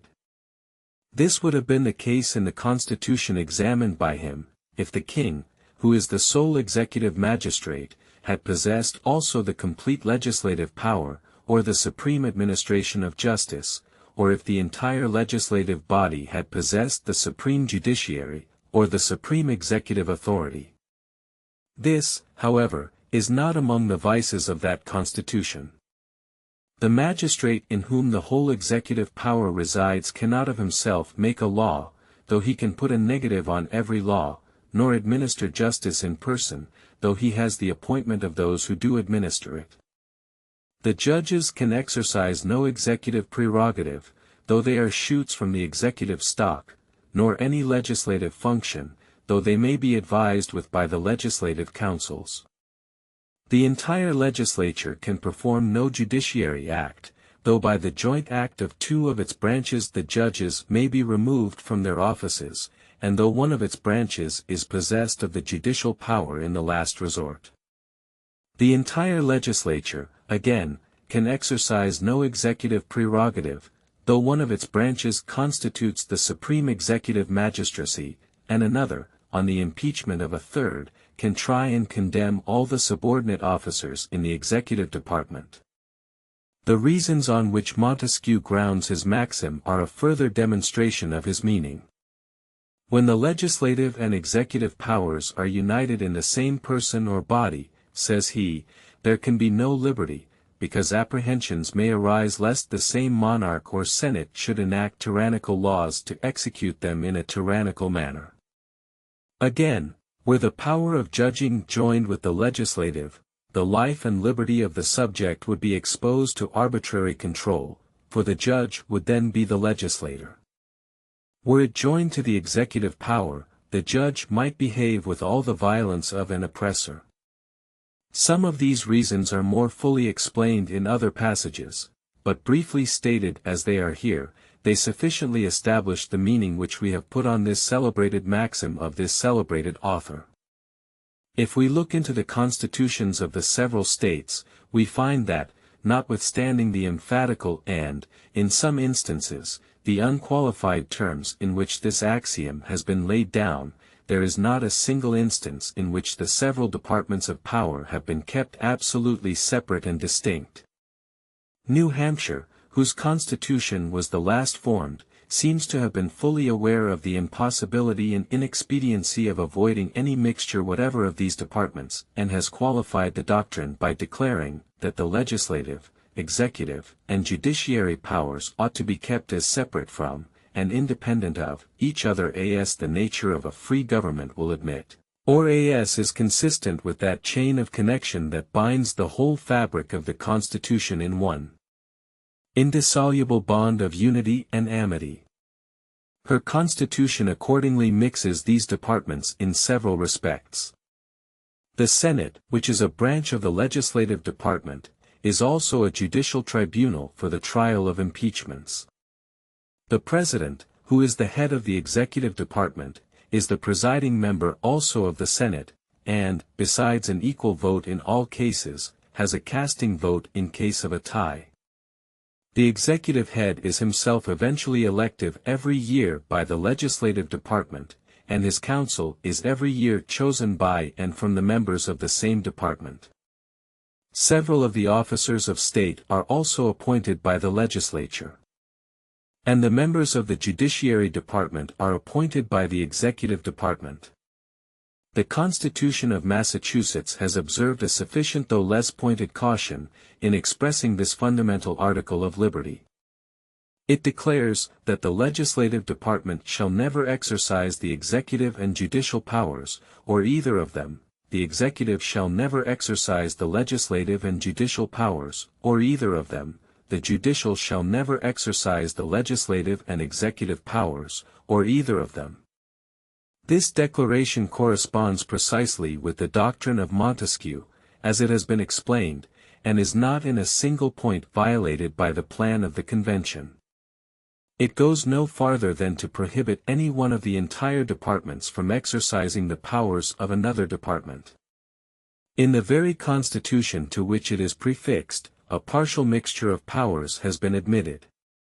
The executive magistrate has a qualified negative on the legislative body, and the Senate, which is a part of the legislature, is a court of impeachment for members both of the executive and judiciary departments.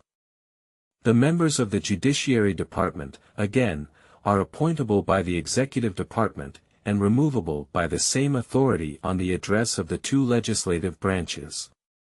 Lastly, a number of the officers of government are annually appointed by the legislative department. As the appointment to offices, particularly executive offices, is in its nature an executive function, the compilers of the Constitution have, in this last point at least, violated the rule established by themselves.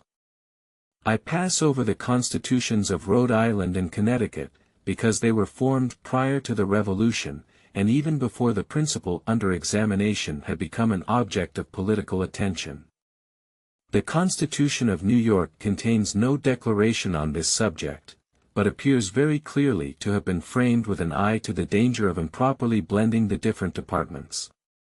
It gives, nevertheless, to the executive magistrate, a partial control over the legislative department, and, what is more, gives a like control to the judiciary department, and even blends the executive and judiciary departments in the exercise of this control. In its council of appointment members of the legislative are associated with the executive authority, in the appointment of officers, both executive and judiciary. And its court for the trial of impeachments and correction of errors is to consist of one branch of the legislature and the principal members of the judiciary department. The Constitution of New Jersey has blended the different powers of government more than any of the preceding. The governor, who is the executive magistrate, is appointed by the legislature, is chancellor and ordinary, or surrogate of the state, is a member of the Supreme Court of Appeals, and president, with a casting vote, of one of the legislative branches. The same legislative branch acts again as executive council of the governor, and with him constitutes the Court of Appeals. The members of the Judiciary Department are appointed by the Legislative Department and removable by one branch of it, on the impeachment of the other. According to the Constitution of Pennsylvania, the President, who is the head of the Executive Department, is annually elected by a vote in which the legislative department predominates. In conjunction with an executive council, he appoints the members of the Judiciary Department, and forms a court of impeachment for trial of all officers, judiciary as well as executive. The judges of the Supreme Court and justices of the peace seem also to be removable by the legislature, and the executive power of pardoning in certain cases, to be referred to the same department. The members of the Executive Council are made ex officio justices of peace throughout the state. In Delaware, the Chief Executive Magistrate is annually elected by the Legislative Department. The speakers of the two legislative branches are vice presidents in the Executive Department.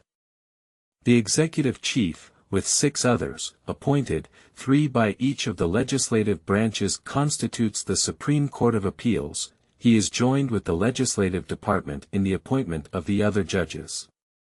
Throughout the states, it appears that the members of the legislature may at the same time be justices of the peace. In this state, the members of one branch of it are ex officio justices of the peace, as are also the members of the Executive Council. The principal officers of the Executive Department are appointed by the legislative, and one branch of the latter forms a court of impeachments. All officers may be removed on address of the legislature. Maryland has adopted the maxim in the most unqualified terms, declaring that the legislative, executive, and judicial powers of government ought to be forever separate and distinct from each other. Her Constitution, notwithstanding, makes the executive magistrate appointable by the legislative department, and the members of the judiciary by the executive department. The language of Virginia is still more pointed on this subject. Her Constitution declares that the legislative, executive, and judiciary departments shall be separate and distinct, so that neither exercise the powers properly belonging to the other, nor shall any person exercise the powers of more than one of them at the same time, except that the justices of county courts shall be eligible to either house of assembly. Yet we find not only this express exception, with respect to the members of the inferior courts, but that the chief magistrate, with his executive council, are appointable by the legislature, that 2 members of the latter are triennially displaced at the pleasure of the legislature, and that all the principal offices, both executive and judiciary, are filled by the same department. The executive prerogative of pardon, also, is in one case vested in the legislative department.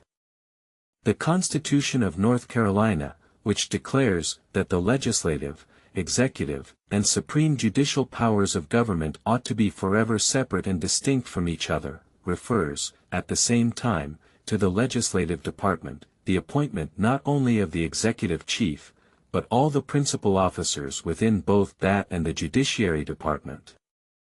In South Carolina, the Constitution makes the executive magistracy eligible by the legislative department. It gives to the latter, also, the appointment of the members of the Judiciary Department, including even justices of the peace and sheriffs, and the appointment of officers in the Executive Department, down to captains in the Army and Navy of the state. In the Constitution of Georgia, where it is declared that the legislative, executive, and judiciary departments shall be separate and distinct, so that neither exercise the powers properly belonging to the other, we find that the executive department is to be filled by appointments of the legislature, and the executive prerogative of pardon to be finally exercised by the same authority. Even justices of the peace are to be appointed by the legislature. In citing these cases, in which the legislative, executive, and judiciary departments have not been kept totally separate and distinct, I wish not to be regarded as an advocate for the particular organizations of the several state governments. I am fully aware that among the many excellent principles which they exemplify, they carry strong marks of the haste, and still stronger of the inexperience, under which they were framed.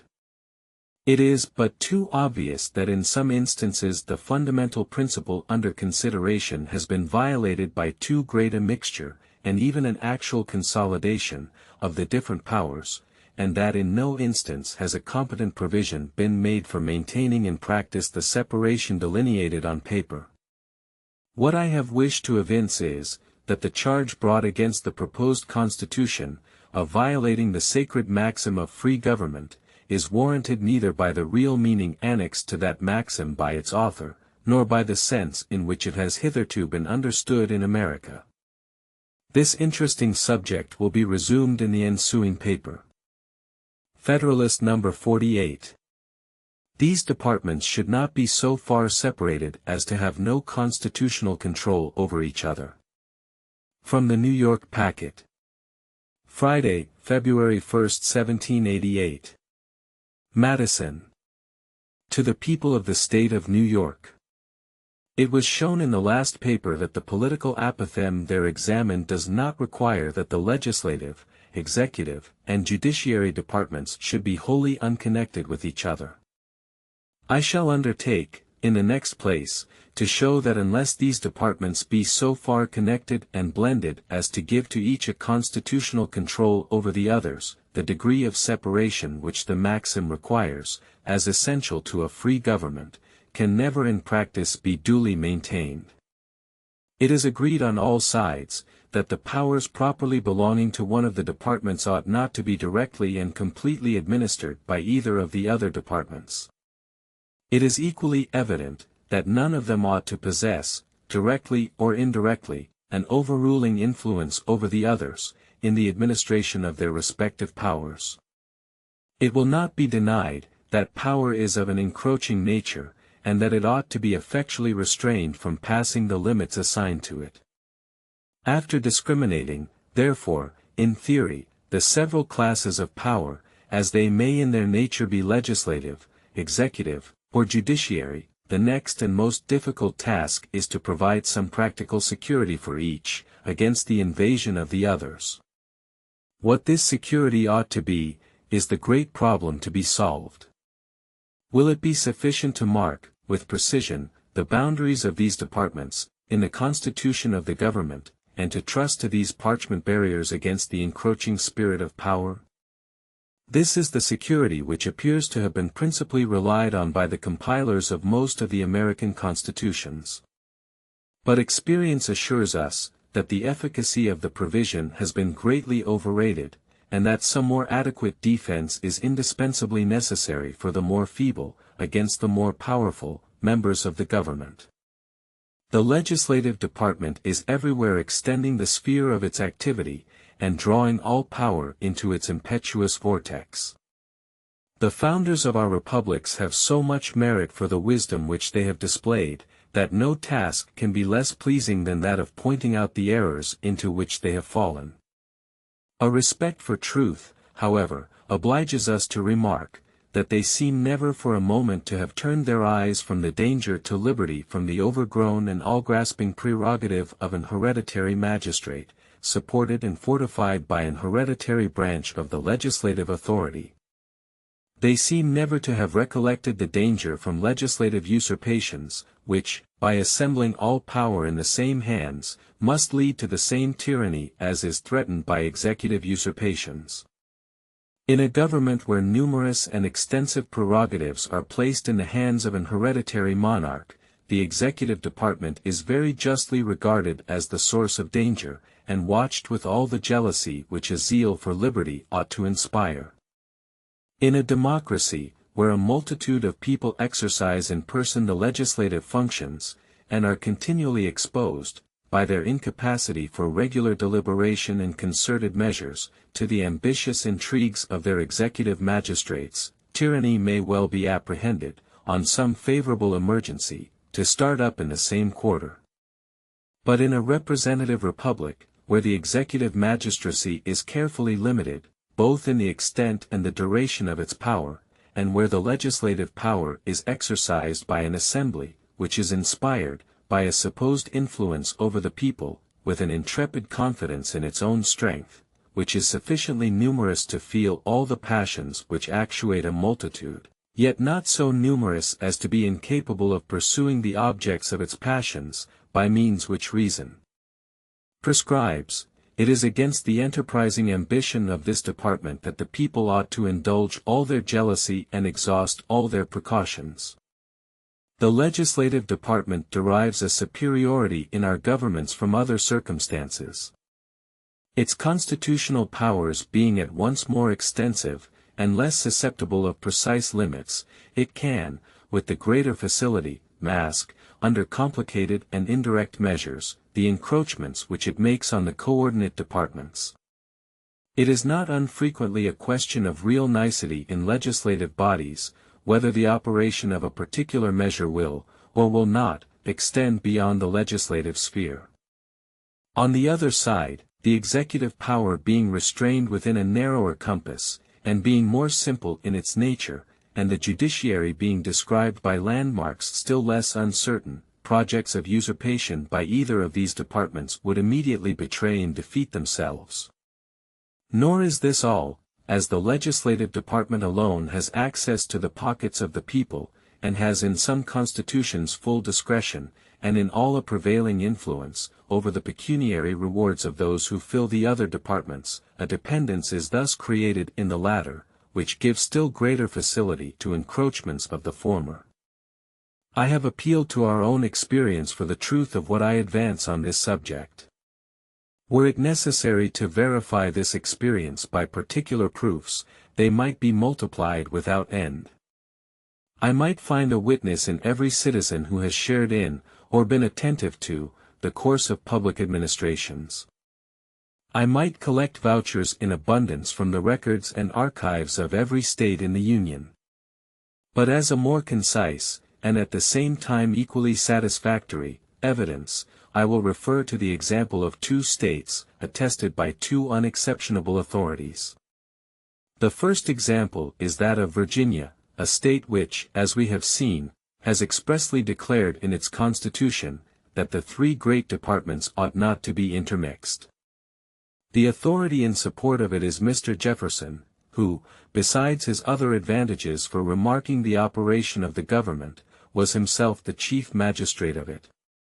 In order to convey fully the ideas with which his experience had impressed him on this subject, it will be necessary to quote a passage of some length from his very interesting Notes on the State of Virginia, page 195. All the powers of government, legislative, executive, and judiciary, result to the legislative body. The concentrating these in the same hands, is precisely the definition of despotic government. It will be no alleviation, that these powers will be exercised by a plurality of hands, and not by a single one. 173 despots would surely be as oppressive as one.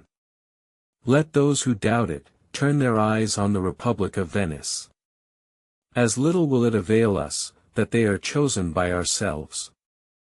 An elective despotism was not the government we fought for, but one which should not only be founded on free principles, but in which the powers of government should be so divided and balanced among several bodies of magistracy, as that no one could transcend their legal limits, without being effectually checked and restrained by the others. For this reason, that convention which passed the ordinance of government, laid its foundation on this basis, that the legislative, executive, and judiciary departments should be separate and distinct, so that no person should exercise the powers of more than one of them at the same time. But no barrier was provided between these several powers. The judiciary and the executive members were left dependent on the legislative for their subsistence in office, and some of them for their continuance in it.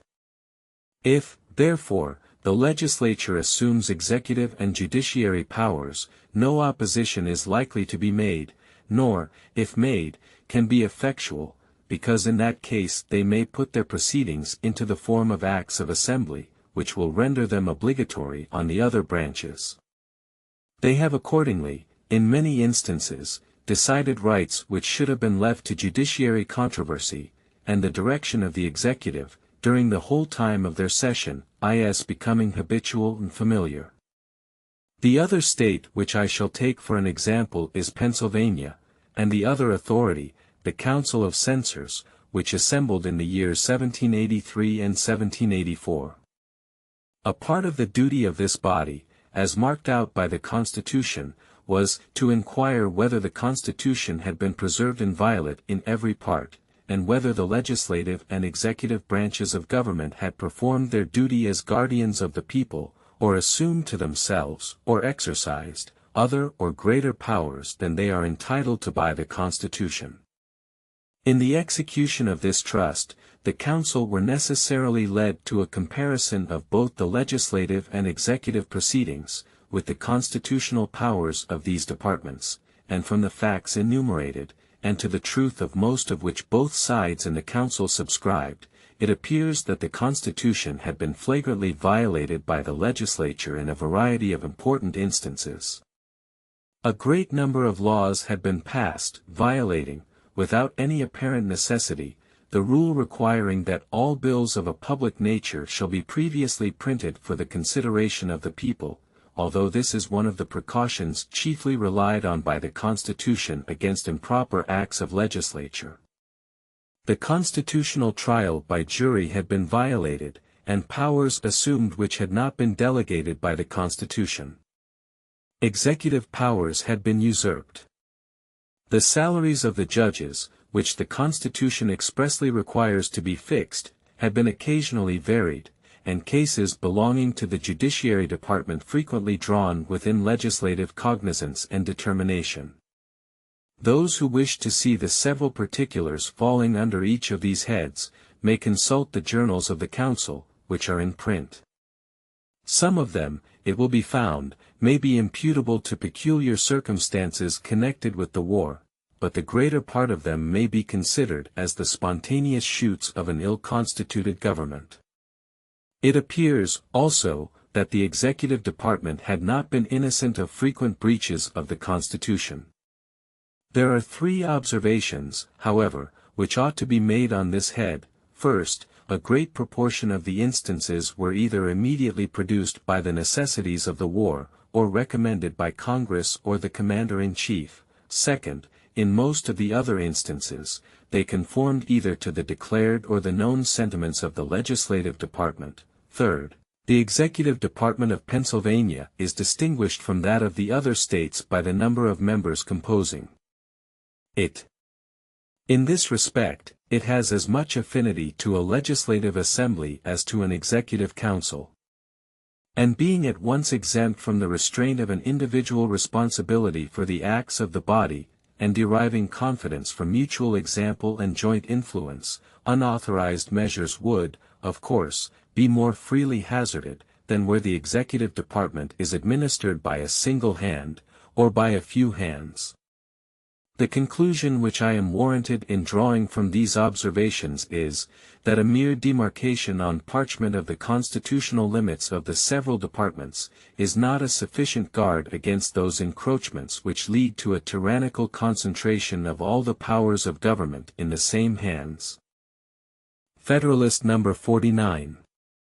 Method of guarding against the encroachments of any one department of government by appealing to the people through a convention.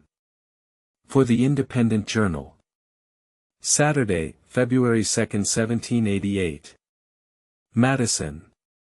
To the People of the State of New York. The author of the Notes on the State of Virginia, quoted in the last paper, has subjoined to that valuable work the draft of a constitution, which had been prepared in order to be laid before a convention, expected to be called in 1783, by the legislature, for the establishment of a constitution for that commonwealth. The plan, like everything from the same pen, marks a turn of thinking, original, comprehensive, and accurate, and is the more worthy of attention as it equally displays a fervent attachment to republican government and an enlightened view of the dangerous propensities against which it ought to be guarded. One of the precautions which he proposes, and on which he appears ultimately to rely as a palladium to the weaker departments of power against the invasions of the stronger, is perhaps altogether his own, and as it immediately relates to the subject of our present inquiry, ought not to be overlooked. His proposition is, that whenever any two of the three branches of government shall concur in opinion, each by the voices of 2/3 of their whole number, that a convention is necessary for altering the Constitution, or correcting breaches of it, a convention shall be called for the purpose. As the people are the only legitimate fountain of power, and it is from them that the constitutional charter, under which the several branches of government hold their power, is derived, it seems strictly consonant to the republican theory, to recur to the same original authority, not only whenever it may be necessary to enlarge, diminish, or new model the powers of the government, but also whenever any one of the departments may commit encroachments on the chartered authorities of the others. The several departments being perfectly coordinate by the terms of their common commission, none of them, it is evident, can pretend to an exclusive or superior right of settling the boundaries between their respective powers, and how are the encroachments of the stronger to be prevented, or the wrongs of the weaker to be redressed, without an appeal to the people themselves, who, as the grantors of the commissions, can alone declare its true meaning, and enforce its observance? There is certainly great force in this reasoning, and it must be allowed to prove that a constitutional road to the decision of the people ought to be marked out and kept open, for certain great and extraordinary occasions. But there appear to be insuperable objections against the proposed recurrence to the people, as a provision in all cases for keeping the several departments of power within their constitutional limits. In the first place, the provision does not reach the case of a combination of two of the departments against the third. If the legislative authority, which possesses so many means of operating on the motives of the other departments, should be able to gain to its interest either of the others, or even 1/3 of its members, the remaining department could derive no advantage from its remedial provision. I do not dwell, however, on this objection, because it may be thought to be rather against the modification of the principle, than against the principle itself. In the next place, it may be considered as an objection inherent in the principle, that as every appeal to the people would carry an implication of some defect in the government, frequent appeals would, in a great measure, deprive the government of that veneration which time bestows on everything, and without which perhaps the wisest and freest governments would not possess the requisite stability. If it be true that all governments rest on opinion, it is no less true that the strength of opinion in each individual, and its practical influence on his conduct, depend much on the number which he supposes to have entertained the same opinion. The reason of man, like man himself, is timid and cautious when left alone, and acquires firmness and confidence in proportion to the number with which it is associated.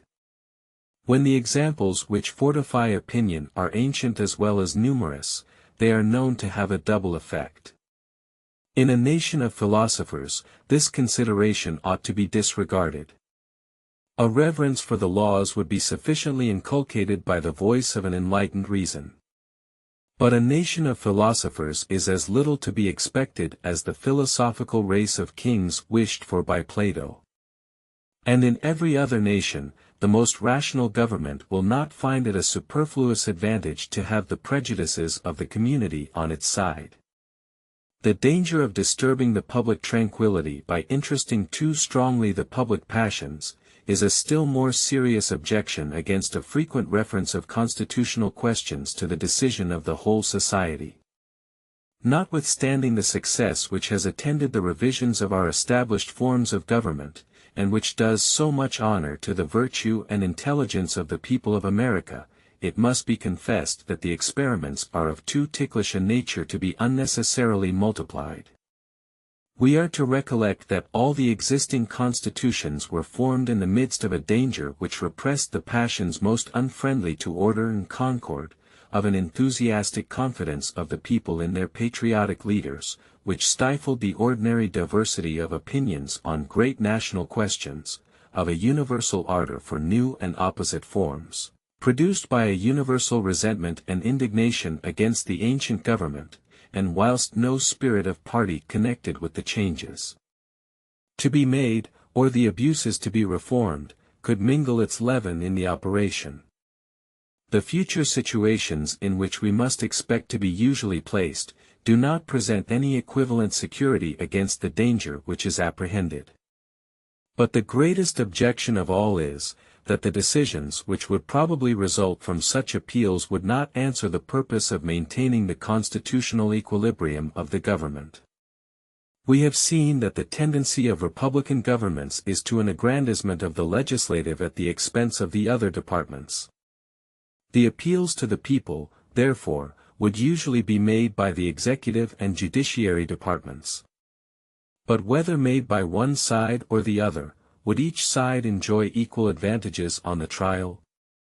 Let us view their different situations. The members of the executive and judiciary departments are few in number, and can be personally known to a small part only of the people.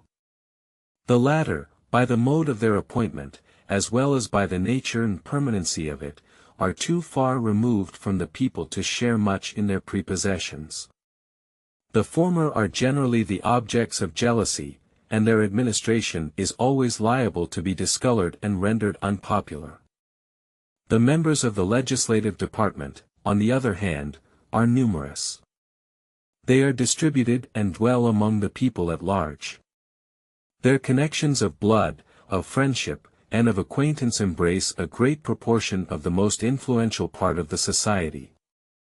The nature of their public trust implies a personal influence among the people, and that they are more immediately the confidential guardians of the rights and liberties of the people. With these advantages, it can hardly be supposed that the adverse party would have an equal chance for a favorable issue. But the legislative party would not only be able to plead their cause most successfully with the people. They would probably be constituted themselves the judges. The same influence which had gained them an election into the legislature, would gain them a seat in the convention. If this should not be the case with all, it would probably be the case with many, and pretty certainly with those leading characters, on whom everything depends in such bodies. The convention, in short, would be composed chiefly of men who had been, who actually were, or who expected to be, members of the department whose conduct was arraigned. They would consequently be parties to the very question to be decided by them.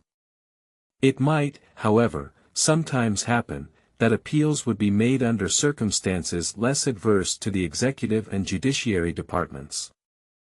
The usurpations of the legislature might be so flagrant and so sudden, as to admit of no specious coloring. A strong party among themselves might take side with the other branches. The executive power might be in the hands of a peculiar favorite of the people. In such a posture of things, the public decision might be less swayed by prepossessions in favor of the legislative party. But still it could never be expected to turn on the true merits of the question. It would inevitably be connected with the spirit of pre-existing parties, or of parties springing out of the question itself. It would be connected with persons of distinguished character and extensive influence in the community. It would be pronounced by the very men who had been agents in, or opponents of, the measures to which the decision would relate. The passions, therefore, not the reason, of the public would sit in judgment. But it is the reason, alone, of the public, that ought to control and regulate the government. The passions ought to be controlled and regulated by the government. We found in the last paper, that mere declarations in the written constitution are not sufficient to restrain the several departments within their legal rights. It appears in this, that occasional appeals to the people would be neither a proper nor an effectual provision for that purpose. How far the provisions of a different nature contained in the plan above quoted might be adequate, I do not examine. Some of them are unquestionably founded on sound political principles, and all of them are framed with singular ingenuity and precision. Federalist No. 50. Periodical Appeals to the People Considered. From the New York Packet. Tuesday, February 5, 1788. Madison. To the People of the State of New York.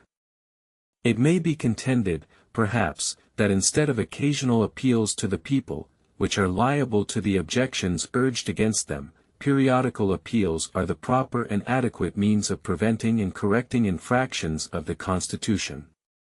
It will be attended to, that in the examination of these expedients, I confine myself to their aptitude for enforcing the Constitution, by keeping the several departments of power within their due bounds, without particularly considering them as provisions for altering the Constitution itself. In the first view, appeals to the people at fixed periods appear to be nearly as ineligible as appeals on particular occasions as they emerge. If the periods be separated by short intervals, the measures to be reviewed and rectified will have been of recent date, and will be connected with all the circumstances which tend to vitiate and pervert the result of occasional revisions. If the periods be distant from each other, the same remark will be applicable to all recent measures, and in proportion as the remoteness of the others may favor a dispassionate review of them, this advantage is inseparable from inconveniences which seem to counterbalance it.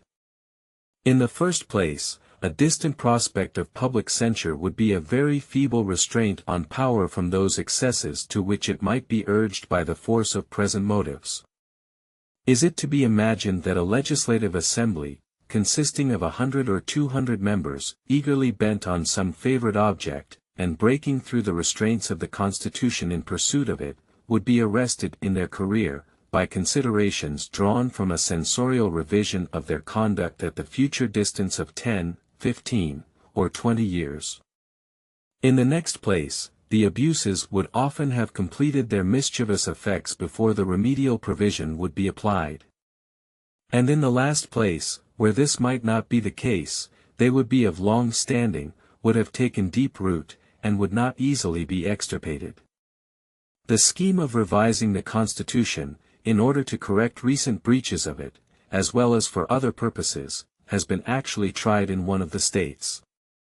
One of the objects of the Council of Censors which met in Pennsylvania in 1783 and 1784, was, as we have seen, to inquire, whether the Constitution had been violated, and whether the legislative and executive departments had encroached upon each other.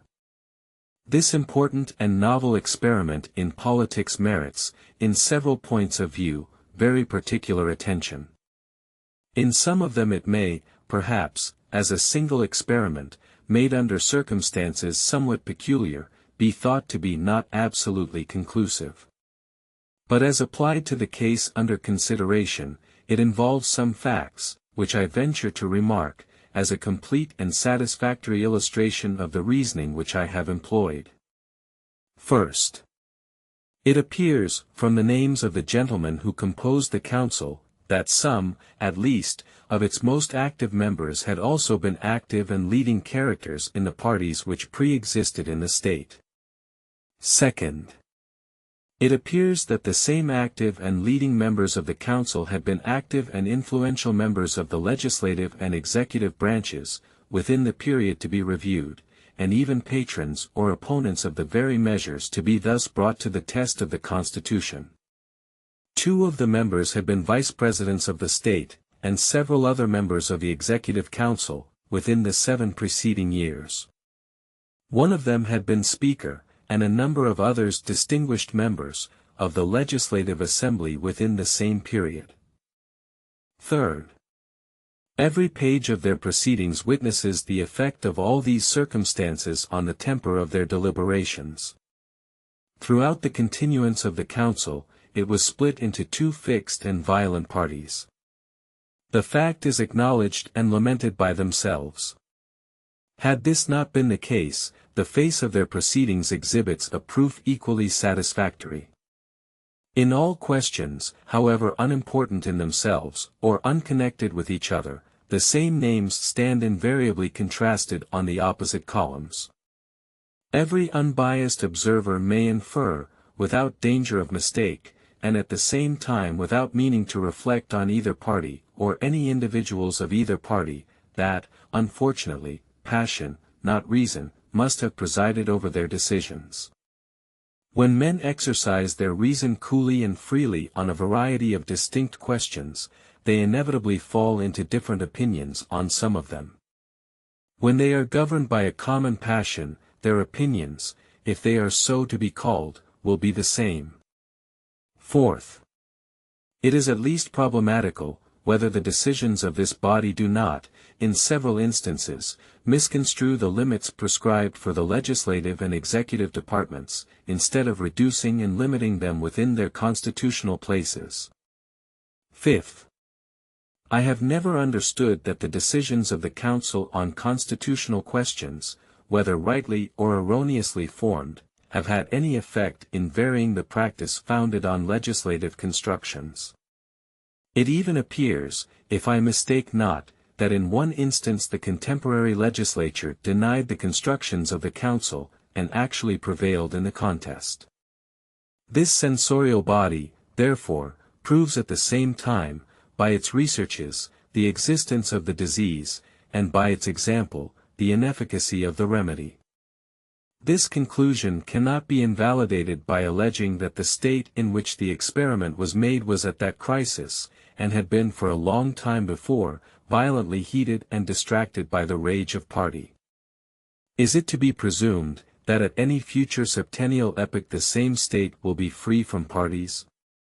Is it to be presumed that any other state, at the same or any other given period, will be exempt from them?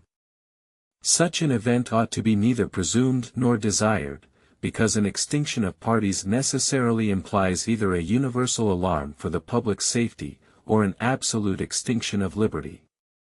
Were the precaution taken of excluding from the assemblies elected by the people, to revise the preceding administration of the government, all persons who should have been concerned with the government within the given period, the difficulties would not be obviated. The important task would probably devolve on men, who, with inferior capacities, would in other respects be little better qualified. Although they might not have been personally concerned in the administration, and therefore not immediately agents in the measures to be examined, they would probably have been involved in the parties connected with these measures, and have been elected under their auspices. Federalist number 51. The structure of the government must furnish the proper checks and balances between the different departments. For the Independent Journal.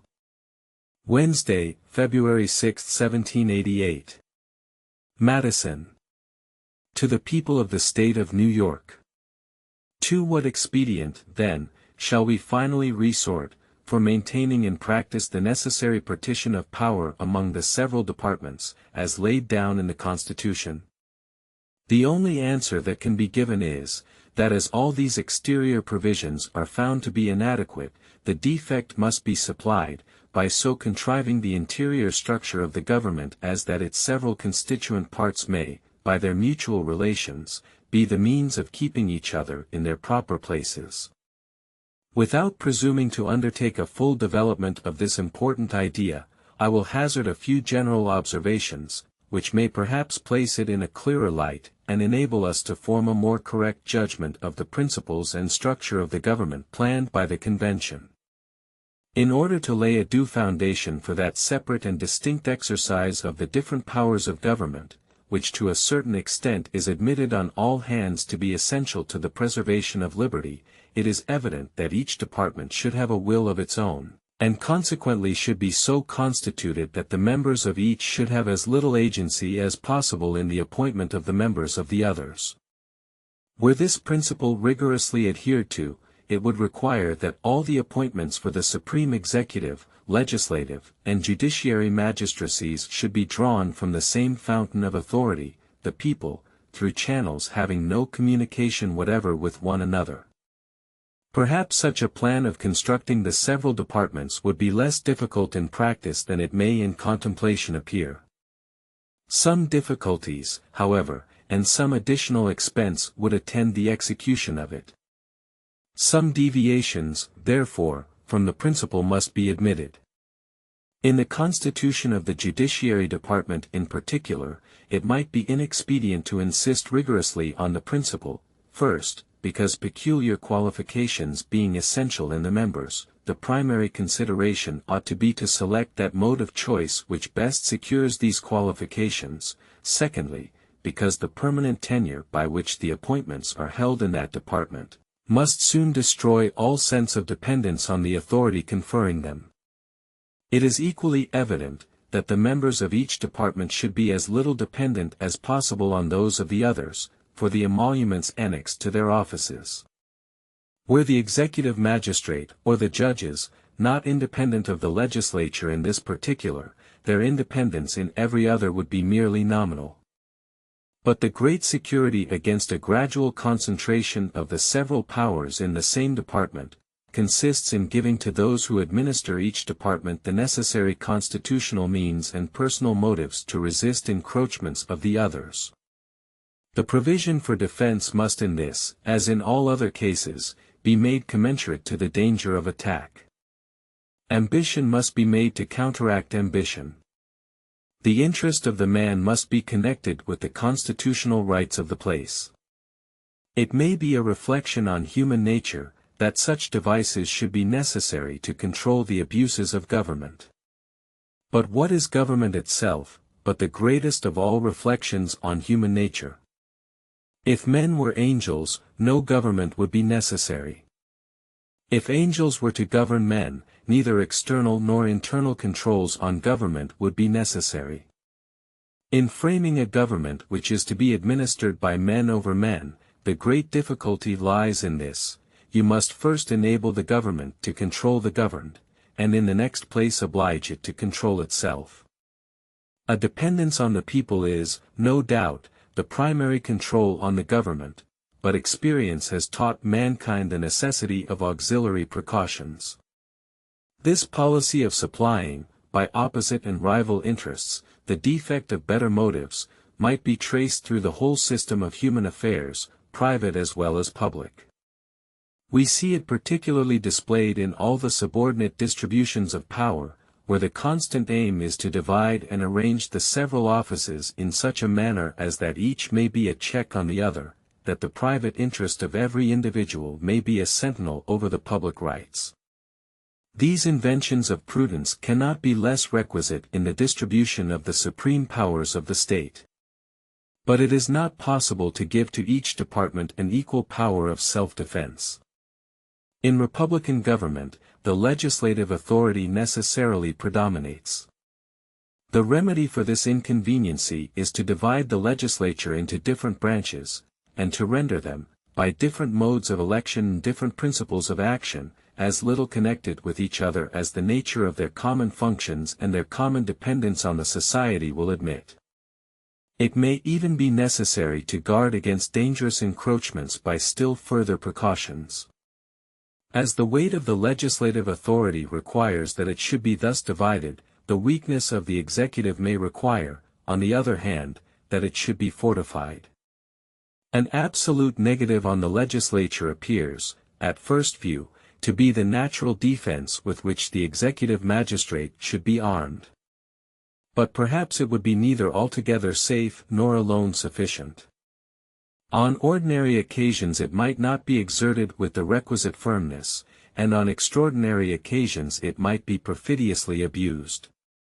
May not this defect of an absolute negative be supplied by some qualified connection between this weaker department and the weaker branch of the stronger department, by which the latter may be led to support the constitutional rights of the former, without being too much detached from the rights of its own department? If the principles on which these observations are founded be just, as I persuade myself they are, and they be applied as a criterion to the several state constitutions, and to the federal constitution, it will be found that if the latter does not perfectly correspond with them, the former are infinitely less able to bear such a test. There are, moreover, two considerations particularly applicable to the federal system of America, which place that system in a very interesting point of view. First, in a single republic, all the power surrendered by the people is submitted to the administration of a single government, and the usurpations are guarded against by a division of the government into distinct and separate departments. In the compound Republic of America, the power surrendered by the people is first divided between two distinct governments, and then the portion allotted to each subdivided among distinct and separate departments. Hence a double security arises to the rights of the people. The different governments will control each other, at the same time that each will be controlled by itself. Second, it is of great importance in a republic not only to guard the society against the oppression of its rulers, but to guard one part of the society against the injustice of the other part. Different interests necessarily exist in different classes of citizens. If a majority be united by a common interest, the rights of the minority will be insecure. There are but two methods of providing against this evil, the one by creating a will in the community independent of the majority, that is, of the society itself, the other, by comprehending in the society so many separate descriptions of citizens as will render an unjust combination of a majority of the whole very improbable, if not impracticable. The first method prevails in all governments possessing an hereditary or self-appointed authority. This, at best, is but a precarious security, because a power independent of the society may as well espouse the unjust views of the major, as the rightful interests of the minor party, and may possibly be turned against both parties. The second method will be exemplified in the Federal Republic of the United States. Whilst all authority in it will be derived from and dependent on the society itself will be broken into so many parts, interests, and classes of citizens, that the rights of individuals, or of the minority, will be in little danger from interested combinations of the majority. In a free government the security for civil rights must be the same as that for religious rights. It consists in the one case in the multiplicity of interests, and in the other in the multiplicity of sections. The degree of security in both cases will depend on the number of interests and sects, and this may be presumed to depend on the extent of country and number of people comprehended under the same government.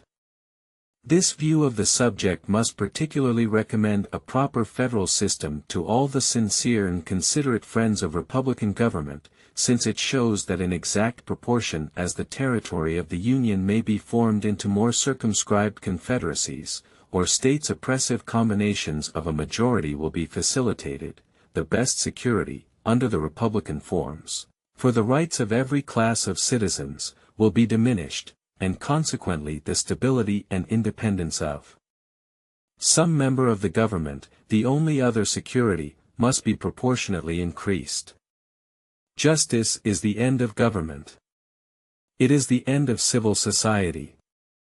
It ever has been and ever will be pursued until it be obtained, or until liberty be lost in the pursuit.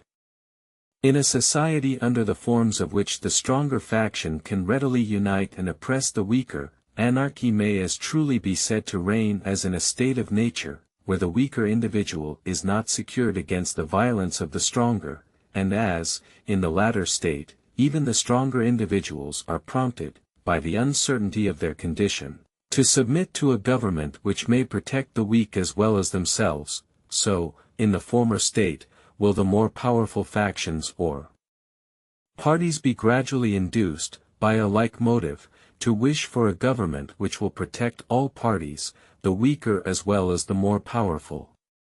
It can be little doubted that if the state of Rhode Island was separated from the Confederacy and left to itself, the insecurity of rights under the popular form of government within such narrow limits would be displayed by such reiterated oppressions of factious majorities that some power altogether independent of the people would soon be called for by the voice of the very factions whose misrule had proved the necessity of it.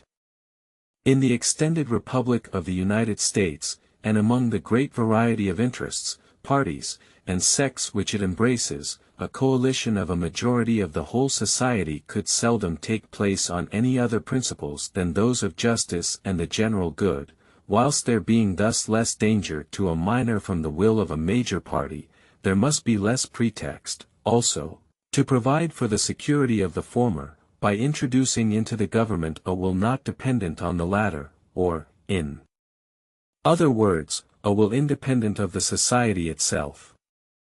It is no less certain than it is important, notwithstanding the contrary opinions which have been entertained, that the larger the society, provided it lie within a practical sphere, the more duly capable it will be of self-government. And happily for the Republican cause, the practicable sphere may be carried to a very great extent, by a judicious modification and mixture of the federal principle. Federalist number 52. The House of Representatives. From the New York Packet. Friday, February 8, 1788. Madison. To the People of the State of New York. From the more general inquiries pursued in the 4 last papers, I pass on to a more particular examination of the several parts of the government. I shall begin with the House of Representatives. The first view to be taken of this part of the government relates to the qualifications of the electors and the elected. Those of the former are to be the same with those of the electors of the most numerous branch of the state legislatures. The definition of the right of suffrage is very justly regarded as a fundamental article of republican government. It was incumbent on the convention, therefore, to define and establish this right in the Constitution. To have left it open for the occasional regulation of the Congress, would have been improper for the reason just mentioned. To have submitted it to the legislative discretion of the states, would have been improper for the same reason, and for the additional reason that it would have rendered too dependent on the state governments that branch of the federal government which ought to be dependent on the people alone. To have reduced the different qualifications in the different states to one uniform rule, would probably have been as dissatisfactory to some of the states as it would have been difficult to the convention. The provision made by the convention appears, therefore, to be the best that lay within their option. It must be satisfactory to every state, because it is conformable to the standard already established, or which may be established, by the state itself.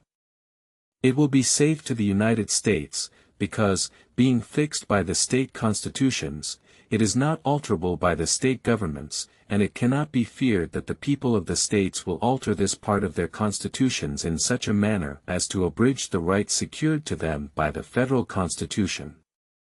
The qualifications of the elected, being less carefully and properly defined by the state constitutions, and being at the same time more susceptible of uniformity, have been very properly considered and regulated by the convention.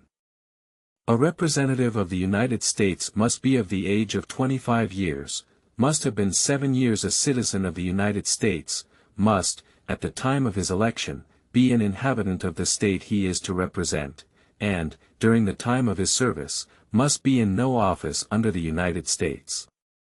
Under these reasonable limitations, the door of this part of the federal government is open to merit of every description, whether native or adoptive, whether young or old, and without regard to poverty or wealth, or to any particular profession of religious faith. The term for which the representatives are to be elected falls under a second view which may be taken of this branch.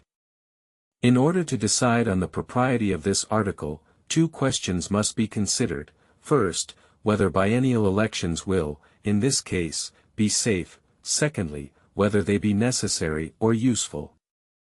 First, as it is essential to liberty that the government in general should have a common interest with the people, so it is particularly essential that the branch of it under consideration should have an immediate dependence on, and an intimate sympathy with, the people. Frequent elections are unquestionably the only policy by which this dependence and sympathy can be effectually secured. But what particular degree of frequency may be absolutely necessary for the purpose, does not appear to be susceptible of any precise calculation, and must depend on a variety of circumstances with which it may be connected. Let us consult experience, the guide that ought always to be followed whenever it can be found. The scheme of representation, as a substitute for a meeting of the citizens in person, being at most but very imperfectly known to ancient polity, it is in more modern times only that we are to expect instructive examples. And even here, in order to avoid a research too vague and diffusive, it will be proper to confine ourselves to the few examples which are best known, and which bear the greatest analogy to our particular case. The first to which this character ought to be applied, is the House of Commons in Great Britain. The history of this branch of the English Constitution, anterior to the date of Magna Carta, is too obscure to yield instruction. The very existence of it has been made a question among political antiquaries. The earliest records of subsequent date prove that parliaments were to sit only every year, not that they were to be elected every year. And even these annual sessions were left so much at the discretion of the monarch, that, under various pretexts, very long and dangerous intermissions were often contrived by royal ambition. To remedy this grievance, it was provided by a statute in the reign of Charles II, that the intermissions should not be protracted beyond a period of 3 years. On the accession of William III, when a revolution took place in the government, the subject was still more seriously resumed, and it was declared to be among the fundamental rights of the people that parliaments ought to be held frequently. By another statute, which passed a few years later in the same reign, the term frequently, which had alluded to the triennial period settled in the time of Charles II, is reduced to a precise meaning, it being expressly enacted that a new parliament shall be called within 3 years after the termination of the former. The last change, from 3 to 7 years, is well known to have been introduced pretty early in the present century, under an alarm for the Hanoverian succession.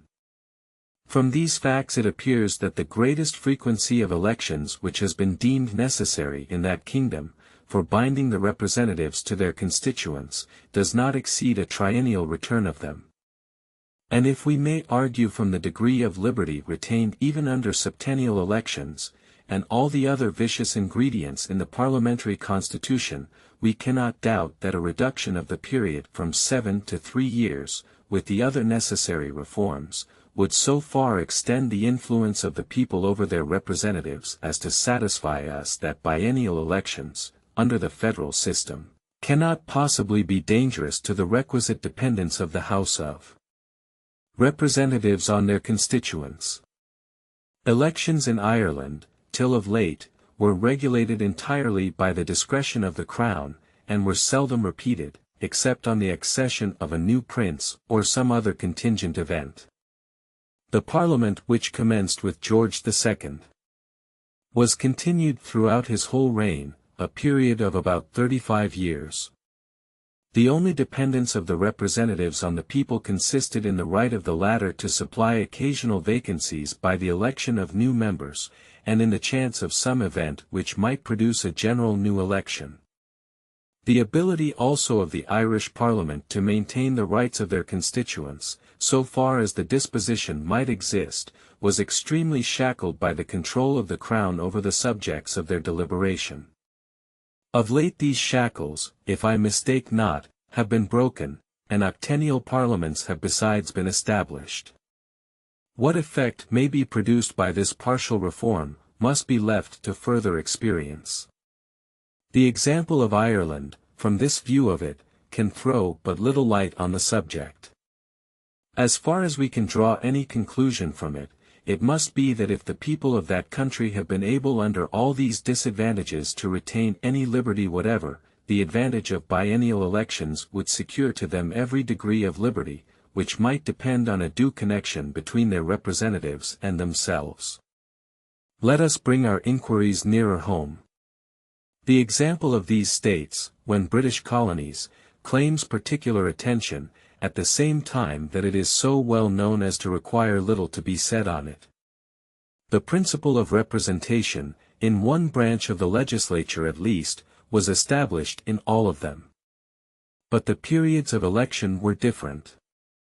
They varied from 1 to 7 years. Have we any reason to infer, from the spirit and conduct of the representatives of the people, prior to the Revolution, that biennial elections would have been dangerous to the public liberties? The spirit which everywhere displayed itself at the commencement of the struggle, and which vanquished the obstacles to independence, is the best of proofs that a sufficient portion of liberty had been everywhere enjoyed to inspire both a sense of its worth and a zeal for its proper enlargement. This remark holds good, as well with regard to the then colonies whose elections were least frequent, as to those whose elections were most frequent. Virginia was the colony which stood first in resisting the parliamentary usurpations of Great Britain. It was the first also in espousing, by public act, the resolution of independence. In Virginia, nevertheless, if I have not been misinformed, elections under the former government were septennial. This particular example is brought into view, not as a proof of any peculiar merit, for the priority in those instances was probably accidental, and still less of any advantage in septennial elections, for when compared with a greater frequency they are inadmissible, but merely as a proof, and I conceive it to be a very substantial proof, that the liberties of the people can be in no danger from biennial elections. The conclusion resulting from these examples will be not a little strengthened by recollecting three circumstances. The first is, that the federal legislature will possess a part only of that supreme legislative authority which is vested completely in the British Parliament, and which, with a few exceptions, was exercised by the colonial assemblies and the Irish legislature. It is a received and well-founded maxim, that where no other circumstances affect the case, the greater the power is, the shorter ought to be its duration, and, conversely, the smaller the power, the more safely may its duration be protracted. In the second place, it has, on another occasion, been shown that the federal legislature will not only be restrained by its dependence on its people, as other legislative bodies are, but that it will be, moreover, watched and controlled by the several collateral legislatures, which other legislative bodies are not. And in the third place, no comparison can be made between the means that will be possessed by the more permanent branches of the federal government for seducing, if they should be disposed to seduce, the House of Representatives from their duty to the people, and the means of influence over the popular branch possessed by the other branches of the government above cited. With less power, therefore, to abuse, the federal representatives can be less tempted on one side, and will be doubly watched on the other. Federalist number 53. The same subject continued, the House of Representatives. For the Independent Journal. Saturday, February 9, 1788. Madison. To the people of the State of New York. I shall here, perhaps, be reminded of a current observation, that where annual elections end, tyranny begins. If it be true, as has often been remarked, that sayings which become proverbial are generally founded in reason, it is not less true, that when once established, they are often applied to cases to which the reason of them does not extend. I need not look for a proof beyond the case before us. What is the reason on which this proverbial observation is founded? No man will subject himself to the ridicule of pretending that any natural connection subsists between the sun or the seasons, and the period within which human virtue can bear the temptations of power. Happily for mankind, liberty is not, in this respect, confined to any single point of time, but lies within extremes, which afford sufficient latitude for all the variations which may be required by the various situations and circumstances of civil society. The election of magistrates might be, if it were found expedient, as in some instances it actually has been, daily, weekly, or monthly, as well as annual, and if circumstances may require a deviation from the rule on one side, why not also on the other side? Turning our attention to the periods established among ourselves, for the election of the most numerous branches of the state legislatures, we find them by no means coinciding any more in this instance, than in the elections of other civil magistrates. In Connecticut and Rhode Island, the periods are half-yearly. In the other states, South Carolina excepted, they are annual. In South Carolina they are biennial, as is proposed in the federal government. Here is a difference, as 4-to-1, between the longest and shortest periods, and yet it would be not easy to show, that Connecticut or Rhode Island is better governed, or enjoys a greater share of rational liberty, than South Carolina, or that either the one or the other of these states is distinguished in these respects, and by these causes, from the states whose elections are different from both. In searching for the grounds of this doctrine, I can discover but one, and that is wholly inapplicable to our case.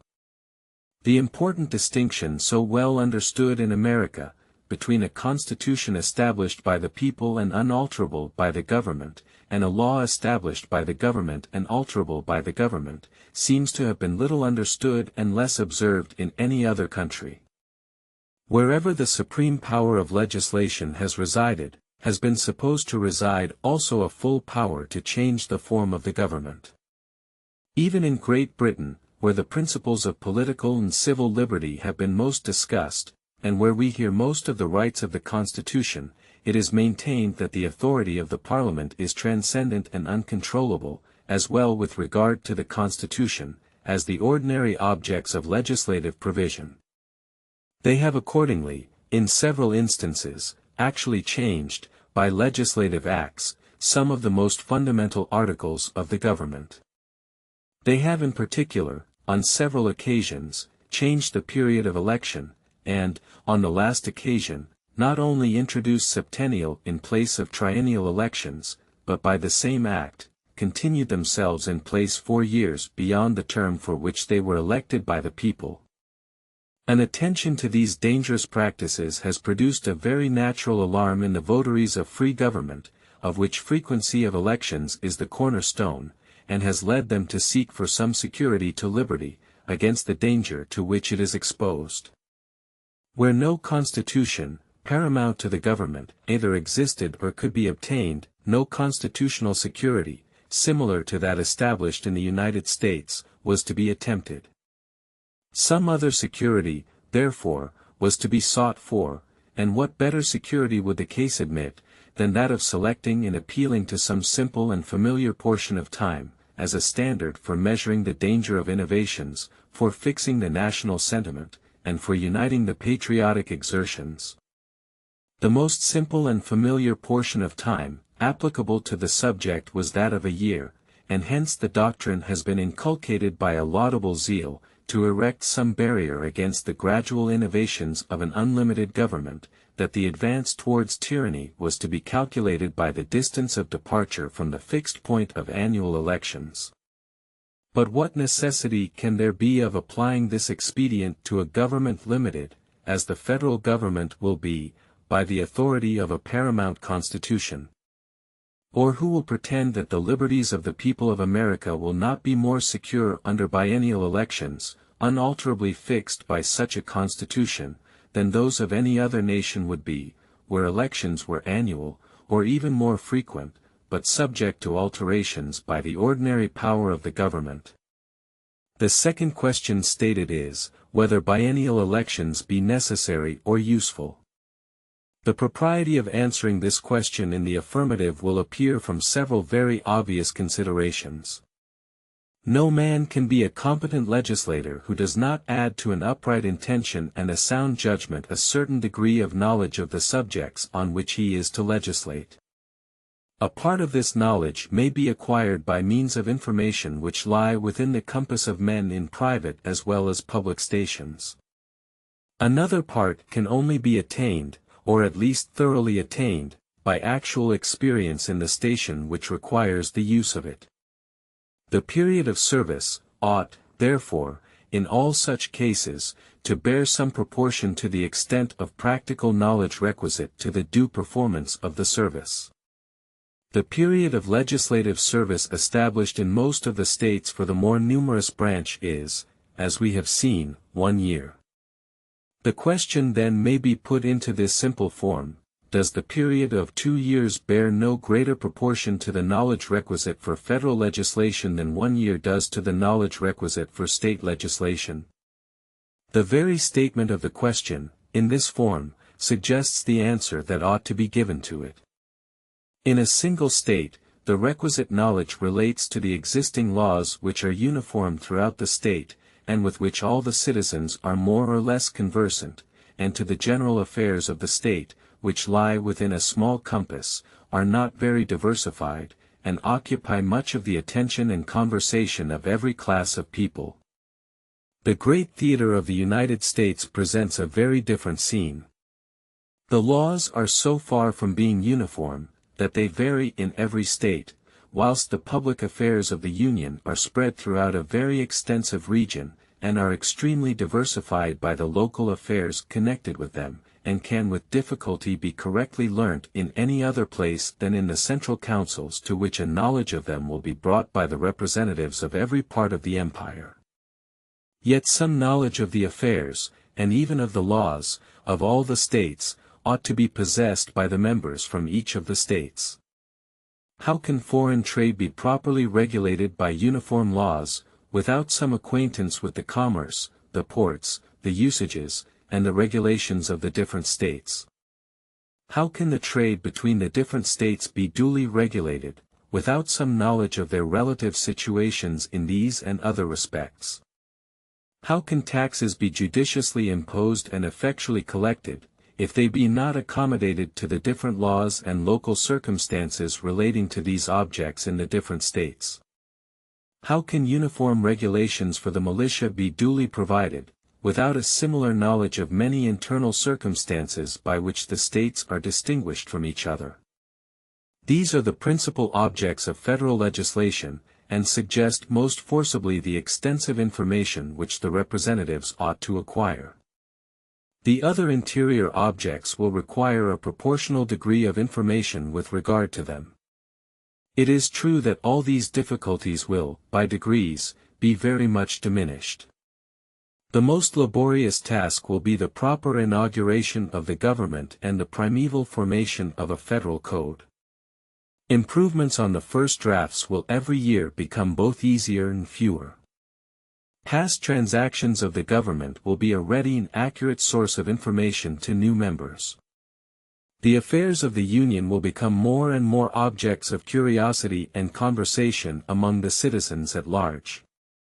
And the increased intercourse among those of different states will contribute not a little to diffuse a mutual knowledge of their affairs, as this again will contribute to a general assimilation of their manners and laws. But with all these abatements, the business of federal legislation must continue so far to exceed, both in novelty and difficulty, the legislative business of a single state, as to justify the longer period of service assigned to those who are to transact it. A branch of knowledge which belongs to the acquirements of a federal representative, and which has not been mentioned, is that of foreign affairs. In regulating our own commerce he ought to be not only acquainted with the treaties between the United States and other nations, but also with the commercial policy and laws of other nations. He ought not to be altogether ignorant of the law of nations, for that, as far as it is a proper object of municipal legislation, is submitted to the federal government. And although the House of Representatives is not immediately to participate in foreign negotiations and arrangements, yet from the necessary connection between the several branches of public affairs, those particular branches will frequently deserve attention in the ordinary course of legislation, and will sometimes demand particular legislative sanction and cooperation. Some portion of this knowledge may, no doubt, be acquired in a man's closet, but some of it also can only be derived from the public sources of information, and all of it will be acquired to best effect by a practical attention to the subject during the period of actual service in the legislature. There are other considerations, of less importance, perhaps, but which are not unworthy of notice. The distance which many of the representatives will be obliged to travel, and the arrangements rendered necessary by that circumstance, might be much more serious objections with fit men to this service, if limited to a single year, than if extended to 2 years. No argument can be drawn on this subject, from the case of the delegates to the existing Congress. They are elected annually, it is true, but their re-election is considered by the legislative assemblies almost as a matter of course. The election of the representatives by the people would not be governed by the same principle. A few of the members, as happens in all such assemblies, will possess superior talents, will, by frequent re-elections, become members of long standing, will be thoroughly masters of the public business, and perhaps not unwilling to avail themselves of those advantages. The greater the proportion of new members, and the less the information of the bulk of the members, the more apt will they be to fall into the snares that may be laid for them. This remark is no less applicable to the relation which will subsist between the House of Representatives and the Senate. It is an inconvenience mingled with the advantages of our frequent elections even in single states, where they are large, and hold but one legislative session in a year, that spurious elections cannot be investigated and annulled in time for the decision to have its due effect. If a return can be obtained, no matter by what unlawful means, the irregular member, who takes his seat of course, is sure of holding it a sufficient time to answer his purposes. Hence, a very pernicious encouragement is given to the use of unlawful means, for obtaining irregular returns. Were elections for the federal legislature to be annual, this practice might become a very serious abuse, particularly in the more distant states. Each house is, as it necessarily must be, the judge of the elections, qualifications, and returns of its members, and whatever improvements may be suggested by experience, for simplifying and accelerating the process in disputed cases, so great a portion of a year would unavoidably elapse, before an illegitimate member could be dispossessed of his seat, that the prospect of such an event would be little check to unfair and illicit means of obtaining a seat. All these considerations taken together warrant us in affirming, that biennial elections will be as useful to the affairs of the public as we have seen that they will be safe to the liberty of the people. Federalist No. 54. The Apportionment of Members Among the States. From the New York Packet. Tuesday, February 12, 1788. Madison. To the People of the State of New York. The next view which I shall take of the House of Representatives relates to the appointment of its members to the several states, which is to be determined by the same rule with that of direct taxes. It is not contended that the number of people in each state ought not to be the standard for regulating the proportion of those who are to represent the people of each state. The establishment of the same rule for the appointment of taxes will probably be as little contested, though the rule itself in this case is by no means founded on the same principle. In the former case, the rule is understood to refer to the personal rights of the people, with which it has a natural and universal connection. In the latter, it has reference to the proportion of wealth, of which it is in no case a precise measure, and in ordinary cases a very unfit one. But notwithstanding the imperfection of the rule as applied to the relative wealth and contributions of the states, it is evidently the least objectionable among the practicable rules, and had too recently obtained the general sanction of America, not to have found a ready preference with the convention. All this is admitted, it will perhaps be said, but does it follow, from an admission of numbers for the measure of representation, or of slaves combined with free citizens as a ratio of taxation, that slaves ought to be included in the numerical rule of representation? Slaves are considered as property, not as persons. They ought therefore to be comprehended in estimates of taxation which are founded on property, and to be excluded from representation which is regulated by a census of persons. This is the objection, as I understand it, stated in its full force. I shall be equally candid in stating the reasoning which may be offered on the opposite side.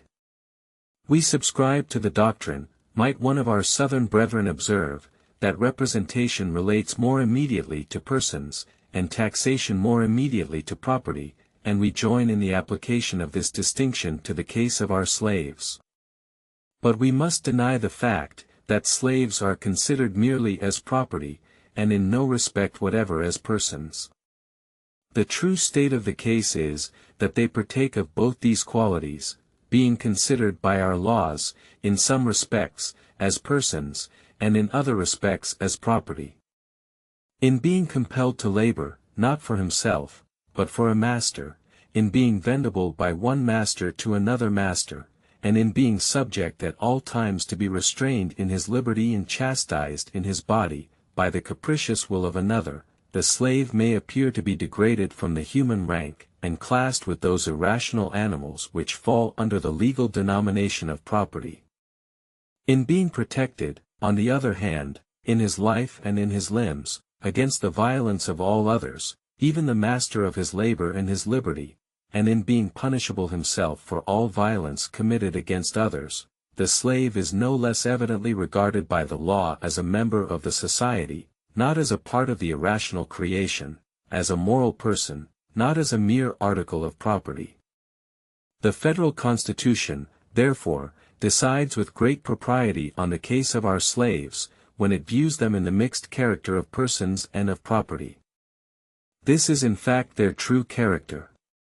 It is the character bestowed on them by the laws under which they live, and it will not be denied, that these are the proper criterion, because it is only under the pretext that the laws have transformed the negroes into subjects of property, that a place is disputed them in the computation of numbers, and it is admitted, that if the laws were to restore the rights which have been taken away, the negroes could no longer be refused an equal share of representation with the other inhabitants. This question may be placed in another light. It is agreed on all sides, that numbers are the best scale of wealth and taxation, as they are the only proper scale of representation.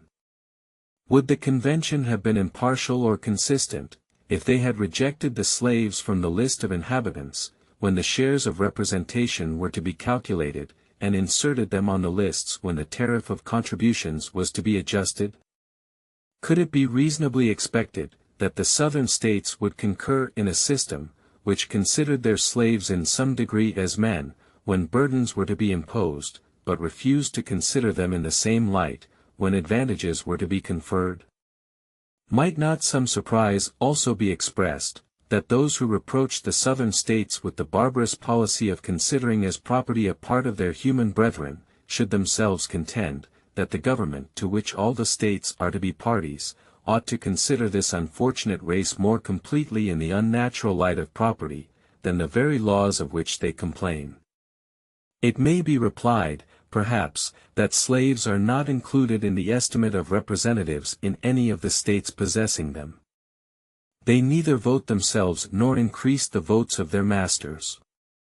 Upon what principle, then, ought they to be taken into the federal estimate of representation? In rejecting them altogether, the Constitution would, in this respect, have followed the very laws which have been appealed to as the proper guide. This objection is repelled by a single observation. It is a fundamental principle of the proposed Constitution, that as the aggregate number of representatives allotted to the several states is to be determined by a federal rule, founded on the aggregate number of inhabitants, so the right of choosing this allotted number in each state is to be exercised by such part of the inhabitants as the state itself may designate. The qualifications on which the right of suffrage depend are not, perhaps, the same in any two states. In some of the states the difference is very material. In every state, a certain proportion of inhabitants are deprived of this right by the constitution of the state, who will be included in the census by which the federal constitution apportions the representatives. In this point of view the Southern states might retort the complaint, by insisting that the principle laid down by the convention required that no regard should be had to the policy of particular states towards their own inhabitants, and consequently, that the slaves, as inhabitants, should have been admitted into the census according to their full number, in like manner with other inhabitants, who, by the policy of other states, are not admitted to all the rights of citizens.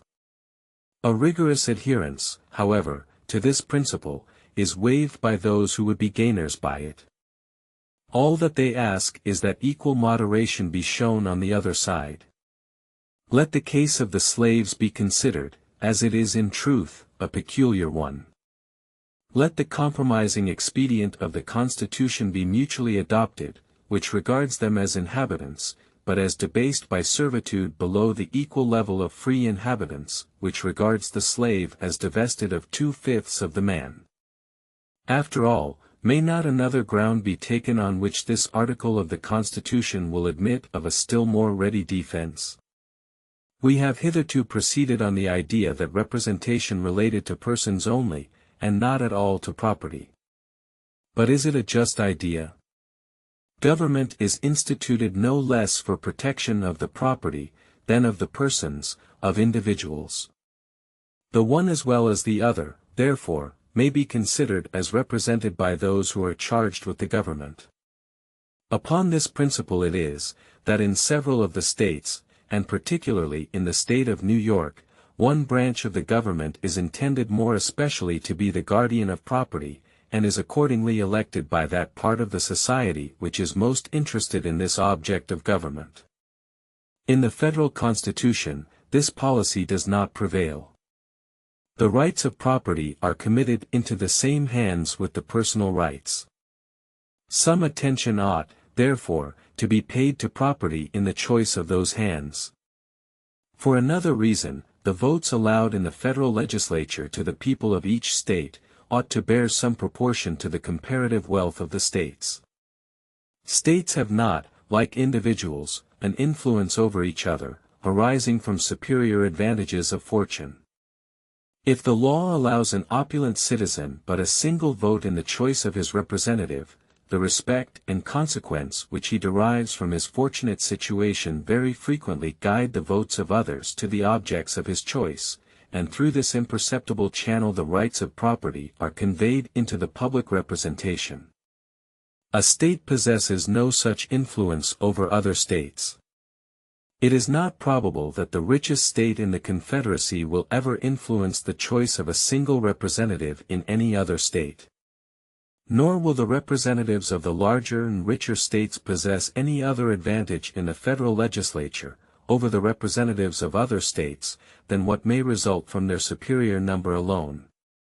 As far, therefore, as their superior wealth and weight may justly entitle them to any advantage, it ought to be secured to them by a superior share of representation.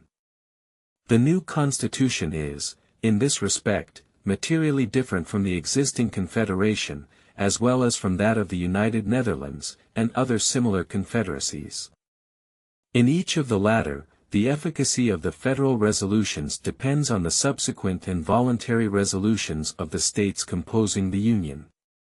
Hence the states, though possessing an equal vote in the public councils, have an unequal influence, corresponding with the unequal importance of these subsequent and voluntary resolutions.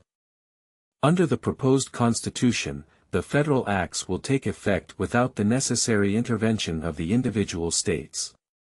They will depend merely on the majority of votes in the federal legislature, and consequently each vote, whether proceeding from a larger or smaller state, or a state more or less wealthy or powerful, will have an equal weight and efficacy, in the same manner as the votes individually given in a state legislature, by the representatives of unequal counties or other districts, have each a precise equality of value and effect, or if there be any difference in the case, it proceeds from the difference in the personal character of the individual representative, rather than from any regard to the extent of the district from which he comes.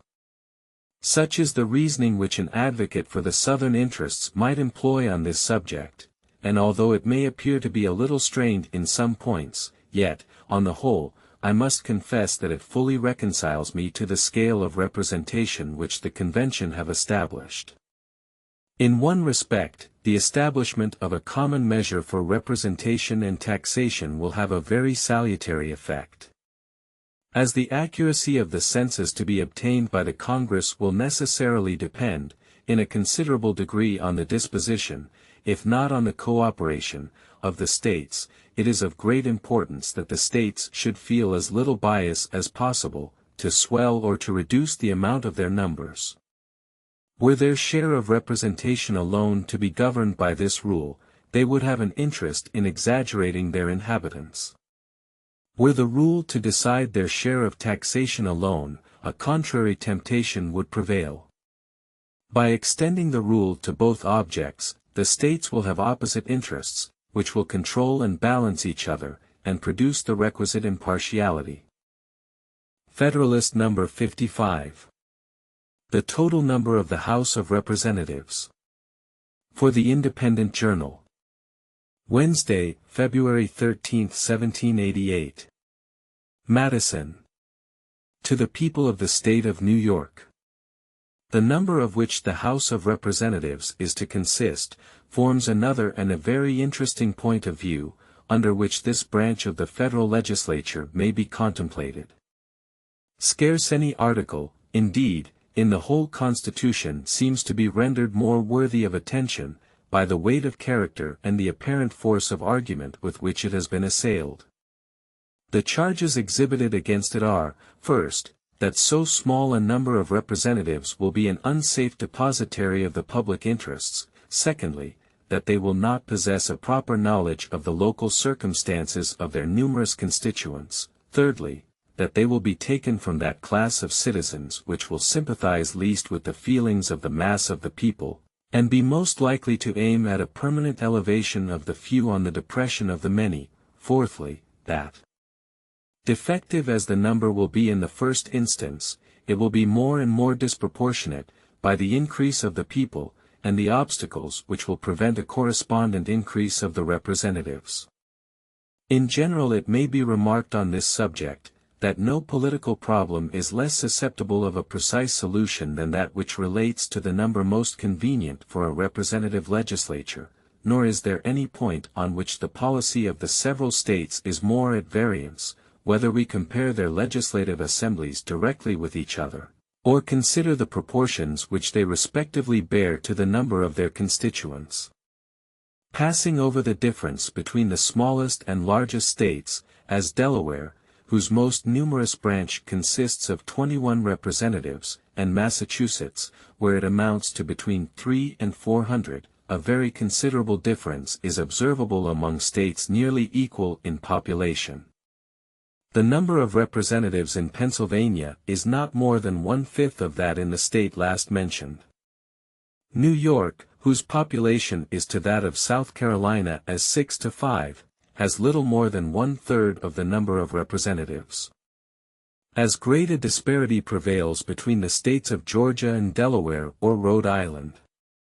In Pennsylvania, the representatives do not bear a greater proportion to their constituents than of 1 for every 4 or 5,000. In Rhode Island, they bear a proportion of at least 1 for every 1,000. And according to the Constitution of Georgia, the proportion may be carried to 1 to every 10 electors, and must unavoidably far exceed the proportion in any of the other states. Another general remark to be made is, that the ratio between the representatives and the people ought not to be the same where the latter are very numerous as where they are very few. Were the representatives in Virginia to be regulated by the standard in Rhode Island, they would, at this time, amount to between 400 and 500, and 20 or 30 years hence, to 1,000. On the other hand, the ratio of Pennsylvania, if applied to the state of Delaware, would reduce the representative assembly of the latter to 7 or 8 members. Nothing can be more fallacious than to found our political calculations on arithmetical principles. 60 or 70 men may be more properly trusted with a given degree of power than 6 or 7. But it does not follow that 600 or 700 would be proportionably a better depositary. And if we carry on the supposition to 6,000 or 7,000, the whole reasoning ought to be reversed. The truth is, that in all cases a certain number at least seems to be necessary to secure the benefits of free consultation and discussion, and to guard against too easy a combination for improper purposes, as, on the other hand, the number ought at most to be kept within a certain limit, in order to avoid the confusion and intemperance of a multitude. In all very numerous assemblies, of whatever character composed, passion never fails to wrest the scepter from reason. Had every Athenian citizen been a Socrates, every Athenian assembly would still have been a mob. It is necessary also to recollect here the observations which were applied to the case of biennial elections. For the same reason that the limited powers of the Congress, and the control of the state legislatures, justify less frequent elections than the public safely might otherwise require, the members of the Congress need be less numerous than if they possessed the whole power of legislation, and were under no other than the ordinary restraints of other legislative bodies. With these general ideas in our mind, Let us weigh the objections which have been stated against the number of members proposed for the House of Representatives. It is said, in the first place, that so small a number cannot be safely trusted with so much power. The number of which this branch of the legislature is to consist, at the outset of the government, will be 65. Within 3 years a census is to be taken, when the number may be augmented to 1 for every 30,000 inhabitants, and within every successive period of 10 years the census is to be renewed, and augmentations may continue to be made under the above limitation. It will not be thought an extravagant conjecture that the first census will, at the rate of 1 for every 30,000, raise the number of representatives to at least 100. Estimating the Negroes in the proportion of 3/5, it can scarcely be doubted that the population of the United States will by that time, if it does not already, amount to 3 millions. At the expiration of 25 years, according to the computed rate of increase, the number of representatives will amount to 200, and of 50 years, to 400. This is a number which, I presume, will put an end to all fears arising from the smallness of the body. I take for granted here what I shall, in answering the fourth objection, hereafter show, that the number of representatives will be augmented from time to time in the manner provided by the Constitution. On a contrary supposition, I should admit the objection to have very great weight indeed. The true question to be decided then is, whether the smallness of the number, as a temporary regulation, be dangerous to the public liberty? Whether 65 members for a few years, and 100 or 200 for a few more, be a safe depositary for a limited and well-guarded power of legislating for the United States? I must own that I could not give a negative answer to this question, without first obliterating every impression which I have received with regard to the present genius of the people of America, the spirit which actuates the state legislatures, and the principles which are incorporated with the political character of every class of citizens. I am unable to conceive that the people of America, in their present temper, or under any circumstances which can speedily happen, will choose, and every second year repeat the choice of 65 or 100 men who would be disposed to form and pursue a scheme of tyranny or treachery. I am unable to conceive that the state legislatures, which must feel so many motives to watch, and which possess so many means of counteracting, the federal legislature, would fail either to detect or to defeat a conspiracy of the latter against the liberties of their common constituents. I am equally unable to conceive that there are at this time, or can be in any short time, in the United States, any 65 or 100 men capable of recommending themselves to the choice of the people at large, who would either desire or dare, within the short space of 2 years, to betray the solemn trust committed to them. What change of circumstances, time, and a fuller population of our country may produce, requires a prophetic spirit to declare, which makes no part of my pretensions. But judging from the circumstances now before us, and from the probable state of them within a moderate period of time, I must pronounce that the liberties of America cannot be unsafe in the number of hands proposed by the federal Constitution. From what quarter can the danger proceed? Are we afraid of foreign gold? If foreign gold could so easily corrupt our federal rulers and enable them to ensnare and betray their constituents, how has it happened that we are at this time a free and independent nation? The Congress which conducted us through the Revolution was a less numerous body than their successors will be. They were not chosen by, nor responsible to, their fellow citizens at large, though appointed from year to year, and recallable at pleasure. They were generally continued for 3 years, and prior to the ratification of the federal articles, for a still longer term. They held their consultations always under the veil of secrecy. They had the sole transaction of our affairs with foreign nations.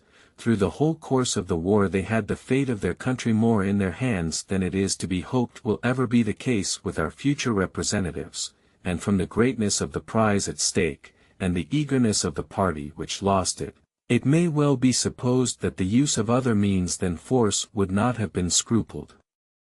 Yet we know by happy experience that the public trust was not betrayed, nor has the purity of our public counsels in this particular ever suffered, even from the whispers of calumny. Is the danger apprehended from the other branches of the federal government? But where are the means to be found by the President, or the Senate, or both? Their emoluments of office, it is to be presumed, will not, and without a previous corruption of the House of Representatives cannot, more than suffice for very different purposes. Their private fortunes, as they must all be American citizens, cannot possibly be sources of danger. The only means, then, which they can possess, will be in the dispensation of appointments. Is it here that suspicion rests her charge? Sometimes we are told that this fund of corruption is to be exhausted by the President in subduing the virtue of the Senate. Now, the fidelity of the other house is to be the victim. The improbability of such a mercenary and perfidious combination of the several members of government, standing on as different foundations as Republican principles will well admit, and at the same time accountable to the society over which they are placed, ought alone to quiet this apprehension. But, fortunately, the Constitution has provided a still further safeguard. The members of the Congress are rendered ineligible to any civil offices that may be created, or of which the emoluments may be increased, during the term of their election. No offices therefore can be dealt out to the existing members but such as may become vacant by ordinary casualties, and to suppose that these would be sufficient to purchase the guardians of the people, selected by the people themselves, is to renounce every rule by which events ought to be calculated, and to substitute an indiscriminate and unbounded jealousy, with which all reasoning must be vain. The sincere friends of liberty, who give themselves up to the extravagancies of this passion, are not aware of the injury they do their own cause. As there is a degree of depravity in mankind which requires a certain degree of circumspection and distrust, so there are other qualities in human nature which justify a certain portion of esteem and confidence. Republican government presupposes the existence of these qualities in a higher degree than any other form. Were the pictures which have been drawn by the political jealousy of some among us faithful likenesses of the human character, the inference would be, that there is not sufficient virtue among men for self-government, and that nothing less than the chains of despotism can restrain them from destroying and devouring one another. Federalist number 56. The same subject continued, the total number of the House of Representatives. For the Independent Journal. Saturday, February 16, 1788. Madison. To the people of the State of New York. The second charge against the House of Representatives is, that it will be too small to possess a due knowledge of the interests of its constituents. As this objection evidently proceeds from a comparison of the proposed number of representatives with the great extent of the United States, the number of their inhabitants, and the diversity of their interests, without taking into view at the same time the circumstances which will distinguish the Congress from other legislative bodies, the best answer that can be given to it will be a brief explanation of these peculiarities. It is a sound and important principle that the representative ought to be acquainted with the interests and circumstances of his constituents. But this principle can extend no further than to those circumstances and interests to which the authority and care of the representative relate. An ignorance of a variety of minute and particular objects, which do not lie within the compass of legislation, is consistent with every attribute necessary to a due performance of the legislative trust. In determining the extent of information required in the exercise of a particular authority, recourse then must be had to the objects within the purview of that authority. What are to be the objects of federal legislation? Those which are of most importance, and which seem most to require local knowledge, are commerce, taxation, and the militia. A proper regulation of commerce requires much information, as has been elsewhere remarked, but as far as this information relates to the laws and local situation of each individual state, a very few representatives would be very sufficient vehicles of it to the federal councils, Taxation will consist, in a great measure, of duties which will be involved in the regulation of commerce. So far the preceding remark is applicable to this object. As far as it may consist of internal collections, a more diffusive knowledge of the circumstances of the state may be necessary. But will not this also be possessed in sufficient degree by a very few intelligent men, diffusively elected within the state? Divide the largest state into 10 or 12 districts, and it will be found that there will be no peculiar local interests in either, which will not be within the knowledge of the representative of the district. Besides this source of information, the laws of the state, framed by representatives from every part of it, will be almost of themselves a sufficient guide. In every state there have been made, and must continue to be made, regulations on this subject which will, in many cases, leave little more to be done by the federal legislature, than to review the different laws, and reduce them in one general act. A skillful individual in his closet with all the local codes before him, might compile a law on some subjects of taxation for the whole Union, without any aid from oral information, and it may be expected that whenever internal taxes may be necessary, and particularly in cases requiring uniformity throughout the states, the more simple objects will be preferred.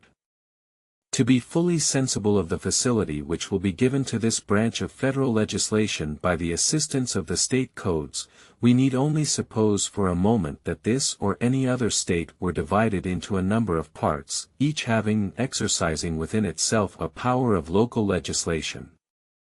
Is it not evident that a degree of local information and preparatory labor would be found in the several volumes of their proceedings, which would very much shorten the labors of the general legislature, and render a much smaller number of members sufficient for it? The federal councils will derive great advantage from another circumstance.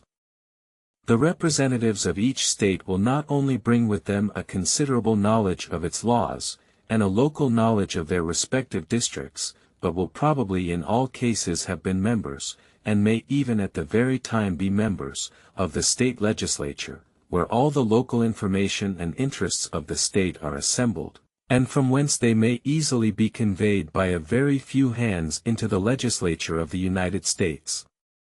The observations made on the subject of taxation apply with greater force to the case of the militia. For however different the rules of discipline may be in different states, they are the same throughout each particular state, and depend on circumstances which can differ but little in different parts of the same state. E1. With regard to the regulation of the militia, there are scarcely any circumstances in reference to which local knowledge can be said to be necessary. The general face of the country, whether mountainous or level, most fit for the operations of infantry or cavalry, is almost the only consideration of this nature that can occur. The art of war teaches general principles of organization, movement, and discipline, which apply universally. E1. The attentive reader will discern that the reasoning here used, to prove the sufficiency of a moderate number of representatives, does not in any respect contradict what was urged on another occasion with regard to the extensive information which the representatives ought to possess, and the time that might be necessary for acquiring it. This information, so far as it may relate to local objects, is rendered necessary and difficult, not by a difference of laws and local circumstances within a single state, but of those among different states. Taking each state by itself, its laws are the same, and its interests but little diversified. A few men, therefore, will possess all the knowledge requisite for a proper representation of them. Were the interests and affairs of each individual state perfectly simple and uniform, a knowledge of them in one part would involve a knowledge of them in every other, and the whole state might be competently represented by a single member taken from any part of it. On a comparison of the different states together, we find a great dissimilarity in their laws, and in many other circumstances connected with the objects of federal legislation, with all of which the federal representatives ought to have some acquaintance. Whilst a few representatives, therefore, from each state, may bring with them a due knowledge of their own state, every representative will have much information to acquire concerning all the other states. The changes of time, as was formerly remarked, on the comparative situation of the different states, will have an assimilating effect. The effect of time on the internal affairs of the states, taken singly, will be just the contrary. At present some of the states are little more than a society of husbandmen. Few of them have made much progress in those branches of industry which give a variety and complexity to the affairs of a nation. These, however, will in all of them be the fruits of a more advanced population, and will require, on the part of each state, a fuller representation. The foresight of the Convention has accordingly taken care that the progress of population may be accompanied with a proper increase of the representative branch of the government. The experience of Great Britain, which presents to mankind so many political lessons, both of the monitory and exemplary kind, and which has been frequently consulted in the course of these inquiries, corroborates the result of the reflections which we have just made. The number of inhabitants in the two kingdoms of England and Scotland cannot be stated at less than 8 millions. The representatives of these 8 millions in the House of Commons amount to 558. Of this number, 1/9 are elected by 364 persons, and 1/2, by 5,723 persons. It cannot be supposed that the half thus elected, and who do not even reside among the people at large, can add anything either to the security of the people against the government, or to the knowledge of their circumstances and interests in the legislative councils. On the contrary, it is notorious, that they are more frequently the representatives and instruments of the executive magistrate, than the guardians and advocates of the popular rights. They might therefore, with great propriety, be considered as something more than a mere deduction from the real representatives of the nation. We will, however, consider them in this light alone, and will not extend the deduction to a considerable number of others, who do not reside among their constituents, are very faintly connected with them, and have very little particular knowledge of their affairs. With all these concessions, 279 persons only will be the depository of the safety, interest, and happiness of 8 millions, that is to say, there will be one representative only to maintain the rights and explain the situation of 28,670 constituents, in an assembly exposed to the whole force of executive influence, and extending its authority to every object of legislation within a nation whose affairs are in the highest degree diversified and complicated. Yet it is very certain, not only that a valuable portion of freedom has been preserved under all these circumstances, but that the defects in the British Code are chargeable, in a very small proportion, on the ignorance of the legislature concerning the circumstances of the people. Allowing to this case the weight which is due to it, and comparing it with that of the House of Representatives as above explained, it seems to give the fullest assurance, that a representative for every 30,000 inhabitants will render the latter both a safe and competent guardian of the interests which will be confided to it. Federalist number 57. The alleged tendency of the new plan to elevate the few at the expense of the many considered in connection with representation. From the New York Packet. Tuesday, February 19, 1788. Madison. To the people of the State of New York. The third charge against the House of Representatives is, that it will be taken from that class of citizens which will have least sympathy with the mass of the people, and be most likely to aim at an ambitious sacrifice of the many to the aggrandizement of the few. Of all the objections which have been framed against the Federal Constitution, this is perhaps the most extraordinary.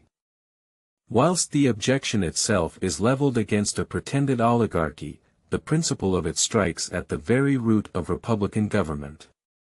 The aim of every political constitution is, or ought to be, first to obtain for rulers men who possess most wisdom to discern, and most virtue to pursue, the common good of the society, and in the next place, to take the most effectual precautions for keeping them virtuous whilst they continue to hold their public trust. The elective mode of obtaining rulers is the characteristic policy of republican government. The means relied on in this form of government for preventing their degeneracy are numerous and various. The most effectual one is such a limitation of the term of appointments as will maintain a proper responsibility to the people. Let me now ask what circumstance there is in the Constitution of the House of Representatives that violates the principles of republican government, or favors the elevation of the few on the ruins of the many. Let me ask whether every circumstance is not, on the contrary, strictly conformable to these principles, and scrupulously impartial to the rights and pretensions of every class and description of citizens. Who are to be the electors of the federal representatives? Not the rich, more than the poor, not the learned, more than the ignorant, not the haughty heirs of distinguished names, more than the humble sons of obscurity in unpropitious fortune. The electors are to be the great body of the people of the United States. They are to be the same who exercise the right in every state of electing the corresponding branch of the legislature of the state. Who are to be the objects of popular choice. Every citizen whose merit may recommend him to the esteem and confidence of his country. No qualification of wealth, of birth, of religious faith, or of civil profession is permitted to fetter the judgment or disappoint the inclination of the people. If we consider the situation of the men on whom the free suffrages of their fellow citizens may confer the representative trust, we shall find it involving every security which can be devised or desired for their fidelity to their constituents. In the first place, as they will have been distinguished by the preference of their fellow citizens, we are to presume that in general they will be somewhat distinguished also by those qualities which entitle them to it, and which promise a sincere and scrupulous regard to the nature of their engagements. In the second place, they will enter into the public service under circumstances which cannot fail to produce a temporary affection at least to their constituents. There is in every breast a sensibility to marks of honor, of favor, of esteem, and of confidence, which, apart from all considerations of interest, is some pledge for grateful and benevolent returns. Ingratitude is a common topic of declamation against human nature, and it must be confessed that instances of it are but too frequent and flagrant, both in public and in private life. But the universal and extreme indignation which it inspires is itself a proof of the energy and prevalence of the contrary sentiment. In the third place, those ties which bind the representative to his constituents are strengthened by motives of a more selfish nature. His pride and vanity attach him to a form of government which favors his pretensions and gives him a share in its honors and distinctions. Whatever hopes or projects might be entertained by a few aspiring characters, it must generally happen that a great proportion of the men deriving their advancement from their influence with the people, would have more to hope from a preservation of the favor, than from innovations in the government subversive of the authority of the people. All these securities, however, would be found very insufficient without the restraint of frequent elections. Hence, in the fourth place, the House of Representatives is so constituted as to support in the members an habitual recollection of their dependence on the people. Before the sentiments impressed on their minds by the mode of their elevation can be effaced by the exercise of power, they will be compelled to anticipate the moment when their power is to cease, when their exercise of it is to be reviewed, and when they must descend to the level from which they were raised, there forever to remain unless a faithful discharge of their trust shall have established their title to a renewal of it. I will add, as a fifth circumstance in the situation of the House of Representatives, restraining them from oppressive measures, that they can make no law which will not have its full operation on themselves and their friends, as well as on the great mass of the society. This has always been deemed one of the strongest bonds by which human policy can connect the rulers and the people together. It creates between them that communion of interests and sympathy of sentiments, of which few governments have furnished examples, but without which every government degenerates into tyranny. If it be asked, What is to restrain the House of Representatives from making legal discriminations in favor of themselves and a particular class of the society? I answer, the genius of the whole system, the nature of just and constitutional laws, and above all, the vigilant and manly spirit which actuates the people of America, a spirit which nourishes freedom, and in return is nourished by it. If this spirit shall ever be so far debased as to tolerate a law not obligatory on the legislature, as well as on the people will be prepared to tolerate anything but liberty. Such will be the relation between the House of Representatives and their constituents. Duty, gratitude, interest, ambition itself, are the cords by which they will be bound to fidelity and sympathy with the great mass of the people. It is possible that these may all be insufficient to control the caprice and wickedness of man. But are they not all that government will admit, and that human prudence can devise? Are they not the genuine and the characteristic means by which republican government provides for the liberty and happiness of the people? Are they not the identical means on which every state government in the Union relies for the attainment of these important ends? What then are we to understand by the objection which this paper has combated? What are we to say to the men who profess the most flaming zeal for republican government, yet boldly impeach the fundamental principle of it, who pretend to be champions for the right and the capacity of the people to choose their own rulers, yet maintain that they will prefer those only who will immediately and infallibly betray the trust committed to them? Were the objection to be read by one who had not seen the mode prescribed by the Constitution for the choice of representatives, he could suppose nothing less than that some unreasonable qualification of property was annexed to the right of suffrage, or that the right of eligibility was limited to persons of particular families or fortunes, or at least that the mode prescribed by the state constitutions was in some respect or other, very grossly departed from. We have seen how far such a supposition would err, as to the two first points. Nor would it, in fact, be less erroneous as to the last. The only difference discoverable between the two cases is, that each representative of the United States will be elected by 5,000 or 6,000 citizens, whilst in the individual states, the election of a representative is left to about as many hundreds. Will it be pretended that this difference is sufficient to justify an attachment to the state governments, and an abhorrence to the federal government?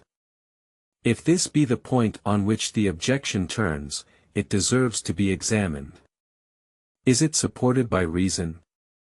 This cannot be said, without maintaining that 5,000 or 6,000 citizens are less capable of choosing a fit representative, or more liable to be corrupted by an unfit one, than 500 or 600.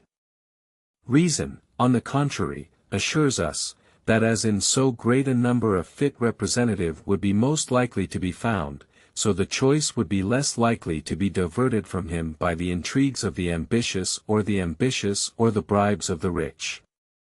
Is the consequence from this doctrine admissible? If we say that 500 or 600 citizens are as many as can jointly exercise their right of suffrage, must we not deprive the people of the immediate choice of their public servants, in every instance where the administration of the government does not require as many of them as will amount to one for that number of citizens? Is the doctrine warranted by facts? It was shown in the last paper, that the real representation in the British House of Commons very little exceeds the proportion of 1 for every 30,000 inhabitants. Besides a variety of powerful causes not existing here, and which favor in that country the pretensions of rank and wealth, no person is eligible as a representative of a county, unless he possess real estate of the clear value of £600 per year, nor of a city or borough, unless he possess a like estate of half that annual value. To this qualification on the part of the county representatives is added another on the part of the county electors, which restrains the right of suffrage to persons having a freehold estate of the annual value of more than £20, according to the present rate of money. Notwithstanding these unfavourable circumstances, and notwithstanding some very unequal laws in the British Code, it cannot be said that the representatives of the nation have elevated the few on the ruins of the many. But we need not resort to foreign experience on this subject. Our own is explicit and decisive. The districts in New Hampshire in which the senators are chosen immediately by the people, are nearly as large as will be necessary for her representatives in the Congress. Those of Massachusetts are larger than will be necessary for that purpose, and those of New York still more so. In the last state the members of Assembly for the cities and counties of New York and Albany are elected by very nearly as many voters as will be entitled to a representative in the Congress, calculating on the number of 65 representatives only. It makes no difference that in these senatorial districts and counties a number of representatives are voted for by each elector at the same time. If the same electors at the same time are capable of choosing 4 or 5 representatives, they cannot be incapable of choosing one. Pennsylvania is an additional example. Some of her counties, which elect her state representatives, are almost as large as her districts will be by which her federal representatives will be elected. The city of Philadelphia is supposed to contain between 50 and 60,000 souls. It will therefore form nearly 2 districts for the choice of federal representatives. It forms, however, but one county, in which every elector votes for each of its representatives in the state legislature. And what may appear to be still more directly to our purpose, the whole city actually elects a single member for the Executive Council. This is the case in all the other counties of the state. Are not these facts the most satisfactory proofs of the fallacy which has been employed against the branch of the federal government under consideration? Has it appeared on trial that the senators of New Hampshire, Massachusetts, and New York, or the Executive Council of Pennsylvania, or the members of the Assembly in the 2 last states, have betrayed any peculiar disposition to sacrifice the many to the few, or are in any respect less worthy of their places than the representatives and magistrates appointed in other states by very small divisions of the people? But there are cases of a stronger complexion than any which I have yet quoted. One branch of the legislature of Connecticut is so constituted that each member of it is elected by the whole state. So is the governor of that state, of Massachusetts, and of this state, and the president of New Hampshire. I leave every man to decide whether the result of any one of these experiments can be said to countenance a suspicion, that a diffusive mode of choosing representatives of the people tends to elevate traitors and to undermine the public liberty. Federalist number 58. Objection that the number of members will not be augmented as the progress of population demands. Considered for the Independent Journal Wednesday, February 20, 1788. Madison. To the People of the State of New York. The remaining charge against the House of Representatives, which I am to examine, is grounded on a supposition that the number of members will not be augmented from time to time, as the progress of population may demand. It has been admitted, that this objection, if well supported, would have great weight. The following observations will show that, like most other objections against the Constitution, it can only proceed from a partial view of the subject, or from a jealousy which discolors and disfigures every object which is beheld. 1. Those who urge the objection seem not to have recollected that the federal constitution will not suffer by a comparison with the state constitutions, in the security provided for a gradual augmentation of the number of representatives. The number which is to prevail in the first instance is declared to be temporary. Its duration is limited to the short term of 3 years. Within every successive term of 10 years a census of inhabitants is to be repeated. The unequivocal objects of these regulations are, first, to readjust, from time to time, the apportionment of representatives to the number of inhabitants, under the single exception that each state shall have 1 representative at least; secondly, to augment the number of representatives at the same periods, under the sole limitation that the whole number shall not exceed 1 for every 30,000 inhabitants. If we review the constitutions of the several states, we shall find that some of them contain no determinate regulations on this subject, that others correspond pretty much on this point with the federal Constitution, and that the most effectual security in any of them is resolvable into a mere directory provision. 2. As far as experience has taken place on this subject, a gradual increase of representatives under the state constitutions has at least kept pace with that of the constituents, and it appears that the former have been as ready to concur in such measures as the latter have been to call for them. 3. There is a peculiarity in the federal constitution which ensures a watchful attention in a majority both of the people and of their representatives to a constitutional augmentation of the latter. The peculiarity lies in this, that one branch of the legislature is a representation of citizens, the other of the states. In the former, consequently, the larger states will have most weight; in the latter, the advantage will be in favor of the smaller states. From this circumstance it may with certainty be inferred that the larger states will be strenuous advocates for increasing the number and weight of that part of the legislature in which their influence predominates. And it so happens that 4 only of the largest will have a majority of the whole votes in the House of Representatives. Should the representatives or people, therefore, of the smaller states oppose at any time a reasonable addition of members, a coalition of a very few states will be sufficient to overrule the opposition, a coalition which, notwithstanding the rivalship and local prejudices which might prevent it on ordinary occasions, would not fail to take place, when not merely prompted by common interest, but justified by equity and the principles of the Constitution. It may be alleged, perhaps, that the Senate would be prompted by like motives to an adverse coalition, and as their concurrence would be indispensable, the just and constitutional views of the other branch might be defeated. This is the difficulty which has probably created the most serious apprehensions in the jealous friends of a numerous representation. Fortunately it is among the difficulties which, existing only in appearance, vanish on a close and accurate inspection. The following reflections will, if I mistake not, be admitted to be conclusive and satisfactory on this point. Notwithstanding the equal authority which will subsist between the 2 houses on all legislative subjects, except the originating of money bills, it cannot be doubted that the House, composed of the greater number of members, when supported by the more powerful states, and speaking the known and determined sense of a majority of the people, will have no small advantage in a question depending on the comparative firmness of the 2 houses.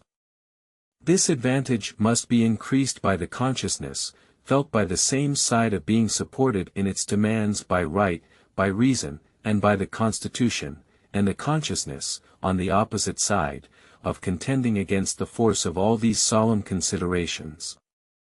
It is farther to be considered, that in the gradation between the smallest and largest states, there are several, which, though most likely in general to arrange themselves among the former are too little removed in extent and population from the latter, to second an opposition to their just and legitimate pretensions. Hence it is by no means certain that a majority of votes, even in the Senate, would be unfriendly to proper augmentations in the number of representatives. It will not be looking too far to add, that the senators from all the new states may be gained over to the just views of the House of Representatives, by an expedient too obvious to be overlooked. As these states will, for a great length of time, advance in population with peculiar rapidity, they will be interested in frequent reapportionments of the representatives to the number of inhabitants. The large states, therefore, who will prevail in the House of Representatives, will have nothing to do but to make reapportionments and augmentations mutually conditions of each other, and the senators from all the most growing states will be bound to contend for the latter, by the interest which their states will feel in the former. These considerations seem to afford ample security on this subject, and ought alone to satisfy all the doubts and fears which have been indulged with regard to it. Admitting, however, that they should all be insufficient to subdue the unjust policy of the smaller states, or their predominant influence in the councils of the Senate, a constitutional and infallible resource still remains with the larger states, by which they will be able at all times to accomplish their just purposes. The House of Representatives cannot only refuse, but they alone can propose, the supplies requisite for the support of government. They, in a word, hold the purse, that powerful instrument by which we behold, in the history of the British Constitution, an infant and humble representation of the people gradually enlarging the sphere of its activity and importance, and finally reducing, as far as it seems to have wished, all the overgrown prerogatives of the other branches of the government. This power over the purse may, in fact, be regarded as the most complete and effectual weapon with which any constitution can arm the immediate representatives of the people, for obtaining a redress of every grievance, and for carrying into effect every just and salutary measure. But will not the House of Representatives be as much interested as the Senate in maintaining the government in its proper functions, and will they not therefore be unwilling to stake its existence or its reputation on the pliancy of the Senate? Or, if such a trial of firmness between the two branches were hazarded, would not the one be as likely first to yield as the other? These questions will create no difficulty with those who reflect that in all cases the smaller the number, and the more permanent and conspicuous the station, of men in power, the stronger must be the interest which they will individually feel in whatever concerns the government. Those who represent the dignity of their country in the eyes of other nations, will be particularly sensible to every prospect of public danger, or of dishonorable stagnation in public affairs. To those causes we are to ascribe the continual triumph of the British House of Commons over the other branches of the government, whenever the engine of a money bill has been employed. An absolute inflexibility on the side of the latter, although it could not have failed to involve every department of the state in the general confusion, has neither been apprehended nor experienced. The utmost degree of firmness that can be displayed by the Federal Senate or President, will not be more than equal to a resistance in which they will be supported by constitutional and patriotic principles. In this review of the Constitution of the House of Representatives, I have passed over the circumstances of economy, which, in the present state of affairs, might have had some effect in lessening the temporary number of representatives, and a disregard of which would probably have been as rich a theme of declamation against the Constitution as has been shown by the smallness of the number proposed. I omit also any remarks on the difficulty which might be found, under present circumstances, in engaging in the federal service a large number of such characters as the people will probably elect.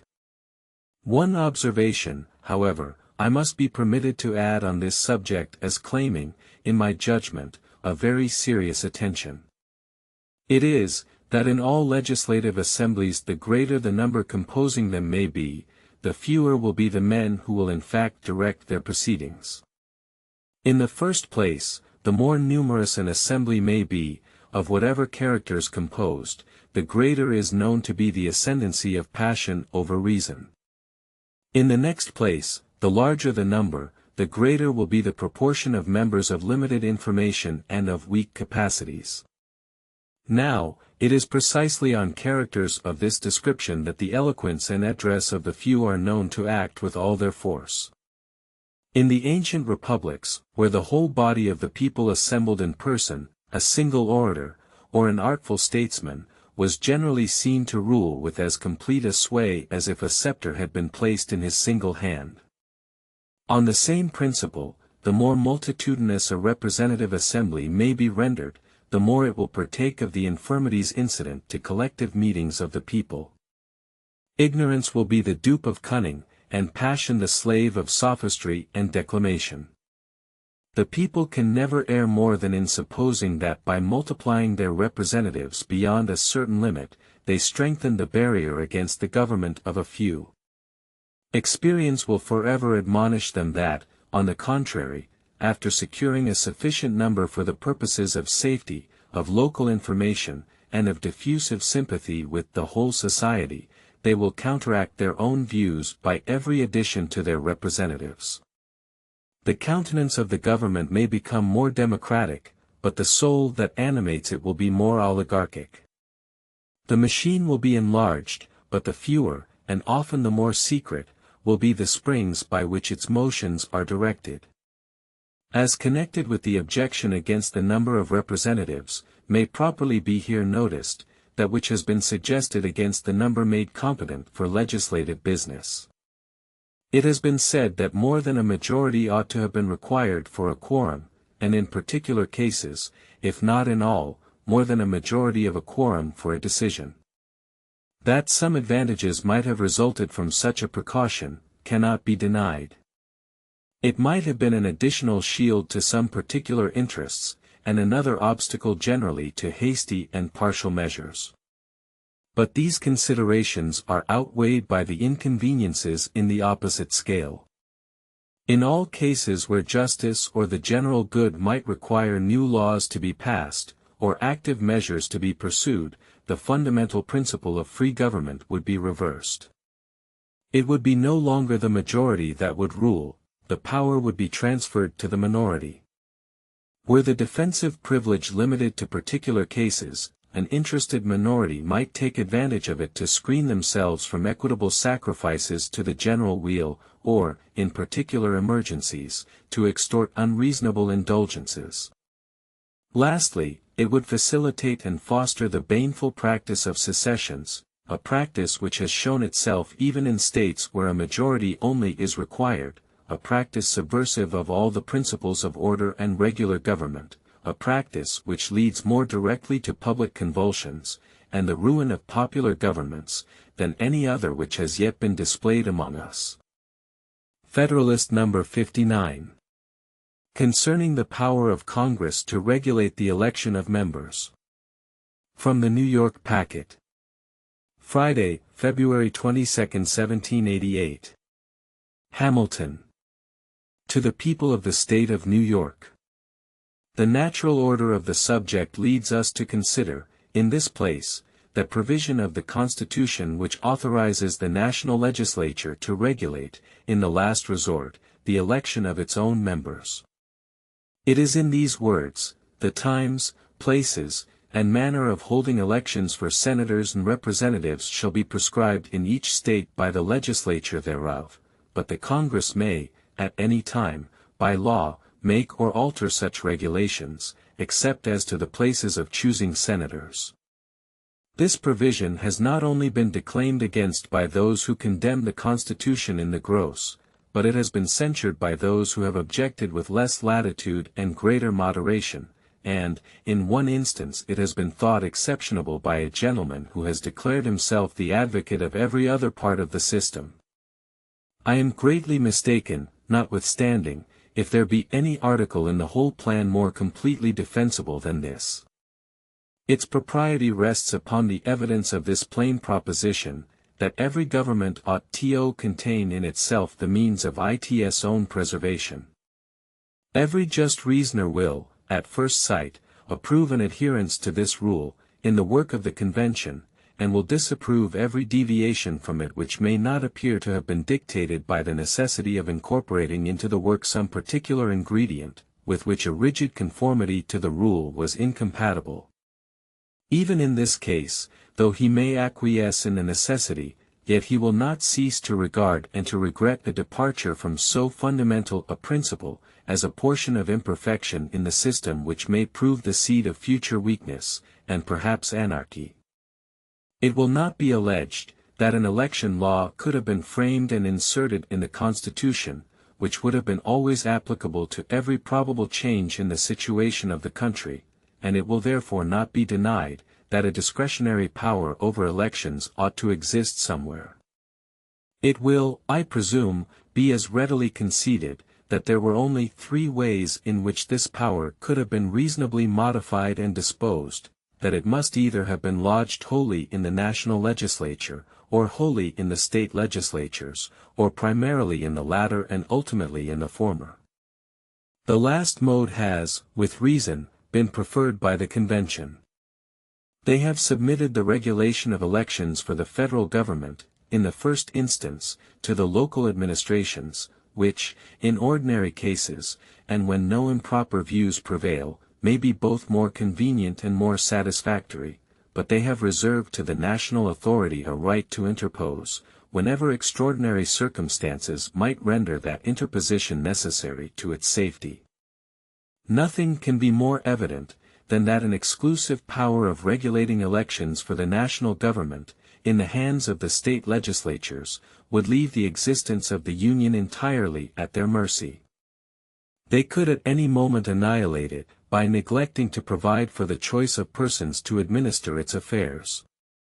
It is to little purpose to say, that a neglect or omission of this kind would not be likely to take place. The constitutional possibility of the thing, without an equivalent for the risk, is an unanswerable objection. Nor has any satisfactory reason been yet assigned for incurring that risk. The extravagant surmises of a distempered jealousy can never be dignified with that character. If we are in a humor to presume abuses of power, it is as fair to presume them on the part of the state governments as on the part of the general government. And as it is more consonant to the rules of a just theory, to trust the Union with the care of its own existence, than to transfer that care to any other hands, if abuses of power are to be hazarded on the one side or on the other, it is more rational to hazard them where the power would naturally be placed, than where it would unnaturally be placed. Suppose an article had been introduced into the Constitution, empowering the United States to regulate the elections for the particular states, would any man have hesitated to condemn it, both as an unwarrantable transposition of power, and as a premeditated engine for the destruction of the state governments? The violation of principle, in this case, would have required no comment, and, to an unbiased observer, it will not be less apparent in the project of subjecting the existence of the national government, in a similar respect, to the pleasure of the state governments. An impartial view of the matter cannot fail to result in a conviction, that each, as far as possible, ought to depend on itself for its own preservation. As an objection to this position, it may be remarked that the constitution of the National Senate would involve, in its full extent, the danger which it is suggested might flow from an exclusive power in the state legislatures to regulate the federal elections. It may be alleged, that by declining the appointment of senators, they might at any time give a fatal blow to the Union, and from this it may be inferred, that as its existence would be thus rendered dependent upon them in so essential a point, there can be no objection to entrusting them with it in the particular case under consideration. The interest of each state, it may be added, to maintain its representation in the national councils, would be a complete security against an abuse of the trust. This argument, though specious, will not, upon examination, be found solid. It is certainly true that the state legislatures, by forbearing the appointment of senators, may destroy the national government. But it will not follow that, because they have a power to do this in one instance, they ought to have it in every other. There are cases in which the pernicious tendency of such a power may be far more decisive, without any motive equally cogent with that which must have regulated the conduct of the convention in respect to the formation of the Senate, to recommend their admission into the system. So far as that construction may expose the Union to the possibility of injury from the state legislatures, it is an evil, but it is an evil which could not have been avoided without excluding the states, in their political capacities, wholly from a place in the organization of the national government. If this had been done, it would doubtless have been interpreted into an entire dereliction of the federal principle, and would certainly have deprived the state governments of that absolute safeguard which they will enjoy under this provision. But however wise it may have been to have submitted in this instance to an inconvenience, for the attainment of a necessary advantage or a greater good, no inference can be drawn from thence to favor an accumulation of the evil, where no necessity urges, nor any greater good invites. It may be easily discerned also that the national government would run a much greater risk from a power in the state legislatures over the elections of its House of Representatives, than from their power of appointing the members of its Senate. The senators are to be chosen for the period of 6 years, there is to be a rotation, by which the seats of a third part of them are to be vacated and replenished every 2 years, and no state is to be entitled to more than 2 senators, a quorum of the body is to consist of 16 members.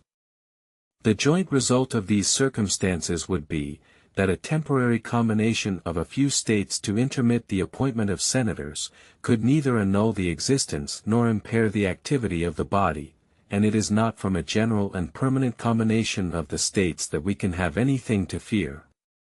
The first might proceed from sinister designs in the leading members of a few of the state legislatures, the last would suppose a fixed and rooted disaffection in the great body of the people, which will either never exist at all, or will, in all probability, proceed from an experience of the inaptitude of the general government to the advancement of their happiness, in which event no good citizen could desire its continuance. But with regard to the Federal House of Representatives, there is intended to be a general election of members once in 2 years. If the state legislatures were to be invested with an exclusive power of regulating these elections, every period of making them would be a delicate crisis in the national situation, which might issue in a dissolution of the Union, if the leaders of a few of the most important states should have entered into a previous conspiracy to prevent an election. I shall not deny that there is a degree of weight in the observation, that the interests of each state, to be represented in the federal councils, will be a security against the abuse of a power over its elections in the hands of the state legislatures. But the security will not be considered as complete, by those who attend to the force of an obvious distinction between the interest of the people in the public felicity, and the interest of their local rulers in the power and consequence of their offices. The people of America may be warmly attached to the government of the Union, at times when the particular rulers of particular states, stimulated by the natural rivalship of power, and by the hopes of personal aggrandizement, and supported by a strong faction in each of those states, may be in a very opposite temper. This diversity of sentiment between a majority of the people, and the individuals who have the greatest credit in their councils, is exemplified in some of the states at the present moment, on the present question. The scheme of separate confederacies, which will always multiply the chances of ambition, will be a never-failing bait to all such influential characters in the state administrations as are capable of preferring their own emolument and advancement to the public weal.